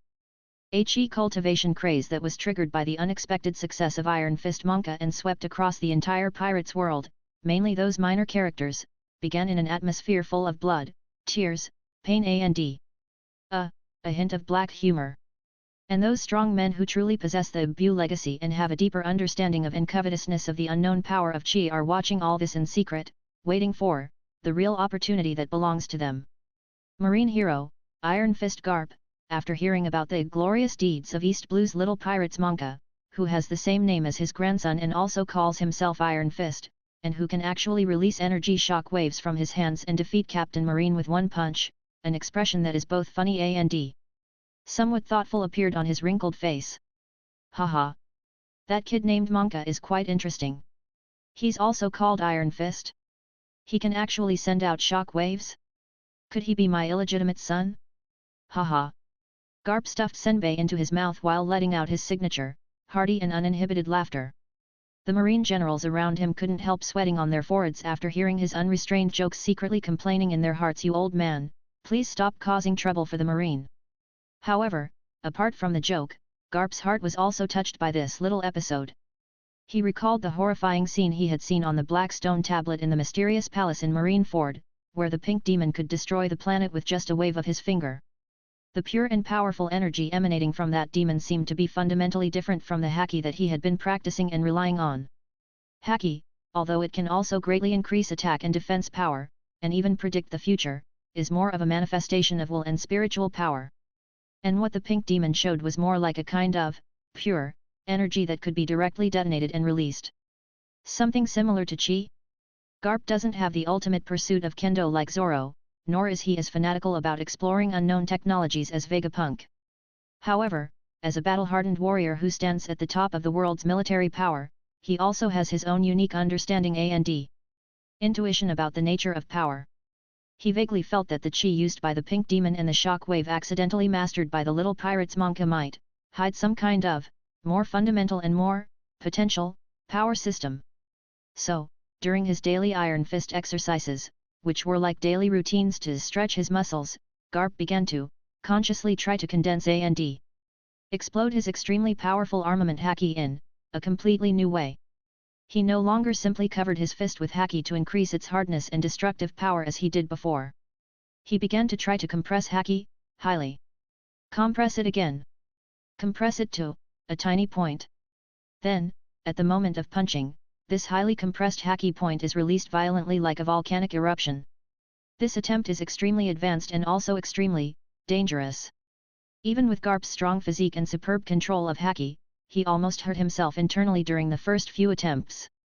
He could clearly feel how violent and unstable the energy contained in that highly compressed haki was. However, Garp did not give up. Instead, he became more courageous. With his beast-like fighting instincts and decades of experience in beating unfilial descendants, he actually, really, gradually figured out some tricks. He discovered that if he could synchronize the highly compressed haki point with the physical impact force of his fist at the moment of punching, in an extremely subtle, almost perfect rhythm, then, the penetration and destructive power of his fist seemed to have, really, been enhanced in a subtle but real way. Although, he still couldn't emit that kind of pure energy shock wave from his hands like that pink demon. However, he felt that his iron fist seemed to have become sharper and more deadly. Oh. This feeling seems pretty good. Garp felt the new sense of power in his fist, and a childlike excited smile appeared on his face. He knew that he might have found a new and interesting toy that could make his old bones stronger. And his unintentional attempt to make a preliminary combination of haki and certain application principles of chi will surely play an unexpected, significant role at some critical moment in the future.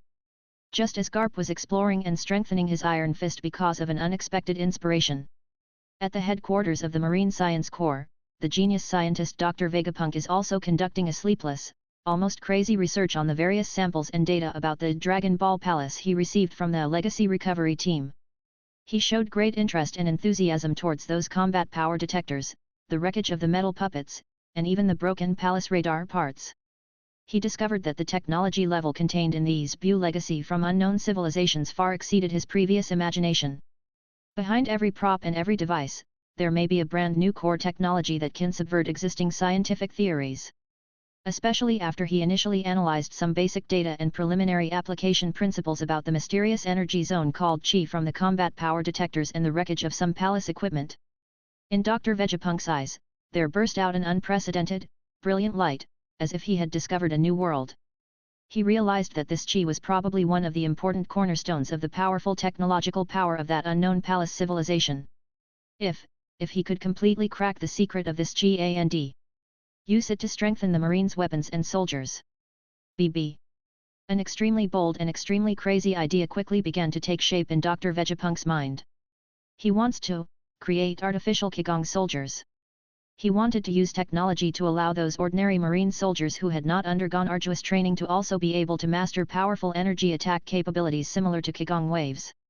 Or at least, we need to create a new type of weapon that can simulate the energy of Qi and is even more powerful.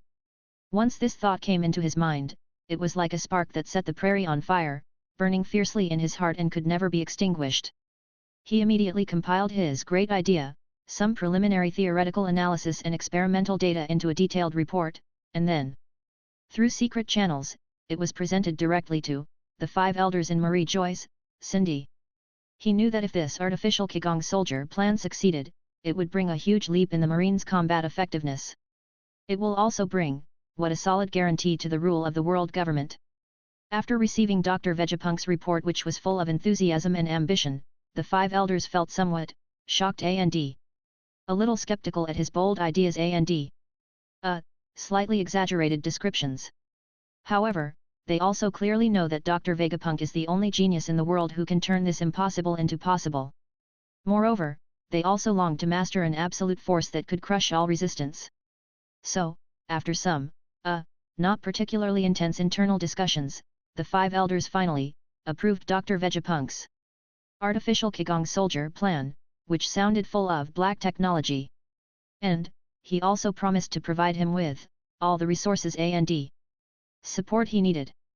A secret study on the militarized application of Qi energy is about to begin quietly in Vegapunk's laboratory with the support of the highest levels of the world government.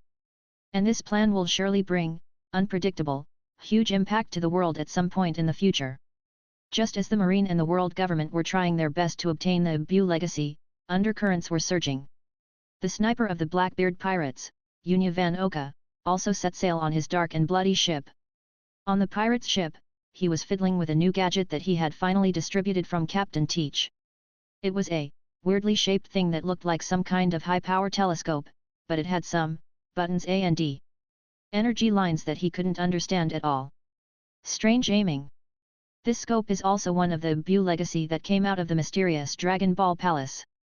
Although it can't bring back the dead like the Senzu Bean, it is not like the combat power detection that can directly display the strength, nor is it like the universal capsule that can transform objects out of thin air. However, for Van Oka, a Shin's fighter who is famous for his beyond visual range sniping ability, this strange 613 scope seems to be tailor-made for him. Made, a peerless artifact. He carefully installed the scope on his huge sniper rifle named Kyunlu. Then he raised his gun and looked through the scope toward the distant sea level. The next moment, his slightly pale face, which was always hidden under the shadow of the strange hat, revealed for the first time an expression of shock and ecstasy that was difficult to conceal. He discovered that the magnification of this strange scope was far greater than any scope he had used before.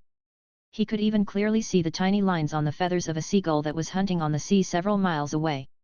This kind of unimaginable beyond visual range observation ability, what it means to a sniper is self-evident. What surprised him even more was that this scope seemed to do more than just see far. He discovered that when he locked the crosshairs on a moving target, such as the unfortunate seagull, the inside of the scope seemed to light up with some faint, pale red energy spots. Those energy spots will automatically track the target's movement trajectory as if they have life. And, according to the target's movement speed and direction, they will also a certain degree of advanced prediction and trajectory correction. This is simply the eye of God. Van Oka's breathing became a little rapid, and his heart was filled with indescribable excitement. He knew that if he could fully master all the functions of this unique scope, then his beyond visual range sniping ability would achieve a qualitative leap. He will be able to hit any target he wants at a greater distance and with greater accuracy. Even those difficult enemies who have the ability to move at high speed or jump through space will be helpless in front of his eye of God. Escape. Captain Teach. Van Oka's mouth curled up with a cold and confident arc. It seems that I, Van Oka, will soon be able to present you with a better, more and more valuable prey. The devil sniper of the Blackbeard pirates has become more dangerous and more deadly because of this strange scope from an unknown palace. In the secret base of the Blackbeard pirates, in that huge cave full of darkness and blood, there is only one person who can defeat the sniper, Van Oka, because he got a strange scope. In addition to the greatly increased strength, another core member, Shiryu of Rain, has also become more dangerous and more powerful because of an accidental gain from the Buu legacy, Bloodthirsty. Shiryu, the former warden of the undersea prison, is known for his cold-blooded character and his morbid desire to kill. He was full of the blood of countless fellow criminals. Chapter 69. For him, fighting and killing are not just a mission, but also a kind of enjoyment, a special way that can make his cold and twisted heart feel a little bit of pleasure. In the chaos of the Summit War, and the subsequent three-way melee between the Marine Legacy Recovery Team and the Beasts Pirates and Big Mom Pirates at the entrance to the palace, Shiryu also participated in it like a ghost. He did not deliberately search for the legendary magic beans or detectors like others. He was more interested in those strong men who fell in battle and the extraordinary weapons in their hands. During a chaotic fight, he accidentally seized a samurai sword that looked somewhat different from the hands of a swordsman who belonged to an unknown small force and was killed by him. The samurai sword had a simple scabbard and a handle wrapped with crimson silk thread. It didn't look like anything special. However, the moment Shiryu drew the knife out of the sheath, an indescribable, cold and evil aura came from the blade and rushed towards him. The blade was a strange dark red, as if it was forged from some unknown special metal that could absorb light. The blade was extremely sharp, and under the dim firelight of the cave, it flashed a frightening bloodthirsty cold light. Shiryu simply flicked the blade with her finger. Buzz! A clear and long sound of a knife ringing suddenly sounded. That sound was not like an ordinary metal vibration, but more like a kind of low moan filled with desire and hunger. Good knife. A hint of admiration and a hint of excitement flashed in Shiryu's eyes. Although he already possessed the famous sword Thunderstorm, for a true swordsman, one could never have too many good weapons. He tried to swing the new samurai sword. He discovered that this knife was not only extremely sharp, but also unusually light. It was as if it had no weight at all. This made his knife drawing speed faster than ever before. Even more weird. What surprised him even more was when he used this knife to kill some, unlucky sea beasts captured nearby, or some disobedient captives. He discovered that at the moment the blade cut through the flesh, the dark red blade actually, slightly emitted a layer of, an even more demonic red light. Moreover, from the handle of the knife, there is also a very faint, but clearly discernible vibration similar to desire or excitement. It's as if this knife has its own life and will. It is thirsty for blood. It is enjoying killing. Shiryu even vaguely felt that after killing the enemy, this evil samurai sword seemed to be able to absorb a portion of the extremely weak life energy or soul fragments from the body of the killed person, and then use it to strengthen the blade itself. Although the effect of this enhancement is very weak and almost negligible. But, what if he uses this sword to kill enough strong men? Then, will this sword also become stronger and stronger? Or even evolve into a real demon sword? This thought made Shiryu's cold and twisted heart tremble slightly. He licked his cracked lips and a smile full of cruelty and anticipation appeared on his face. Interesting. Really interesting. Shiryu stroked the dark red blade, feeling the cold and evil aura coming from the blade, as well as the faint vibration of desire, his eyes filled with morbid fascination. He felt that this knife was simply a perfect weapon tailor-made for him, the Rain Shiryu. He couldn't wait to use this new toy to kill more enemies, to taste more blood, to feel the ultimate pleasure of walking on the edge of life and death. Although Thunderstorm is good, it seems not evil enough. And this unknown, bloodthirsty, strange samurai sword, perhaps, could make his long-numbed heart feel a little long-lost fun again? Shiryu carefully put the new katana on his waist, and the 5 names were Thunderstorm. The 2 fierce blades filled with murderous auras shone against each other under the dim firelight, emitting a chilling breath of death. The Blackbeard pirates have acquired a new terrifying weapon, one that is enough to make the world tremble. Just as the strong men of the New World were harboring their own ulterior motives and undercurrents were surging because of the emergence of the Buu legacy. In the first half of the Grand Line, the mysterious island full of dreams and located 10,000 meters deep in the sea just below the holy land of Marie Joyce, the Fishmen Island, is also quietly experiencing some unknown changes. After experiencing the life and death test of Summit War and a short rest on Daughter Island, Straw Hat crew finally set sail again, heading for their next destination of adventure. Island, heading forward. Under the guidance and help of the sea hero Jinbei, they boarded the Sunny, which was coated with a special bubble film, and safely passed through the deep sea area full of unknowns and dangers, and successfully arrived at this beautiful fairy tale island on the seabed. The Fishmen Island, as the name suggests, is where the fishmen and mermen live. There are colorful coral reefs, strange deep sea fish, strange ocean currents that can spit out huge bubbles, and even more, beautiful mermaid princesses, as well as some unknown darkness and hatred. Jinbei, as the hero of the Fishmen Island and former Shishibukai, after leading the Straw Hat crew into the Fishmen Island, began to introduce the situation on the island to them in detail, as well as some things that need special attention. Luffy-kun, everyone, Jinbei's expression seemed a little solemn. He pointed to the area in the distance that looked a little, dilapidated and dark, and said in a deep voice, "That's Fishman Street. It's the place on the Fishman Island where some fishmen who have strong hatred and dissatisfaction with humans gather. Recently, the atmosphere in Fishman Street seems a little off." Jinbei frowned slightly. "I heard that a new group of fishmen pirates named Hody Jones is secretly gathering strength. They seem to be planning some conspiracy that is detrimental to Princess Otohime and the Dragon Kingdom." Hody Jones? Luffy asked curiously as he stuffed his mouth with delicious snacks from the Fishmen Island. "Is he very powerful?" Although Hody Jones himself is a fishman with some strength, what really worries me is that he and his men are taking a banned drug, called Evil Drug ES. Jinbei's tone became more serious and worried. The deadly drug ES. Usopp and Chopper both shuddered subconsciously when they heard this. They all had an instinctive vigilance against all kinds of strange drugs. "That's right." Jinbei nodded and explained that murderous drug ES is an evil drug that can burn life force to greatly increase the user's strength and speed in a short period of time. After taking it, although you can gain great strength, it will also cause a huge burden on the body and accelerate the user's aging and death. What makes me even more uneasy is that, Jinbei's eyes flashed with deep worry, according to some unreliable intelligence I got, the effects of the murderous drugs ES that Hody Jones and his men have taken recently seem to have become more violent than before. It is said that there is some mysterious substance with unknown catalytic effect that came down from above, referring to the sea surface, and flowed into Fishman Street through the black market channel, and was mixed into the production process of evil drug ES by Hody and others.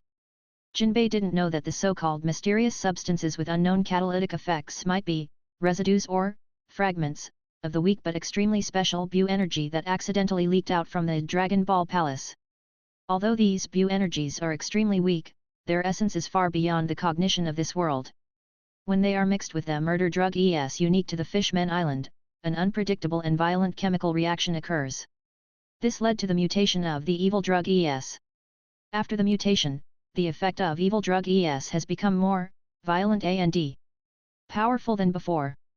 It can generate even more terrifying power in a shorter period of time.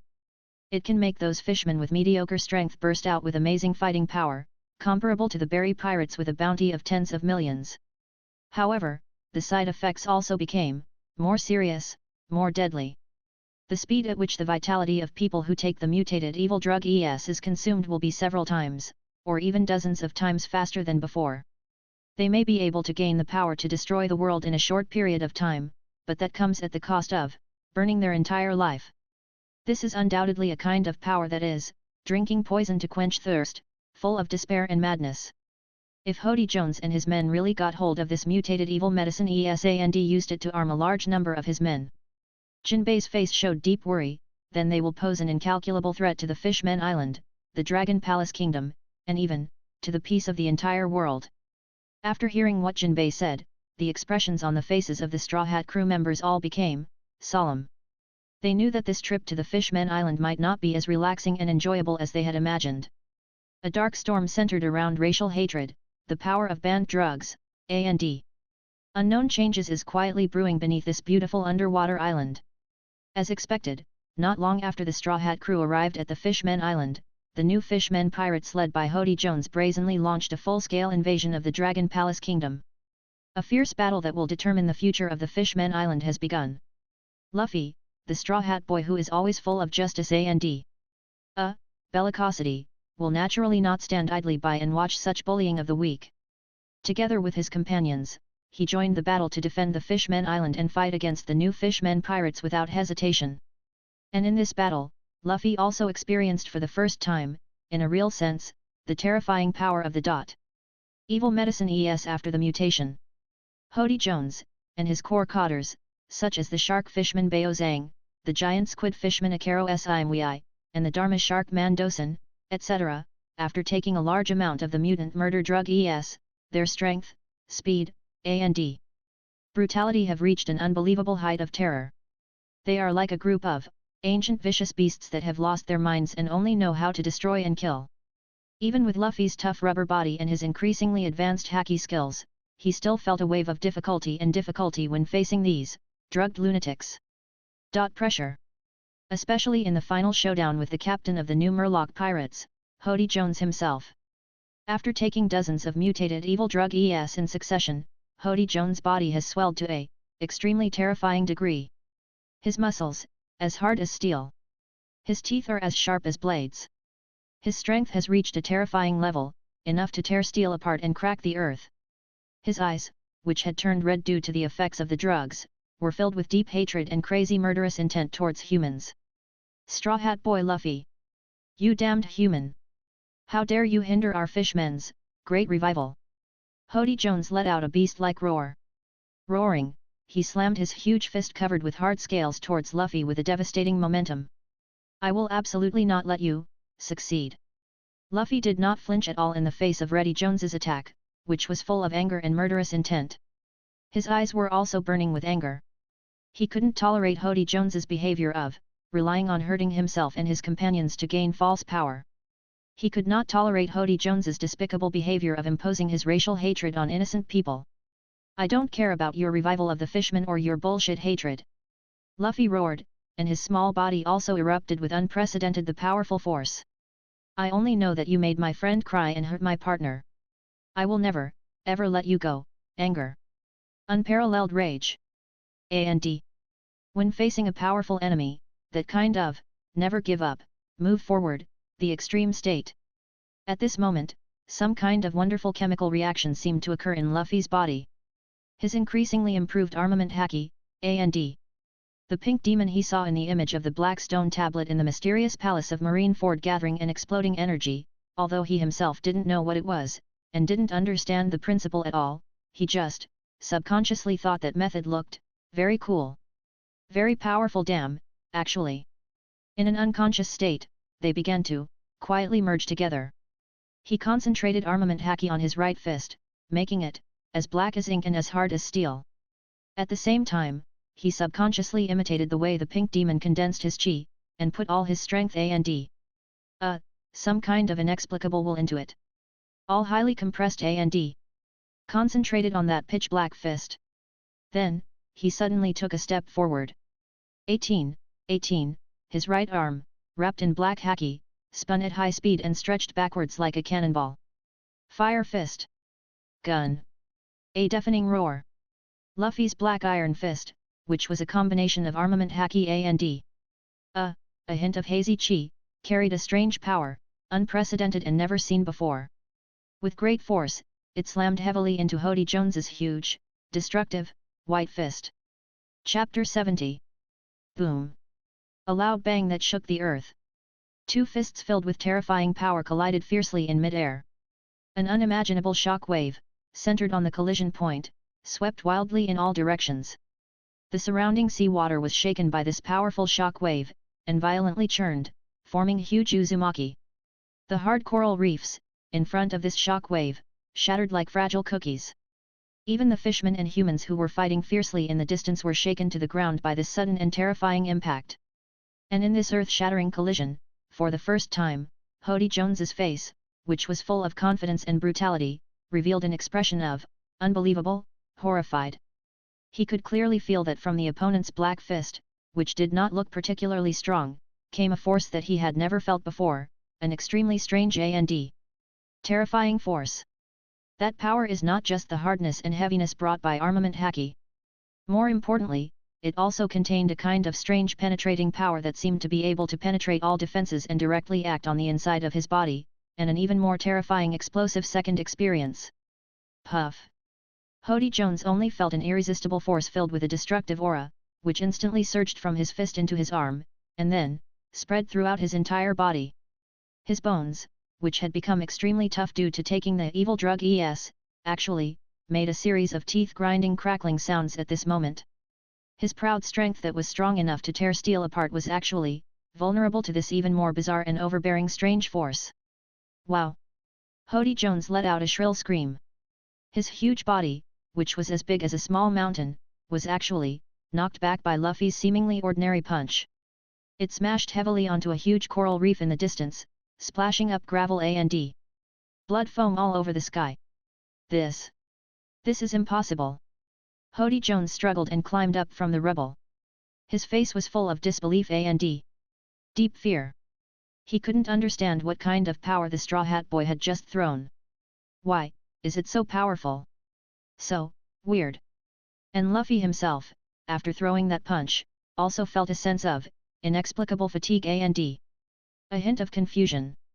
He could feel that the power of the punch he had just thrown was, indeed, much greater than before. However, he himself couldn't explain clearly what was going on. He just, in a state of anger and extreme limit, subconsciously, just hit it out. The spark of Haki and Ki quietly bloomed on this deep-sea battlefield in a way that Luffy himself hadn't even noticed. And this unconscious fusion will surely plant a seed, full of infinite possibilities, on his future growth path. Just when Luffy was fighting fiercely with Hody Jones, and unconsciously, an unusual spark of power burst out. Far behind the battlefield, the Sea Knight Jinbei, who was in charge of commanding and coordinating the defense of the Fishman Island, showed an expression of surprise and thoughtfulness on his face full of Fishman features after seeing Luffy's earth-shattering punch just now. Luffy-kun, that punch just now. Jinbei frowned slightly, his heart full of confusion. He could clearly feel that the nature of the power of the punch Luffy had just thrown seemed different from the armament Haki he had seen before. There seems to be a purer, more explosive, unknown energy in there? This feeling made him involuntarily think of the rumors about the mysterious palace rising from the bottom of the sea and the various Buu heritage that flowed out of the palace, which have been making a lot of noise all over the world in recent times. Could it be that Luffy-kun also gained some kind of adventure that could enhance his own strength from that palace? Just when Jinbei was feeling confused and puzzled by this, suddenly, in his mind, as if a flash of electricity, some very old, vague memories that he once thought were nonsense emerged. He remembered that when he was young, he had read in the library of Dragon Palace City on the Fishman Island, in the mountains of dusty ancient documents, he seemed to have seen some vague records about a mysterious building called Temple of the Sky or Palace of Stars that appeared in the deep sea near their Fishman Island in ancient times. Those records are very sporadic and very vague. It was only vaguely mentioned that the Temple of the Outer Worlds did not seem to be a product of their world, but rather came from a more distant and unknown place, the other side of the starry sky. It possesses a mysterious power beyond the imagination of mortals, and also hides a huge secret that is enough to change the fate of the world. However, because the time is so long ago, there is no solid evidence to prove the existence of the Temple of the Sky. Therefore, these vague records have always been regarded by scholars of the Fishman Island as some unrealistic myths and legends, and have not attracted much attention. 014806316 Fila 192481341 But now, after witnessing Luffy's extraordinary power explosion and thinking about the recent rumors about the underwater palace, Jinbei's heart was filled with anxiety. I couldn't help but come up with a bold guess. Could it be that those ancient documents do not record myths and legends, but real events that actually happened? Could it be that the mysterious palace that recently appeared in the waters near Marineford has some kind of unknown connection with the Temple of the Sky or Palace of Stars in the legend of the Fishman Island? This thought caused a huge wave of uproar in Jinbei's heart. He knew that if this guess was true, then the secret behind it was probably far more shocking and more complicated than he had imagined. He decided that after the battle was over, he would go to the library of Ryugu City and carefully read the ancient documents, hoping to find more clues about the Temple of the Sky. Perhaps, unraveling this ancient legend would bring him closer to the great truth that could overturn the entire world. With the accidental spread of Buu legacy and the sporadic appearance of some, chi training methods full of coincidence and luck, even if they are incomplete or even seriously misunderstood, In this already chaotic world of pirates, a group of new strong men with all kinds of, strange new powers have begun to emerge. Some of them might have been, little-known pirates, or, obscure adventurers in some remote corner, or, just 12 ordinary people with better luck. However, because they were favored by the Buu legacy, or because they unexpectedly comprehended a little bit of Qi, their strengths were improved by leaps and bounds in a short period of time. They began to, no longer be satisfied with the status quo, no longer be content with mediocrity. They began to, challenge the old forces and powerful order that once intimidated them. For example, in East Blue, the Iron Fist Monka, who accidentally got the fragments of the Turtle School training manual and mastered the shockwave skill, so he claimed, became famous after defeating the Marine captain. He actually, really attracted a lot of little pirates who were also brainless but full of desire for power to come and join him. His Iron Fragment Pirates group also, grew a little bit because of this. He even began to fantasize about whether he should, challenge the overlord of East Blue, the Clown Buggy. For example, in a lawless area in the first half of the Grand Line, a small gang leader who originally made a living by selling inferior weapons and smuggling contraband accidentally bought a broken energy bracelet on the black market at a high price, which was said to have flowed out of the palace and could temporarily enhance the body's functions. His strength, BGDE, actually, also improved significantly. He began, to no longer be satisfied with his pitiful territory, but cast his greedy eyes on, the surrounding gang forces that were more powerful than him. A new gang fight centered on territory and interests, was also, about to break out.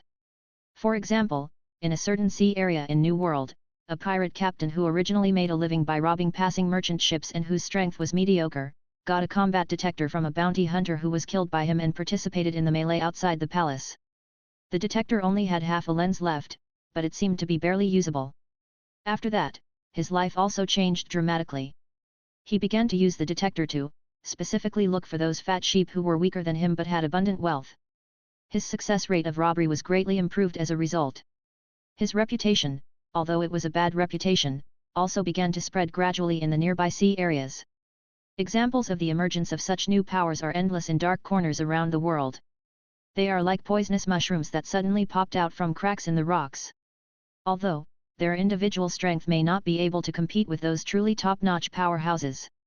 However, their appearance was like a sharp dagger, piercing fiercely into the body of those old, seemingly stable forces and order. This has made the sea, which has already become turbulent due to the Summit War and the Dragon Ball Palace incident, even more chaotic and even more unpredictable. The cracks in the old order are constantly widening. And a new, even crazier and out-of-control era seems to have, quietly arrived. The world government, a behemoth that has ruled the world for 800 years, feels unprecedented worry and a little fear because of the appearance of the Dragon Ball Palace and its Buu legacy. However, they are also keenly aware of the huge opportunities behind these alien objects. If we can firmly control these technologies that are beyond our time and the mysterious power called Qi in our own hands, then the rule of the world government will become more stable and more unshakable.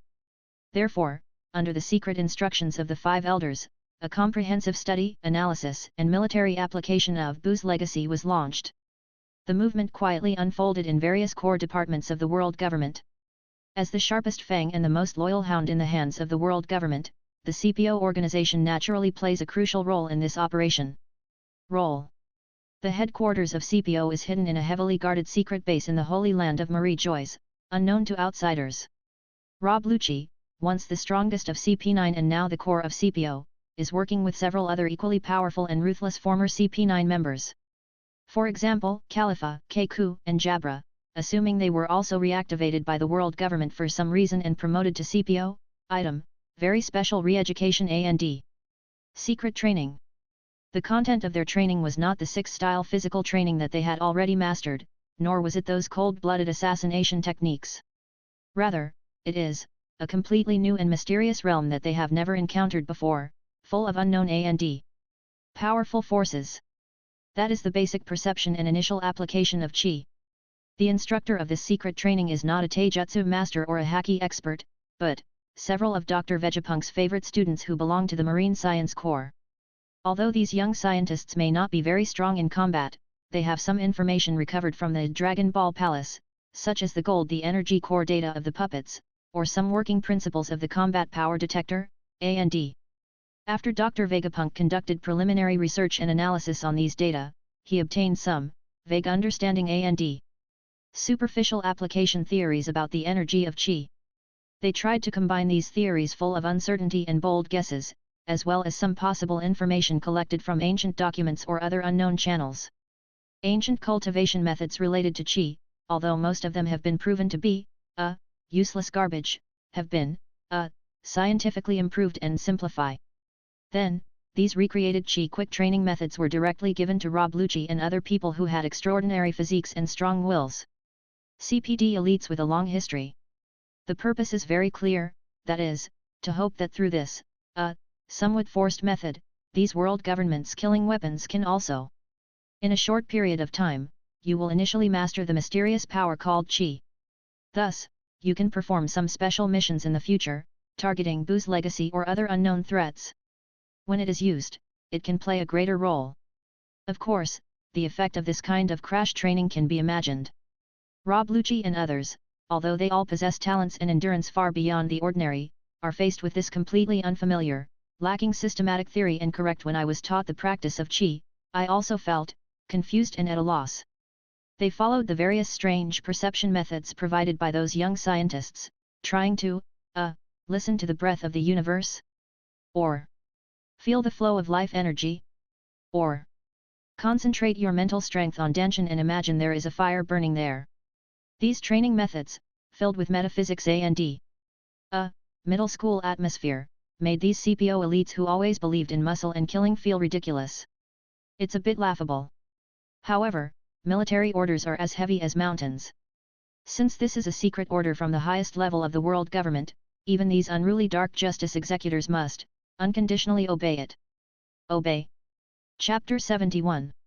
Therefore, in the following days, in the CPO's secret training base, you can often see such a scene full of disobedience and a little funny, a group of CPO elites wearing black suits and various ferocious masks on their faces, who usually kill without blinking an eye, are now sitting cross-legged on the futon, each with their eyes closed, brows furrowed, veins bulging on their foreheads, as if they are having an arduous battle with constipation. From time to time, their bodies would produce some strange physiological reactions due to random luck, or excessive mental concentration.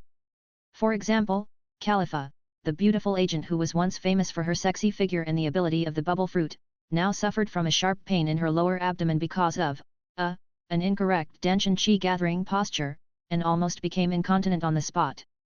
For example, Keiku, the former CP9 member who was once famous for his giraffe fruit ability and four-sword swordsmanship, accidentally twisted his beloved long nose into a twist because he tried to combine Qi with his slashing attacks. As for Rob Lucci himself, with his extraordinary willpower and his morbid obsession with power, he could barely feel a very weak warm current of something similar, wandering around in his body.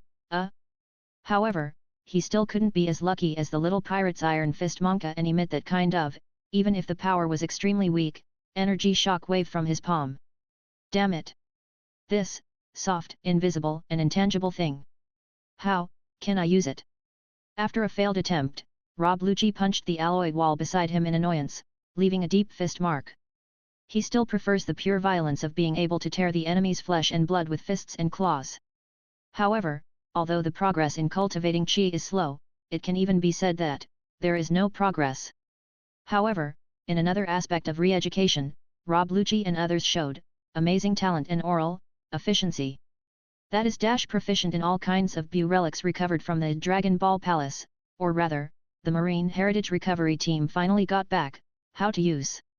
Whether it's the detector that can visually display combat power, although most of them are damaged and need frequent repairs, or the universal capsule that can conjure up all kinds of creations out of thin air, although the number is extremely rare, and the things inside are mostly some useless daily necessities, such as an automatically heating toilet seat, or the broken treatment device that seems to be still usable.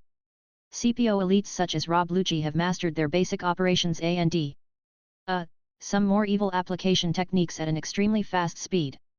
They even began to try to combine and innovate these Buu heritage with their own 6-style physical skills and devil fruit abilities.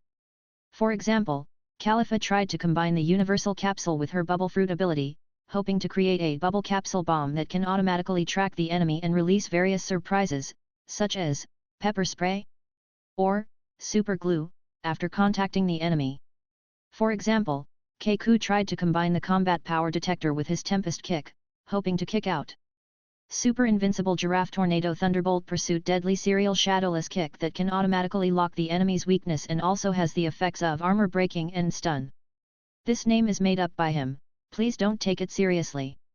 As for Rob Lucci himself, he showed great interest in the broken treatment device and the core components containing unknown energy that were disassembled from the wreckage of the metal puppet. He seemed to want to find a special method from these things that could further strengthen his already terrifying life restoration ability, or even make his heart, which had become cold and numb from killing, feel a little bit of vitality again?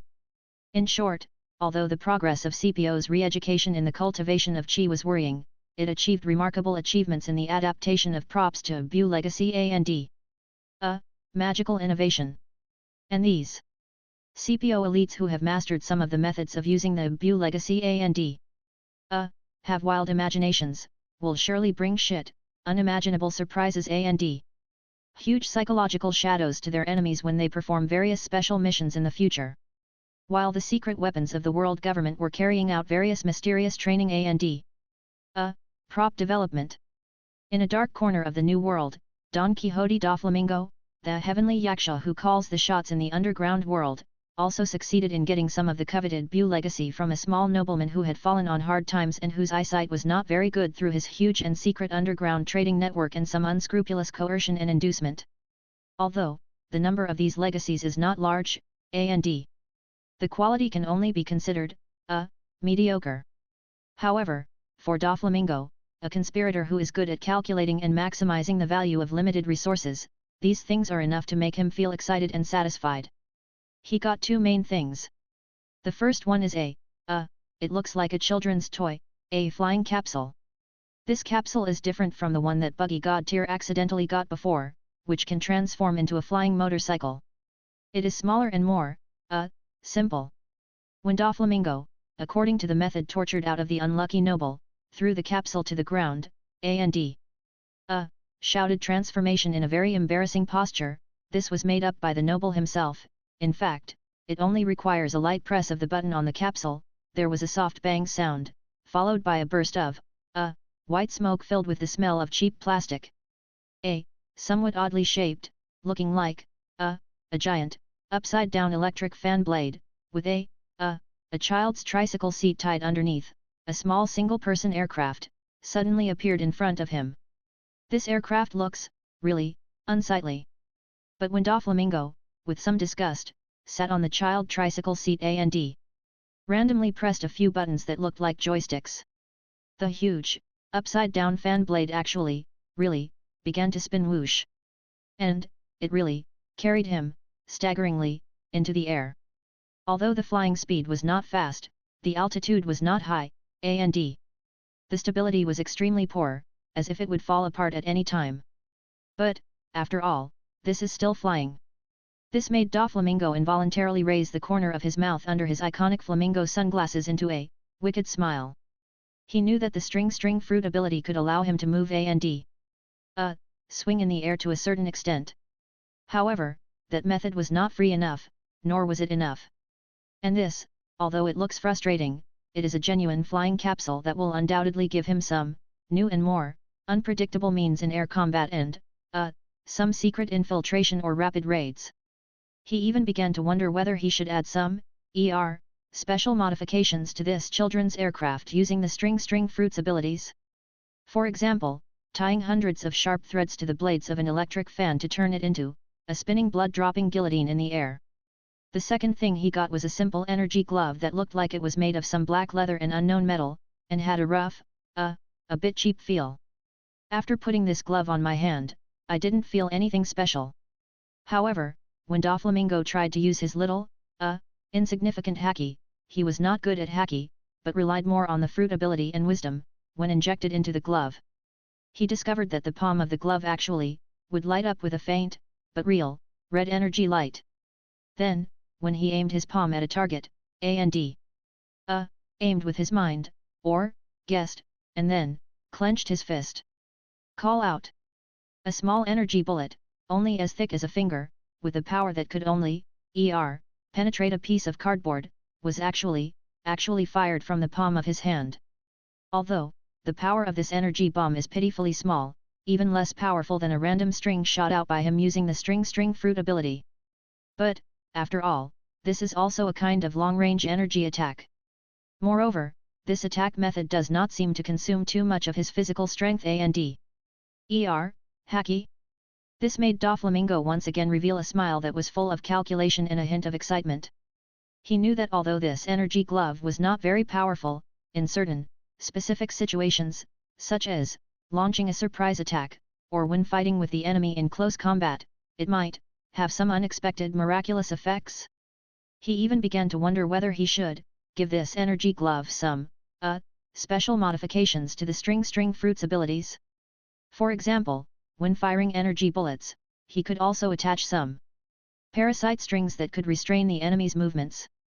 In short, these two pieces of Buu legacy, although they look a bit copycat and low profile, also give Doflamingo some new and more insidious means in air combat, raids, and long-range harassment.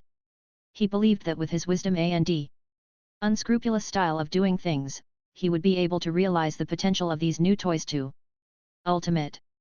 As a result, his business and ambition in New World will surely reach a higher level.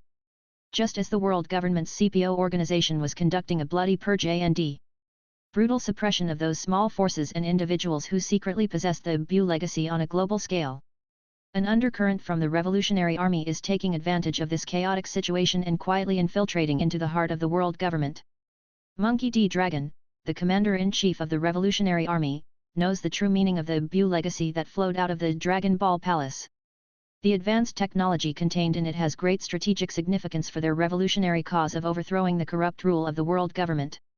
However, he also knew that with the current intelligence capabilities and armed forces of the Revolutionary Army, it would be difficult to directly snatch those legacy from the Marine or other powerful forces. It is almost an impossible task. Moreover, doing so would inevitably expose the Revolutionary Army's strength and intentions prematurely, thus attracting even more frantic encirclement and suppression from the world government. 0. So, Long decided to take a more covered and more, roundabout way. He set his sights on Dr. Vegapunk, who was known as the world's #1 scientist and possessed countless technologies that were beyond his time. Long knew that Dr. Vegapunk had been working for the world government and had developed many powerful weapons and killing tools for them.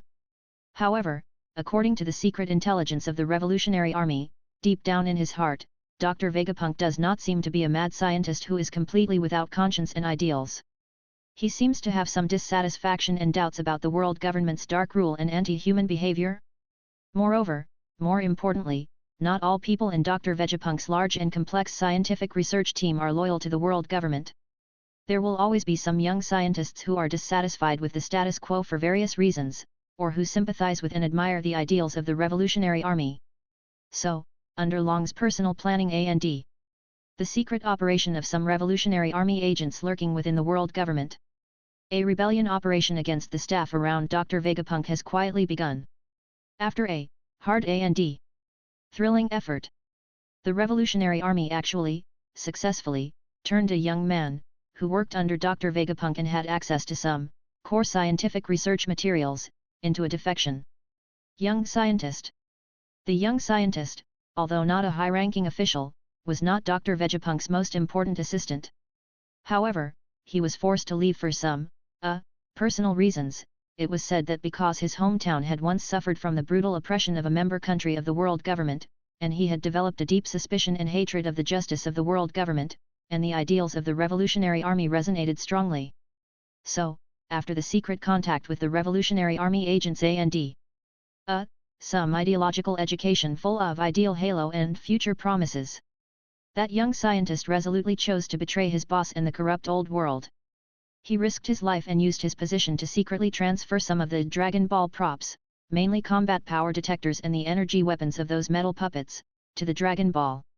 The preliminary copy of the system and a copy of Dr. Vegapunk's personal research notes were passed through extremely secret channels to the revolutionary military agent. Although these materials are incomplete, most of them are immature theories and experimental data full of speculations.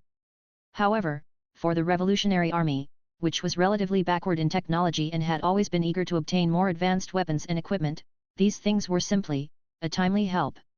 Oh! They provide extremely valuable reference and guidance for the future technological development of the Revolutionary Army. It also allowed the Revolutionary Army to slightly recover the disadvantage in the long-lasting technological competition with the world government. Chapter 72.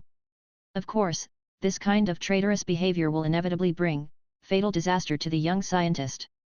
After successfully delivering the information, he also mysteriously disappeared from Vegapunk's laboratory with the help of the Revolutionary Army. From then on, he hid his identity and joined the Revolutionary Tide. After Dr. Vegapunk discovered that there was such a mole among his men, and that such important scientific research secrets had been leaked, he felt furious and a little scared.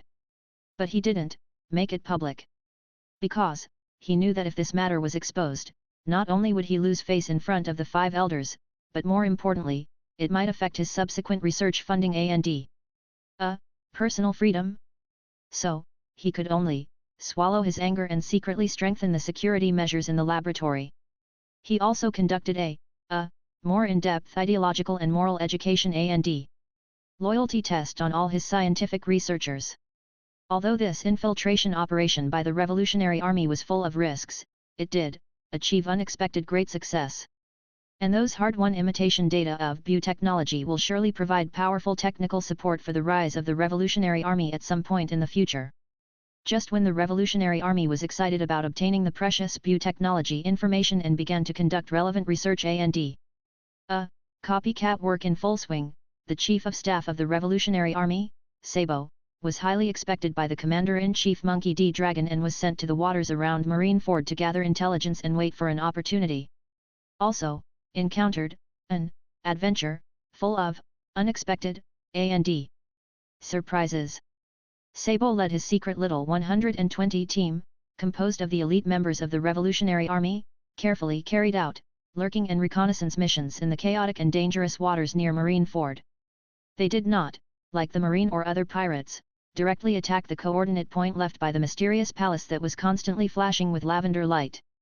Their mission is more about observing in secret, collecting intelligence, analyzing the situation, and looking for any opportunities that might be useful to the revolutionary cause. Once, Sabo led several team members, disguised as ordinary adventurers, and sneaked into a lawless island that had become extremely chaotic and full of good and bad people because of the rumor of Buu's legacy to collect intelligence. They unexpectedly encountered a group of pirates who were fighting over an unknown object. Those two pirates look like insignificant characters, and their abilities can only be considered barely acceptable.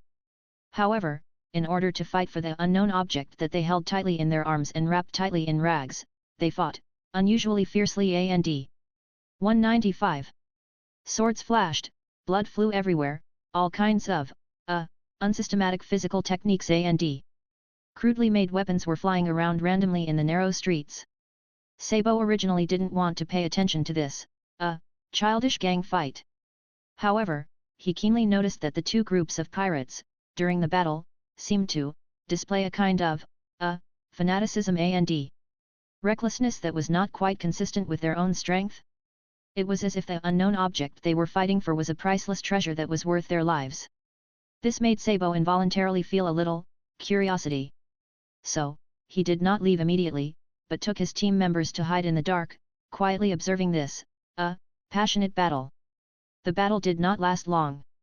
Soon, one of the pirates, after paying a heavy price, succeeded in wiping out the other pirates. And that unknown object that they regarded as a treasure fell into the hands of a one-eyed man with a fleshy face who looked like the leader of the pirates. After getting the unknown object, the one-eyed pirate's leader showed an ecstatic expression on his face as if he had found a treasure. He didn't even care about the bleeding wounds on his body, and couldn't wait to open the treasure wrapped in rags. However, just when he was about to unveil the mysterious veil, swoosh!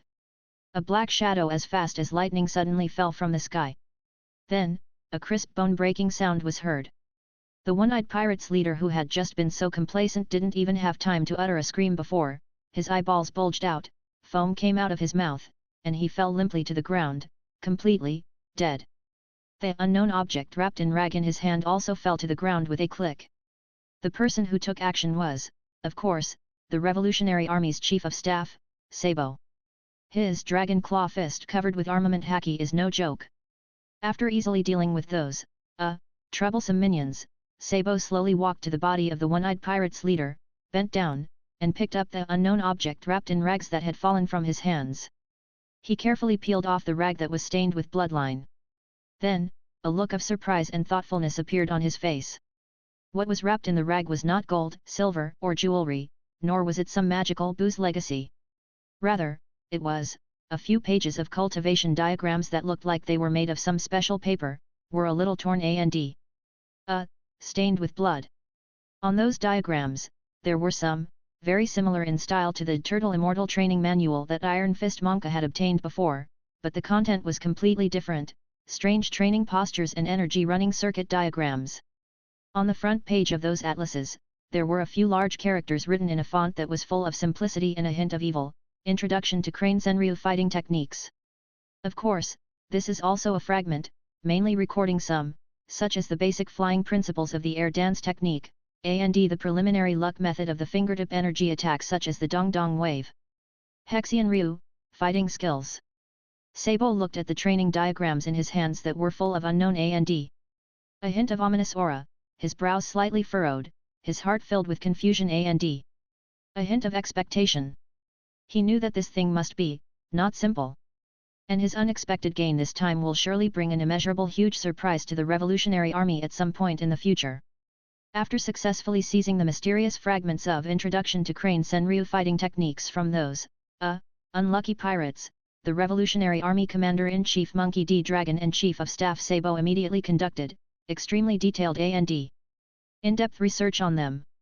Although, the contents of those fragments are incomplete, many places are full of unknown incomprehensible metaphysical theories. However, with the dragon's unfathomable wisdom, Sabo's extraordinary talent the keen perception of fire and energy inherited from Ace. They actually, really, from those broken diagrams, initially comprehended some, basic principles about the mysterious power called Chi. Especially after they compared these fragments of Tsuru Senryu with the preliminary research data on Buu's legacy obtained from Vegapunk Laboratory, and conducted, mutual verification and bold speculation. Long's mind suddenly became clear. He deeply realized that the potential of this power system called Chi was huge, its applications were wide, and its power was terrifying. I'm afraid, it was far beyond his previous imagination. If the Revolutionary Army can truly master this power and use it in actual combat, then, their chances of overthrowing the corrupt rule of the world government will, greatly increase. So, after some, excited and careful consideration, Long made a major decision that would change the future fate of the Revolutionary Army. He decided to secretly select a group of young fighters from within the Revolutionary Army who were excellent, determined, and absolutely loyal to the revolutionary cause. Then, Sabo and some other cadres of the Revolutionary Army who also had some understanding of Chi, for example, the Monster King Emporio Ivankov who had fought side by side with Luffy in the palace, he also seemed to have his own unique understanding of the use of that energy, secretly taught them the Chi cultivation methods that they had learned from the fragments of Turtle Senryu and Crane Senryu.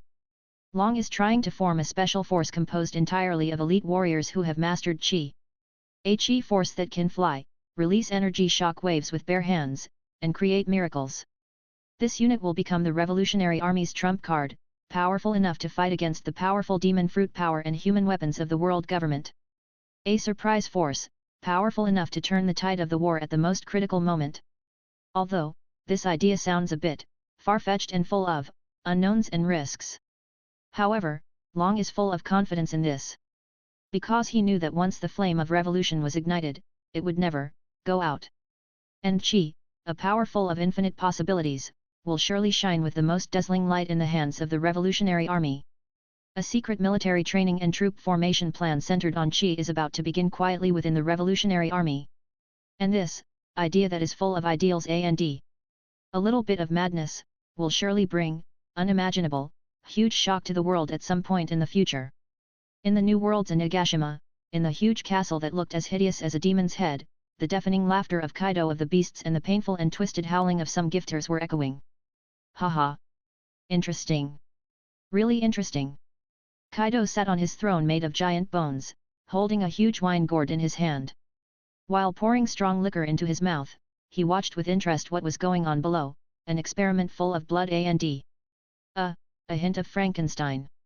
The subjects of the experiment were several givers who belonged to the beasts' pirates and whose strength could only be considered average or lower. They were the unlucky ones who gained various strange animal features and some unstable abilities by eating the artificial devil fruit smile. The prop of the experiment was Quinn. After much effort, we finally managed to grab some, well, I couldn't identify their specific purpose at all, from the chaotic sea area near Marineford. Fragments of the device lost in the mysterious palace. Some of those fragments looked like a twisted metal plate covered with tadpole-like golden words, some looked like a broken energy pipeline, with a faint trace of energy remaining. Energy fluctuations, others looked like a burnt, oddly shaped plastic part. In short, in Quinn's opinion, these things are just a bunch of useless garbage. However, in the eyes of his boss, Kaido of the Beasts, these mysterious fragments from an unknown palace may contain something that can make his useless people the givers become stronger, a miracle.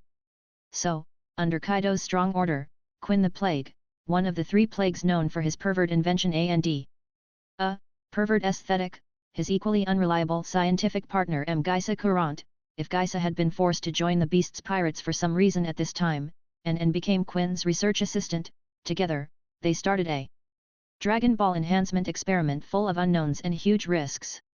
The experimental process is usually simple and crude. They randomly attached the palace installation fragments to the unfortunate donors.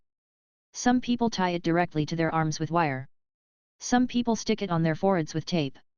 Some even had their skin cut open by that pervert named Guy SA, and then forcibly stuffed it into their muscles. Then, they observed that these givers, when they came into contact with those mysterious fragments or were affected by the weak Bu energy that might remain on those fragments. What kind of wonderful changes will occur after radiation? Result. Indeed, there have been some 1.0 changes. After some of the gifters came into contact with those fragments, their original, unstable, and even somewhat ridiculous smile fruit abilities actually really, there have been some unexpected enhancements or upgraded. For example, a giver who originally could only grow a pair of squirrel claws on his arms, after coming into contact with a metal plate that was flickering with a faint blue light, the claws on his arms, the squirrel's claws, unexpectedly, became sharper and harder than before, and even could emit faint, static electricity sparks. Although, this kind of enhancement seems still useless, and a little funny however, for Kaido of the Beasts, a battle maniac who, only pursues results and does not care about the process, this is enough to make him excited and satisfied. Haha. Did you see that? Quinn. Guy. Lao Zi said it. These treasures falling from the sky must be good things. Kaido pointed at the arm. The squirrel paw to the gifter with static sparks on it said proudly. However, these, lucky enhancements and upgrades are, after all, only a minority. The reactions of more gifted people after coming into contact with those mysterious fragments or being irradiated by their energy are, even more terrifying and miserable. Some of them began to twitch and twist uncontrollably, as if countless bugs were crawling under their skin. Some of them were foaming at the mouth, bleeding from all 7 orifices, and emitting bursts of heart-wrenching screams. Some even, just, exploded with a bang, just like the marine officer who overdosed on Senzu Beans before, and turned into a pool of, full of a mosaic filled with various animal hair and viscera fragments. Chapter 73. This, extremely high failure rate and extremely horrifying side effects made the members of the Beasts Pirates, who were always known for their ruthlessness, feel chills and shudders after seeing these scenes. Even one of the hosts of the experiment, Epidemic Quinn, couldn't help but shed a tear on his fat face after seeing the miserable state of those experimental subjects. Crocodile tears? Guy, brother Kaido, this experiment seems too dangerous. Quinn stuttered as he spoke to Kaido on the throne, with a hint of fear and retreat in his voice. However, Kaido of the Beasts didn't care about these, little sacrifices. In his opinion, these rubbish who can't even use haki are just consumables to the gifter.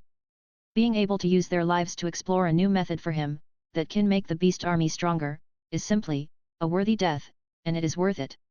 G. Danger? What's so dangerous about that?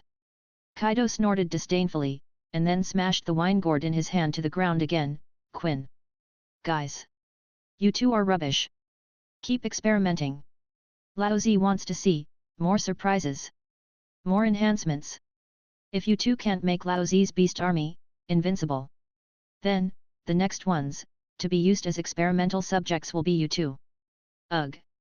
Kaido's words and his eyes full of cruelty and threats frightened Quinn and Gysis so much that they were scared out of their wits and PD themselves. They knew that if they could not satisfy the pervert desire of this moody world's strongest creature, then what would await them would definitely be torture, more horrible than death. Thus, an even crazier and even more inhumane Giver Dragon Ball enhancement experiment continues in full swing inside the castle of Onigashima. And those innocent donors became victims of this scientific exploration, full of blood and a hint of black humor. Kaido of the Beasts, the Four Emperors known for his brutality and destruction, is using his unique and twisted way to try to squeeze out the last bit of value from the shattered Buu legacy.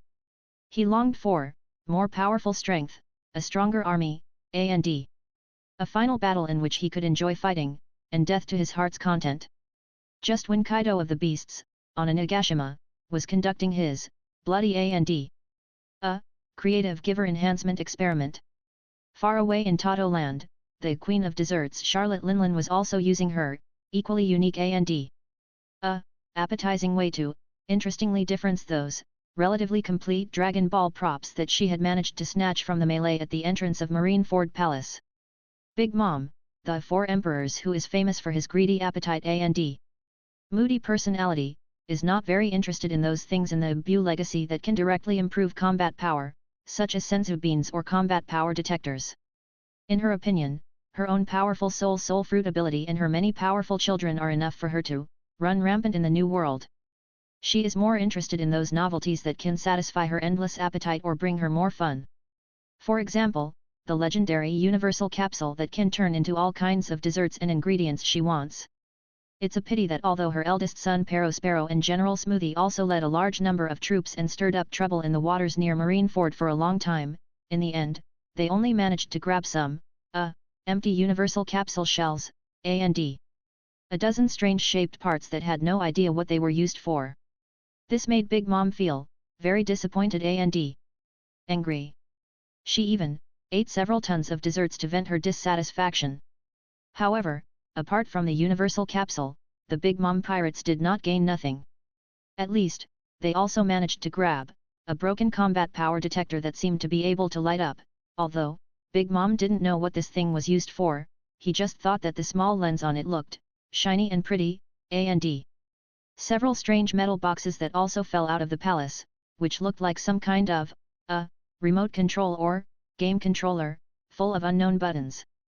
As for these new toys that she couldn't understand at all and couldn't eat for the time being, after the initial novelty wore off, Big Mom began to think about how to make them more interesting. Then, she thought of her omnipotent soul fruit ability. The soul fruit allows her to extract the souls of others at will, and give these souls to various inanimate objects, turning them into homies with self-awareness and the ability to act. For example, the pirate's hat Napoleon on her head is made from fragments of her soul. Not only can it be transformed at will, but it can also, chat with her to relieve boredom. For example, the somersault cloud Zeus under her feet and the flaming sword Prometheus in her hand were also transformed from powerful souls and possessed terrifying power to destroy the world. BB. What if she gave these Dragon Ball props from the unknown palace, full of mysterious technology, souls, and turned them into homies? Will they show even more magical functions? Or, at least, would they speak and tell her some secrets about the palace? For example, in the palace, is there a river made of chocolate and cream? Or a castle made of cookies and candies? Big Moim feels very excited and looking forward to this idea. So she immediately placed the broken combat power detector and the strange metal boxes in front of her. Then, she stretched out her right hand, which was as huge as a hill and covered with thick fat, with her palm facing up, and her eyes flashed with a disturbing pink light. Life or treat? Big Mom let out her signature roar, full of majesty and a hint of childish willfulness. An indescribable aura of terror, full of deprivation and empowerment, suddenly burst out from her body.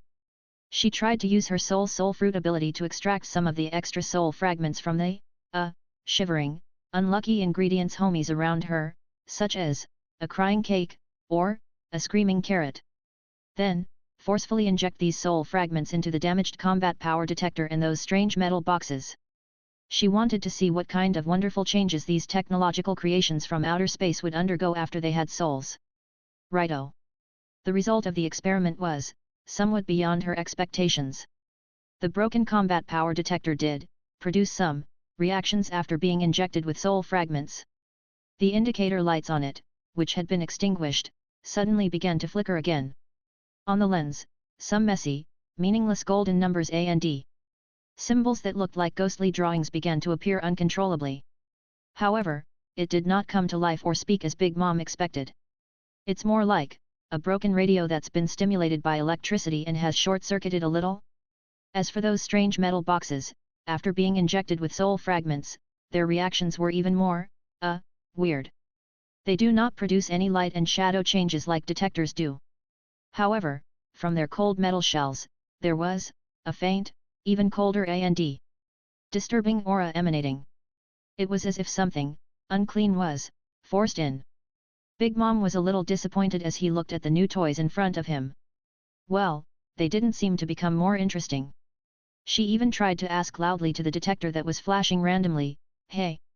Little mirror! Little mirror! Tell Mom! What is the most delicious dessert in the world?" However, the detector was still just flashing on and off, completely ignoring her. Tisk! It's useless. Big Mom was a little angry and threw the detector aside. She felt that these things that were looted from the palace were really too boring.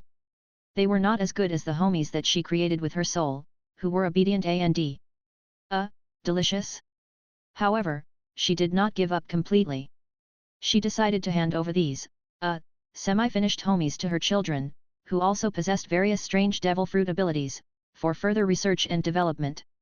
Maybe, in their hands, these Buu legacy with souls can really show some unexpected magical functions. For example, a dessert detection and making homies that can automatically find and make top-notch desserts. Big Mom's attempt at soul endowment did not achieve an immediate magical effect. However, have those Buu legacy that were forcibly injected with souls also produced some unknown, deeper changes inside? I'm afraid, only time can give the answer. Just as the 4 emperors of the New World were all using their own ways to conduct various experiments and attempts that were full of creativity and a little bit of madness on the legacy that flowed out of the Dragon Ball Palace. The Red Hair Pirates' flagship, Red Force, is still sailing smoothly on the Grand Line, which is full of unknowns and challenges. Although the atmosphere on the ship was still relaxed, it was also a little more, indescribably solemn and vigilant than usual. Especially after hearing various rumors about the pink demon called Buu and his terrifying power that can destroy planets with ease.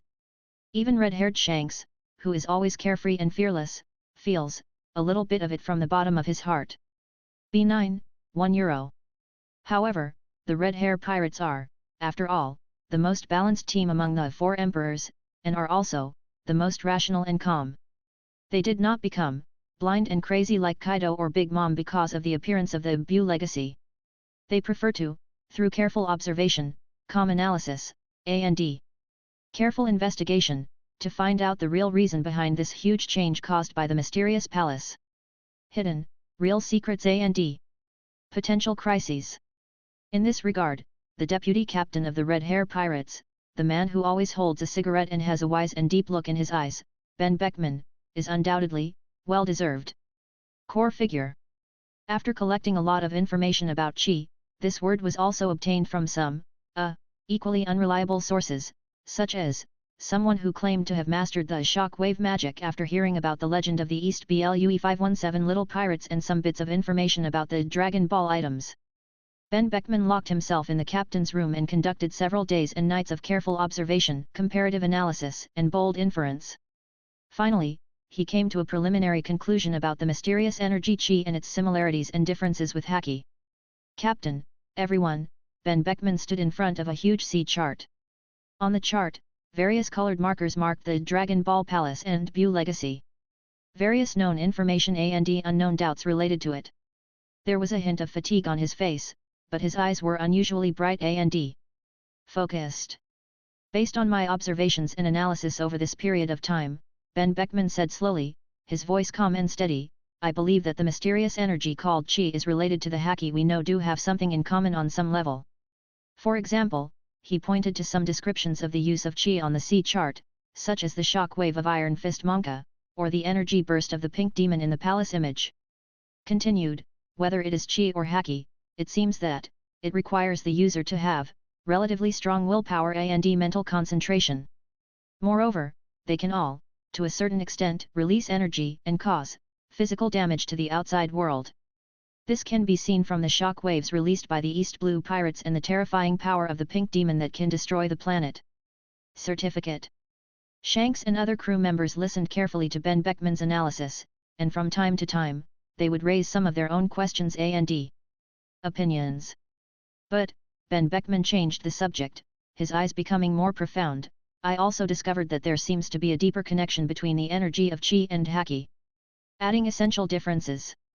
Haki is more of an external manifestation of a living being's own will and potential. It can be mastered and improved through hard training, but its upper limit seems to be letters are also limited by individual talents and mental strength." And Chi. Ben Beckman's eyes turned to the mark on the sea chart about the pink demon image, and his tone became a little solemn. "It gives me a feeling that like a more primitive, purer, and more life energy with infinite possibilities. It doesn't seem to be driven by willpower alone. It's more like a kind of power stored in every living thing, even non-living things, but it requires some special method to be ignited and detonated, the power of origin. And, judging from the power displayed by the pink demon, the way he uses Ki seems to be more direct and violent than Haki." Chapter 74. Haki, although it can cause great damage, it often needs to rely on some medium, such as fists, swords, or eyes, to exert its greatest power. And Chi seems to be able to burst out directly from any part of the body in the form of pure energy, forming all kinds of incredible attacks and magical powers. Although Ben Beckman's inference lacked sufficient evidence to support it, it did open a new door to an unknown power system for the Red Hair Pirates members present.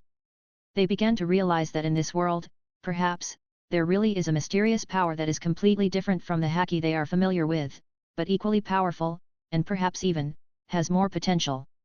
"So, Beckman," Shanks pondered for a moment and asked, "do you think we can cultivate this kind of Chi? This issue is also a matter of great concern to everyone present." Hearing this, Ben Beckman smiled bitterly and shook his head. "Captain, to be honest, I don't know. From the information we have so far, the method of cultivating Chi seems to be very rare and secret. The fact that the little pirate from East Blue was able to accidentally master a little bit of it is probably just luck. Moreover, that kind of power seems to be full of unknowns and dangers. If you practice it improperly, you may become possessed or even endanger your life. So, I suggest," Ben Beckman's tone became unusually serious, "before we find a more reliable method of practicing Chi and safety guarantee, we should not easily try to practice that unknown power. What we should do most now is to continue to improve our own Haki skills and keep a close eye on the follow-up movements of that Bushu and the palace." After listening to Ben Beckman's advice, Shanks was silent for a moment, then nodded slowly. He knew that what Beckman said was right. In the face of the unknown, remaining cautious and reverent is always the wisest choice. However, in his heart, he also felt a hint of curiosity and anticipation about the mysterious power called Chi. Perhaps, at some point in the future, when they uncover more secrets about Buu and the palace, they will be able to find a way to that more primitive and pure power. The Red Hair Pirates are still cautiously observing this world, which is becoming increasingly chaotic and dangerous because of the Buu legacy. And their preliminary exploration of Chi and Haki will surely bring them unexpected inspiration and help at some point in the future. Just as powerful forces around the world were fighting openly and secretly for the Buu legacy that had already flowed out of the palace. Some, relatively speaking, more lucky or more rich private expedition teams also began to cast their greedy eyes on that. The coordinates of a mysterious light spot on the sea near Marineford. They are not like the Marine, which has strong military power and the support of the state apparatus. They are not like the Four Emperors pirates, who have many powerful subordinates in the capital to run rampant in the New World. All they had were some relatively advanced-looking exploration equipment built with money, and a group of desperate-looking mercenaries who had also gathered together for money. Their purpose is also very simple, that is, they hope to find some rare treasures from the Dragon Ball Palace that may have sunk into the deep sea, which can make them rich overnight, or famous all over the world. Among them, there was a private expedition team funded by a fat businessman from South Blue who was extremely wealthy but whose body was hollowed out due to years of indulgence in alcohol and S***X. Although this expedition team has a complex personnel structure and somewhat lacks discipline, the expedition equipment they have is luxurious. Not only do they have a small exploration submarine that can barely dive thousands of meters into the sea and is equipped with various sonars and robotic arms. Even through some, not so glorious channels, he got one or two, which were said to have flowed out of the palace, but whose functions had been severely degraded and often malfunctioned, a copycat version of the combat power detection device. With these, in some people's eyes, these are already top-of-the-line equipment, and the blessing of money. This private expedition team funded by a wealthy businessman actually, really, after paying a heavy price of several members missing and multiple damages to the submarine, luckily, through the entrance of the space channel filled with unknown energy turbulence and powerful force fields, successfully sneaked into the mysterious palace, a new area that had never been discovered by the Marine Heritage Recovery Team before. It was a room that looked like some kind of, small storage room or spare parts warehouse. The room was not big, and inside it were some strangely shaped metal parts that they could not understand at all, and some unknown crystals that emitted weak energy fluctuations. Just when the expedition members were somewhat disappointed and thought they would return empty-handed again, a sharp-eyed team member suddenly found a metal machine in a corner of the room that was covered with thick dust, or some unknown sediment similar to dust, and looked like some kind of small household appliance. The machine was about the size of a microwave oven, square in shape, and dark silver-white in color. On the front of the machine, there was a small door that could be opened, and on the door there was a touch screen that looked like an operating panel, although the screen was completely black and had no response. On the top of the machine, there is a groove that looks like a feeding port. On the side of the machine, there is a small discharging port. What is this? The expedition members gathered around curiously, carefully examining this new thing that they dug out from the dust pile. They tried pressing the buttons on the touch screen, but the machine didn't respond at all. They then tried to stuff some, compressed biscuits or energy bars that they carried with them into the feeding port. Then, he patted the outer shell of the machine randomly.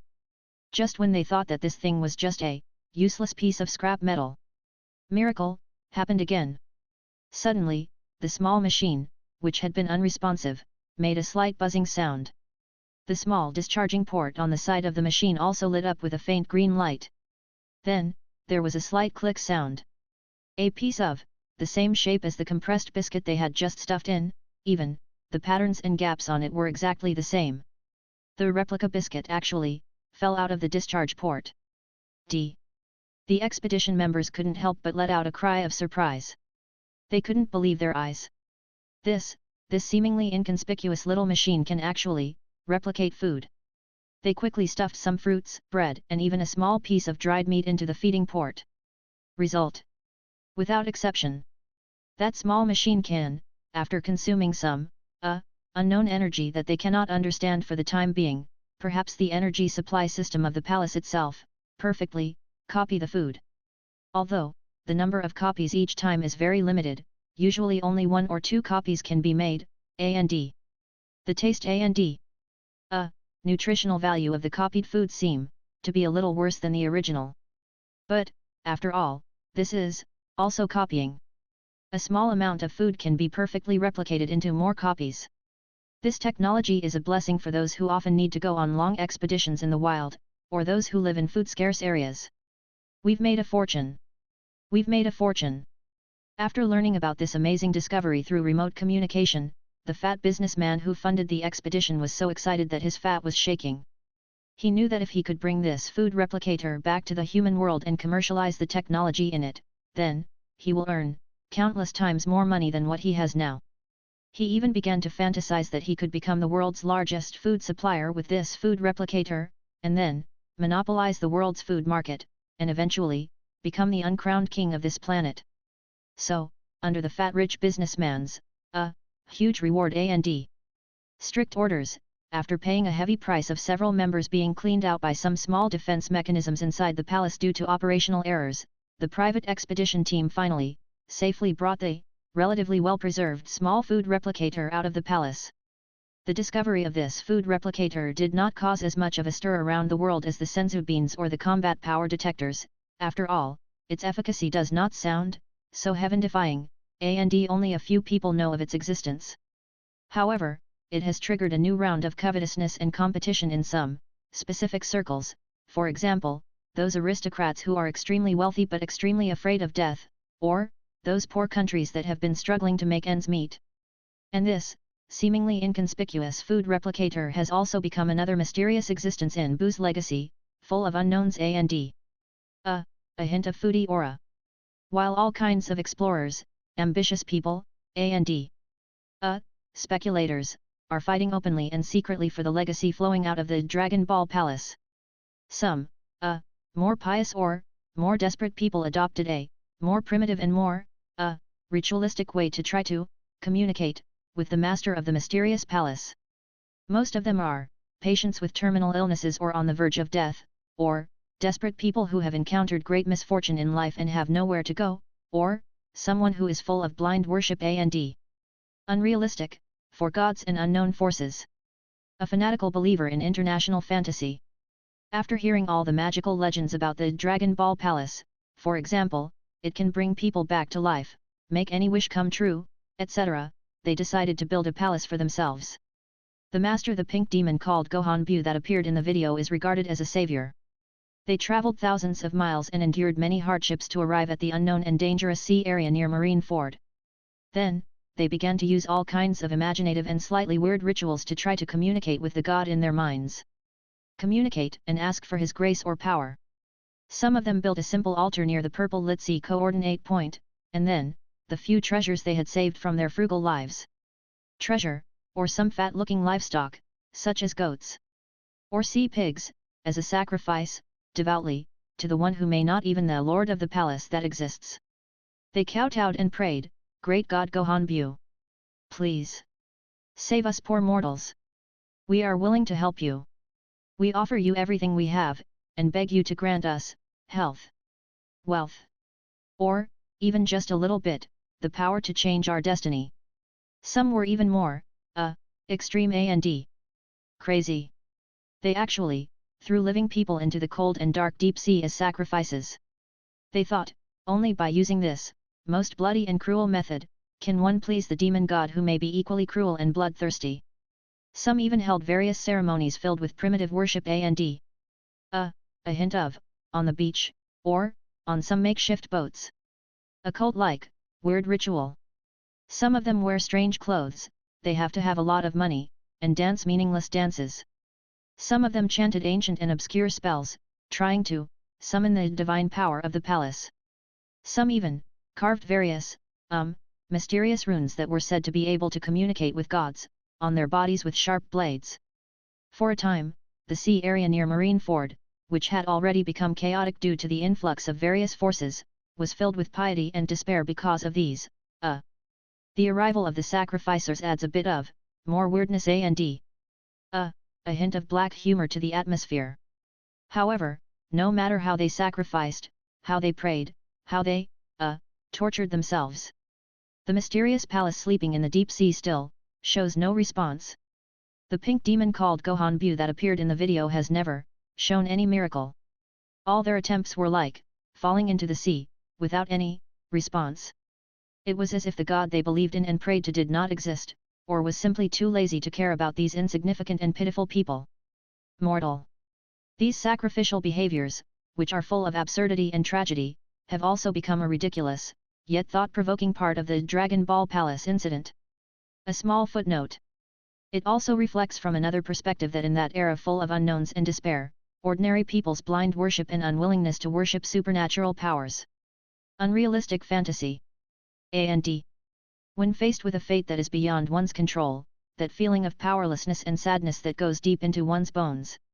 Ambitious people, explorers, and some more devout fanatics around the world are all fighting for the cloth that has flowed out of the Dragon Ball Palace. When they were competing for the European heritage and showing off their magical powers, fighting openly and secretly, and even, making all kinds of futile sacrifices full of ritual sense. Chapter 75. The World Economic News Agency, a huge news machine that controls the direction of public opinion around the world, has also devoted itself to comprehensive reporting on the huge changes caused by the Dragon Ball Palace with unprecedented enthusiasm and efficiency, under the personal planning and instigation of its president, Big News Morgans. Morgans, the Birdman with a bird's head and a near-paranoiac obsession with news, relied on his sense of news that was as sharp as that of a wild beast, and his powerful intelligence network that was all over the world and could penetrate everywhere. He quickly collected a large amount of exclusive and explosive information about Buu's legacy that was full of strange stories and a hint of blood. He knew that if these things could be made public in a way that could satisfy people's curiosity and not directly offend the world government, at least, on the surface, then he and his World Economic News Agency would surely gain both fame and fortune and make a fortune. So, after some, careful planning and packaging full of journalist professional ethics and business acumen, a brand new series of reports full of mystery and a hint of 8 trigrams, has made its grand debut on the front page of the World Economic News. The name of this series of reports is Buu Legacy Records.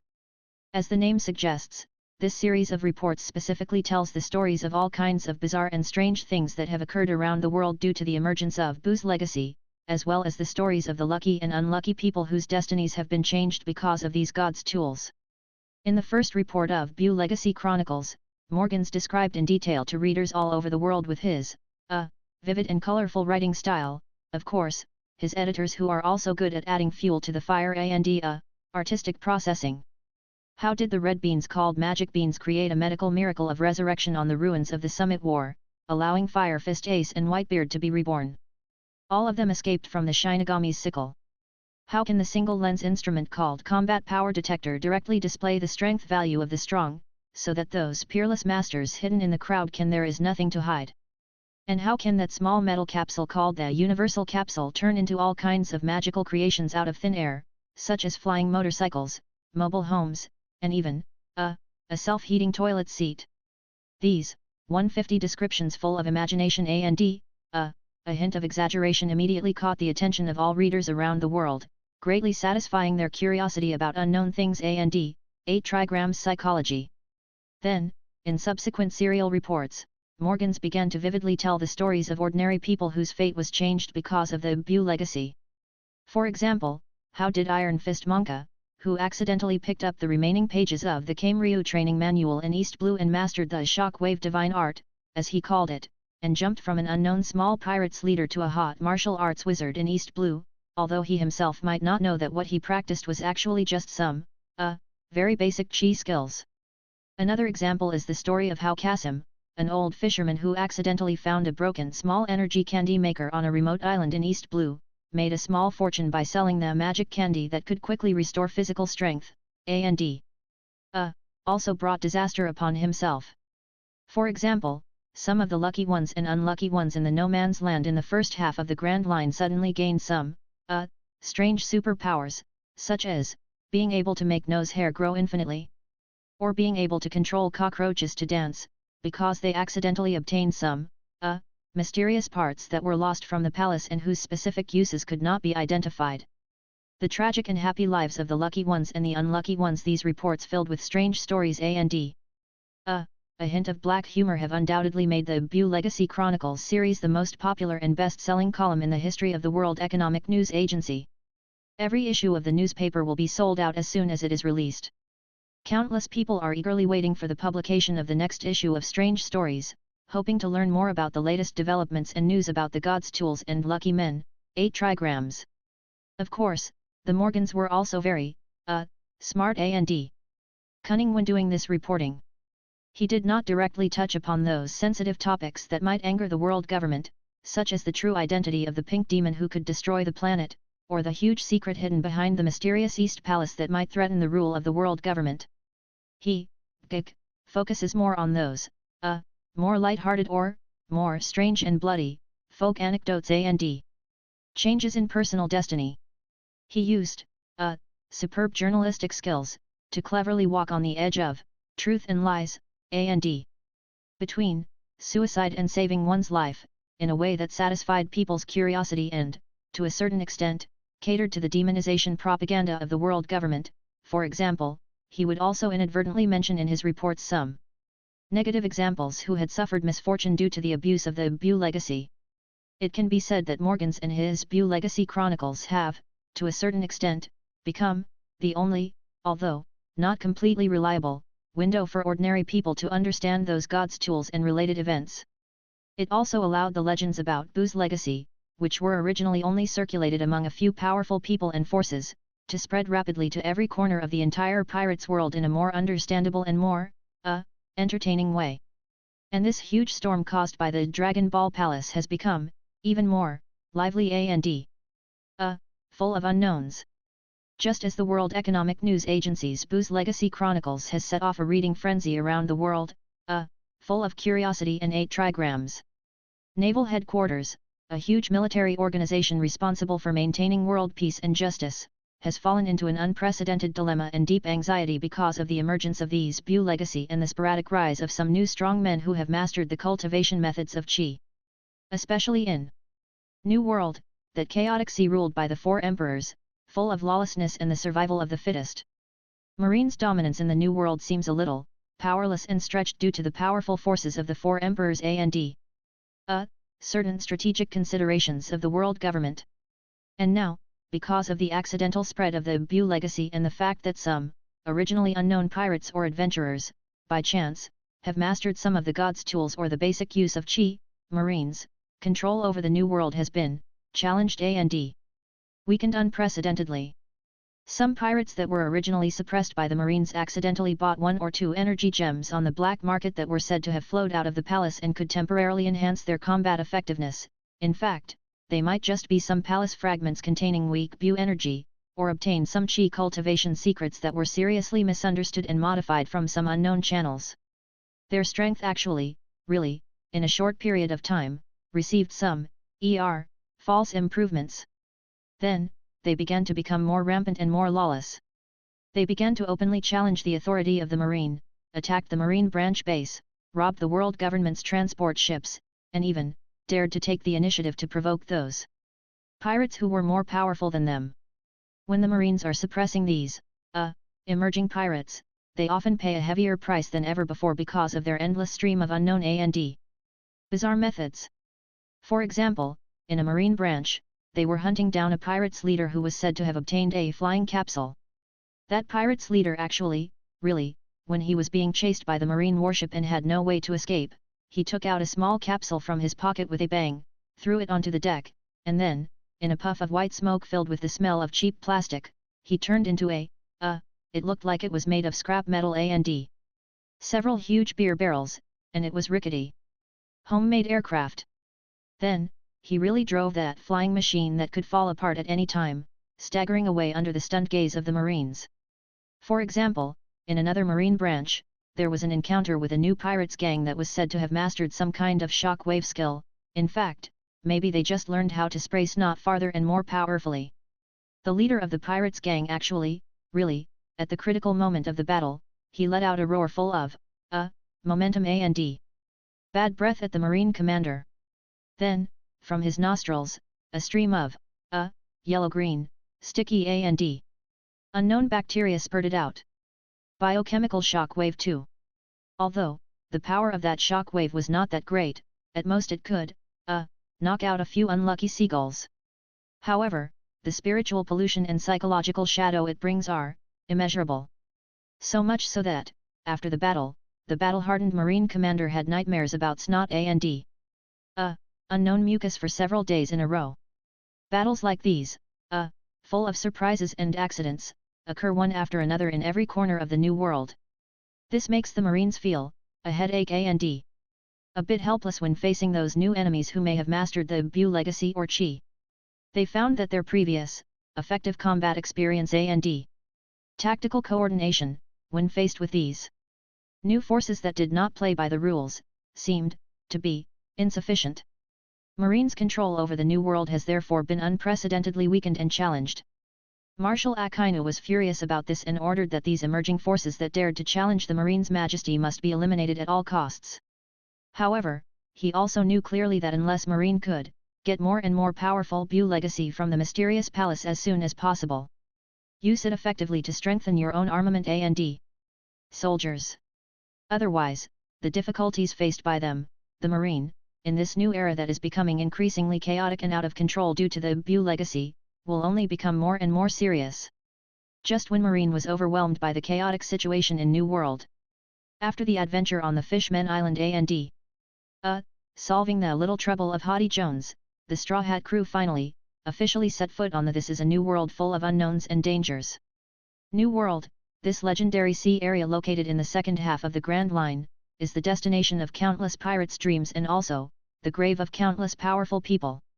Here, the climate is unpredictable, the islands are bizarre, sea kings emerge one after another, and more importantly, the four most powerful pirates groups in the world today are entrenched here. Anyone who wants to gain a foothold in the new world, or want to challenge the throne of Pirates King, must first pass the four emperors.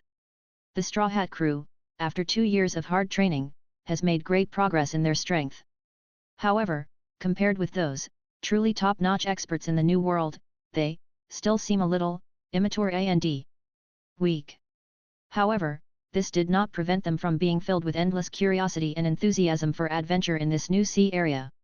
Especially, when they heard that in recent times, New World has become more hotter because of the appearance of the mysterious Dragon Ball Palace and those Buu legacy when things were noisy and interesting.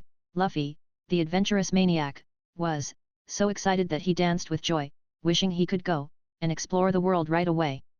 However, reality soon gave them a big warning.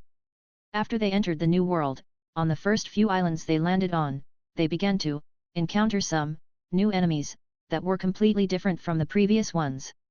Some of these enemies escaped by chance during the chaos of the Summit War, and accidentally purchased some from the black market.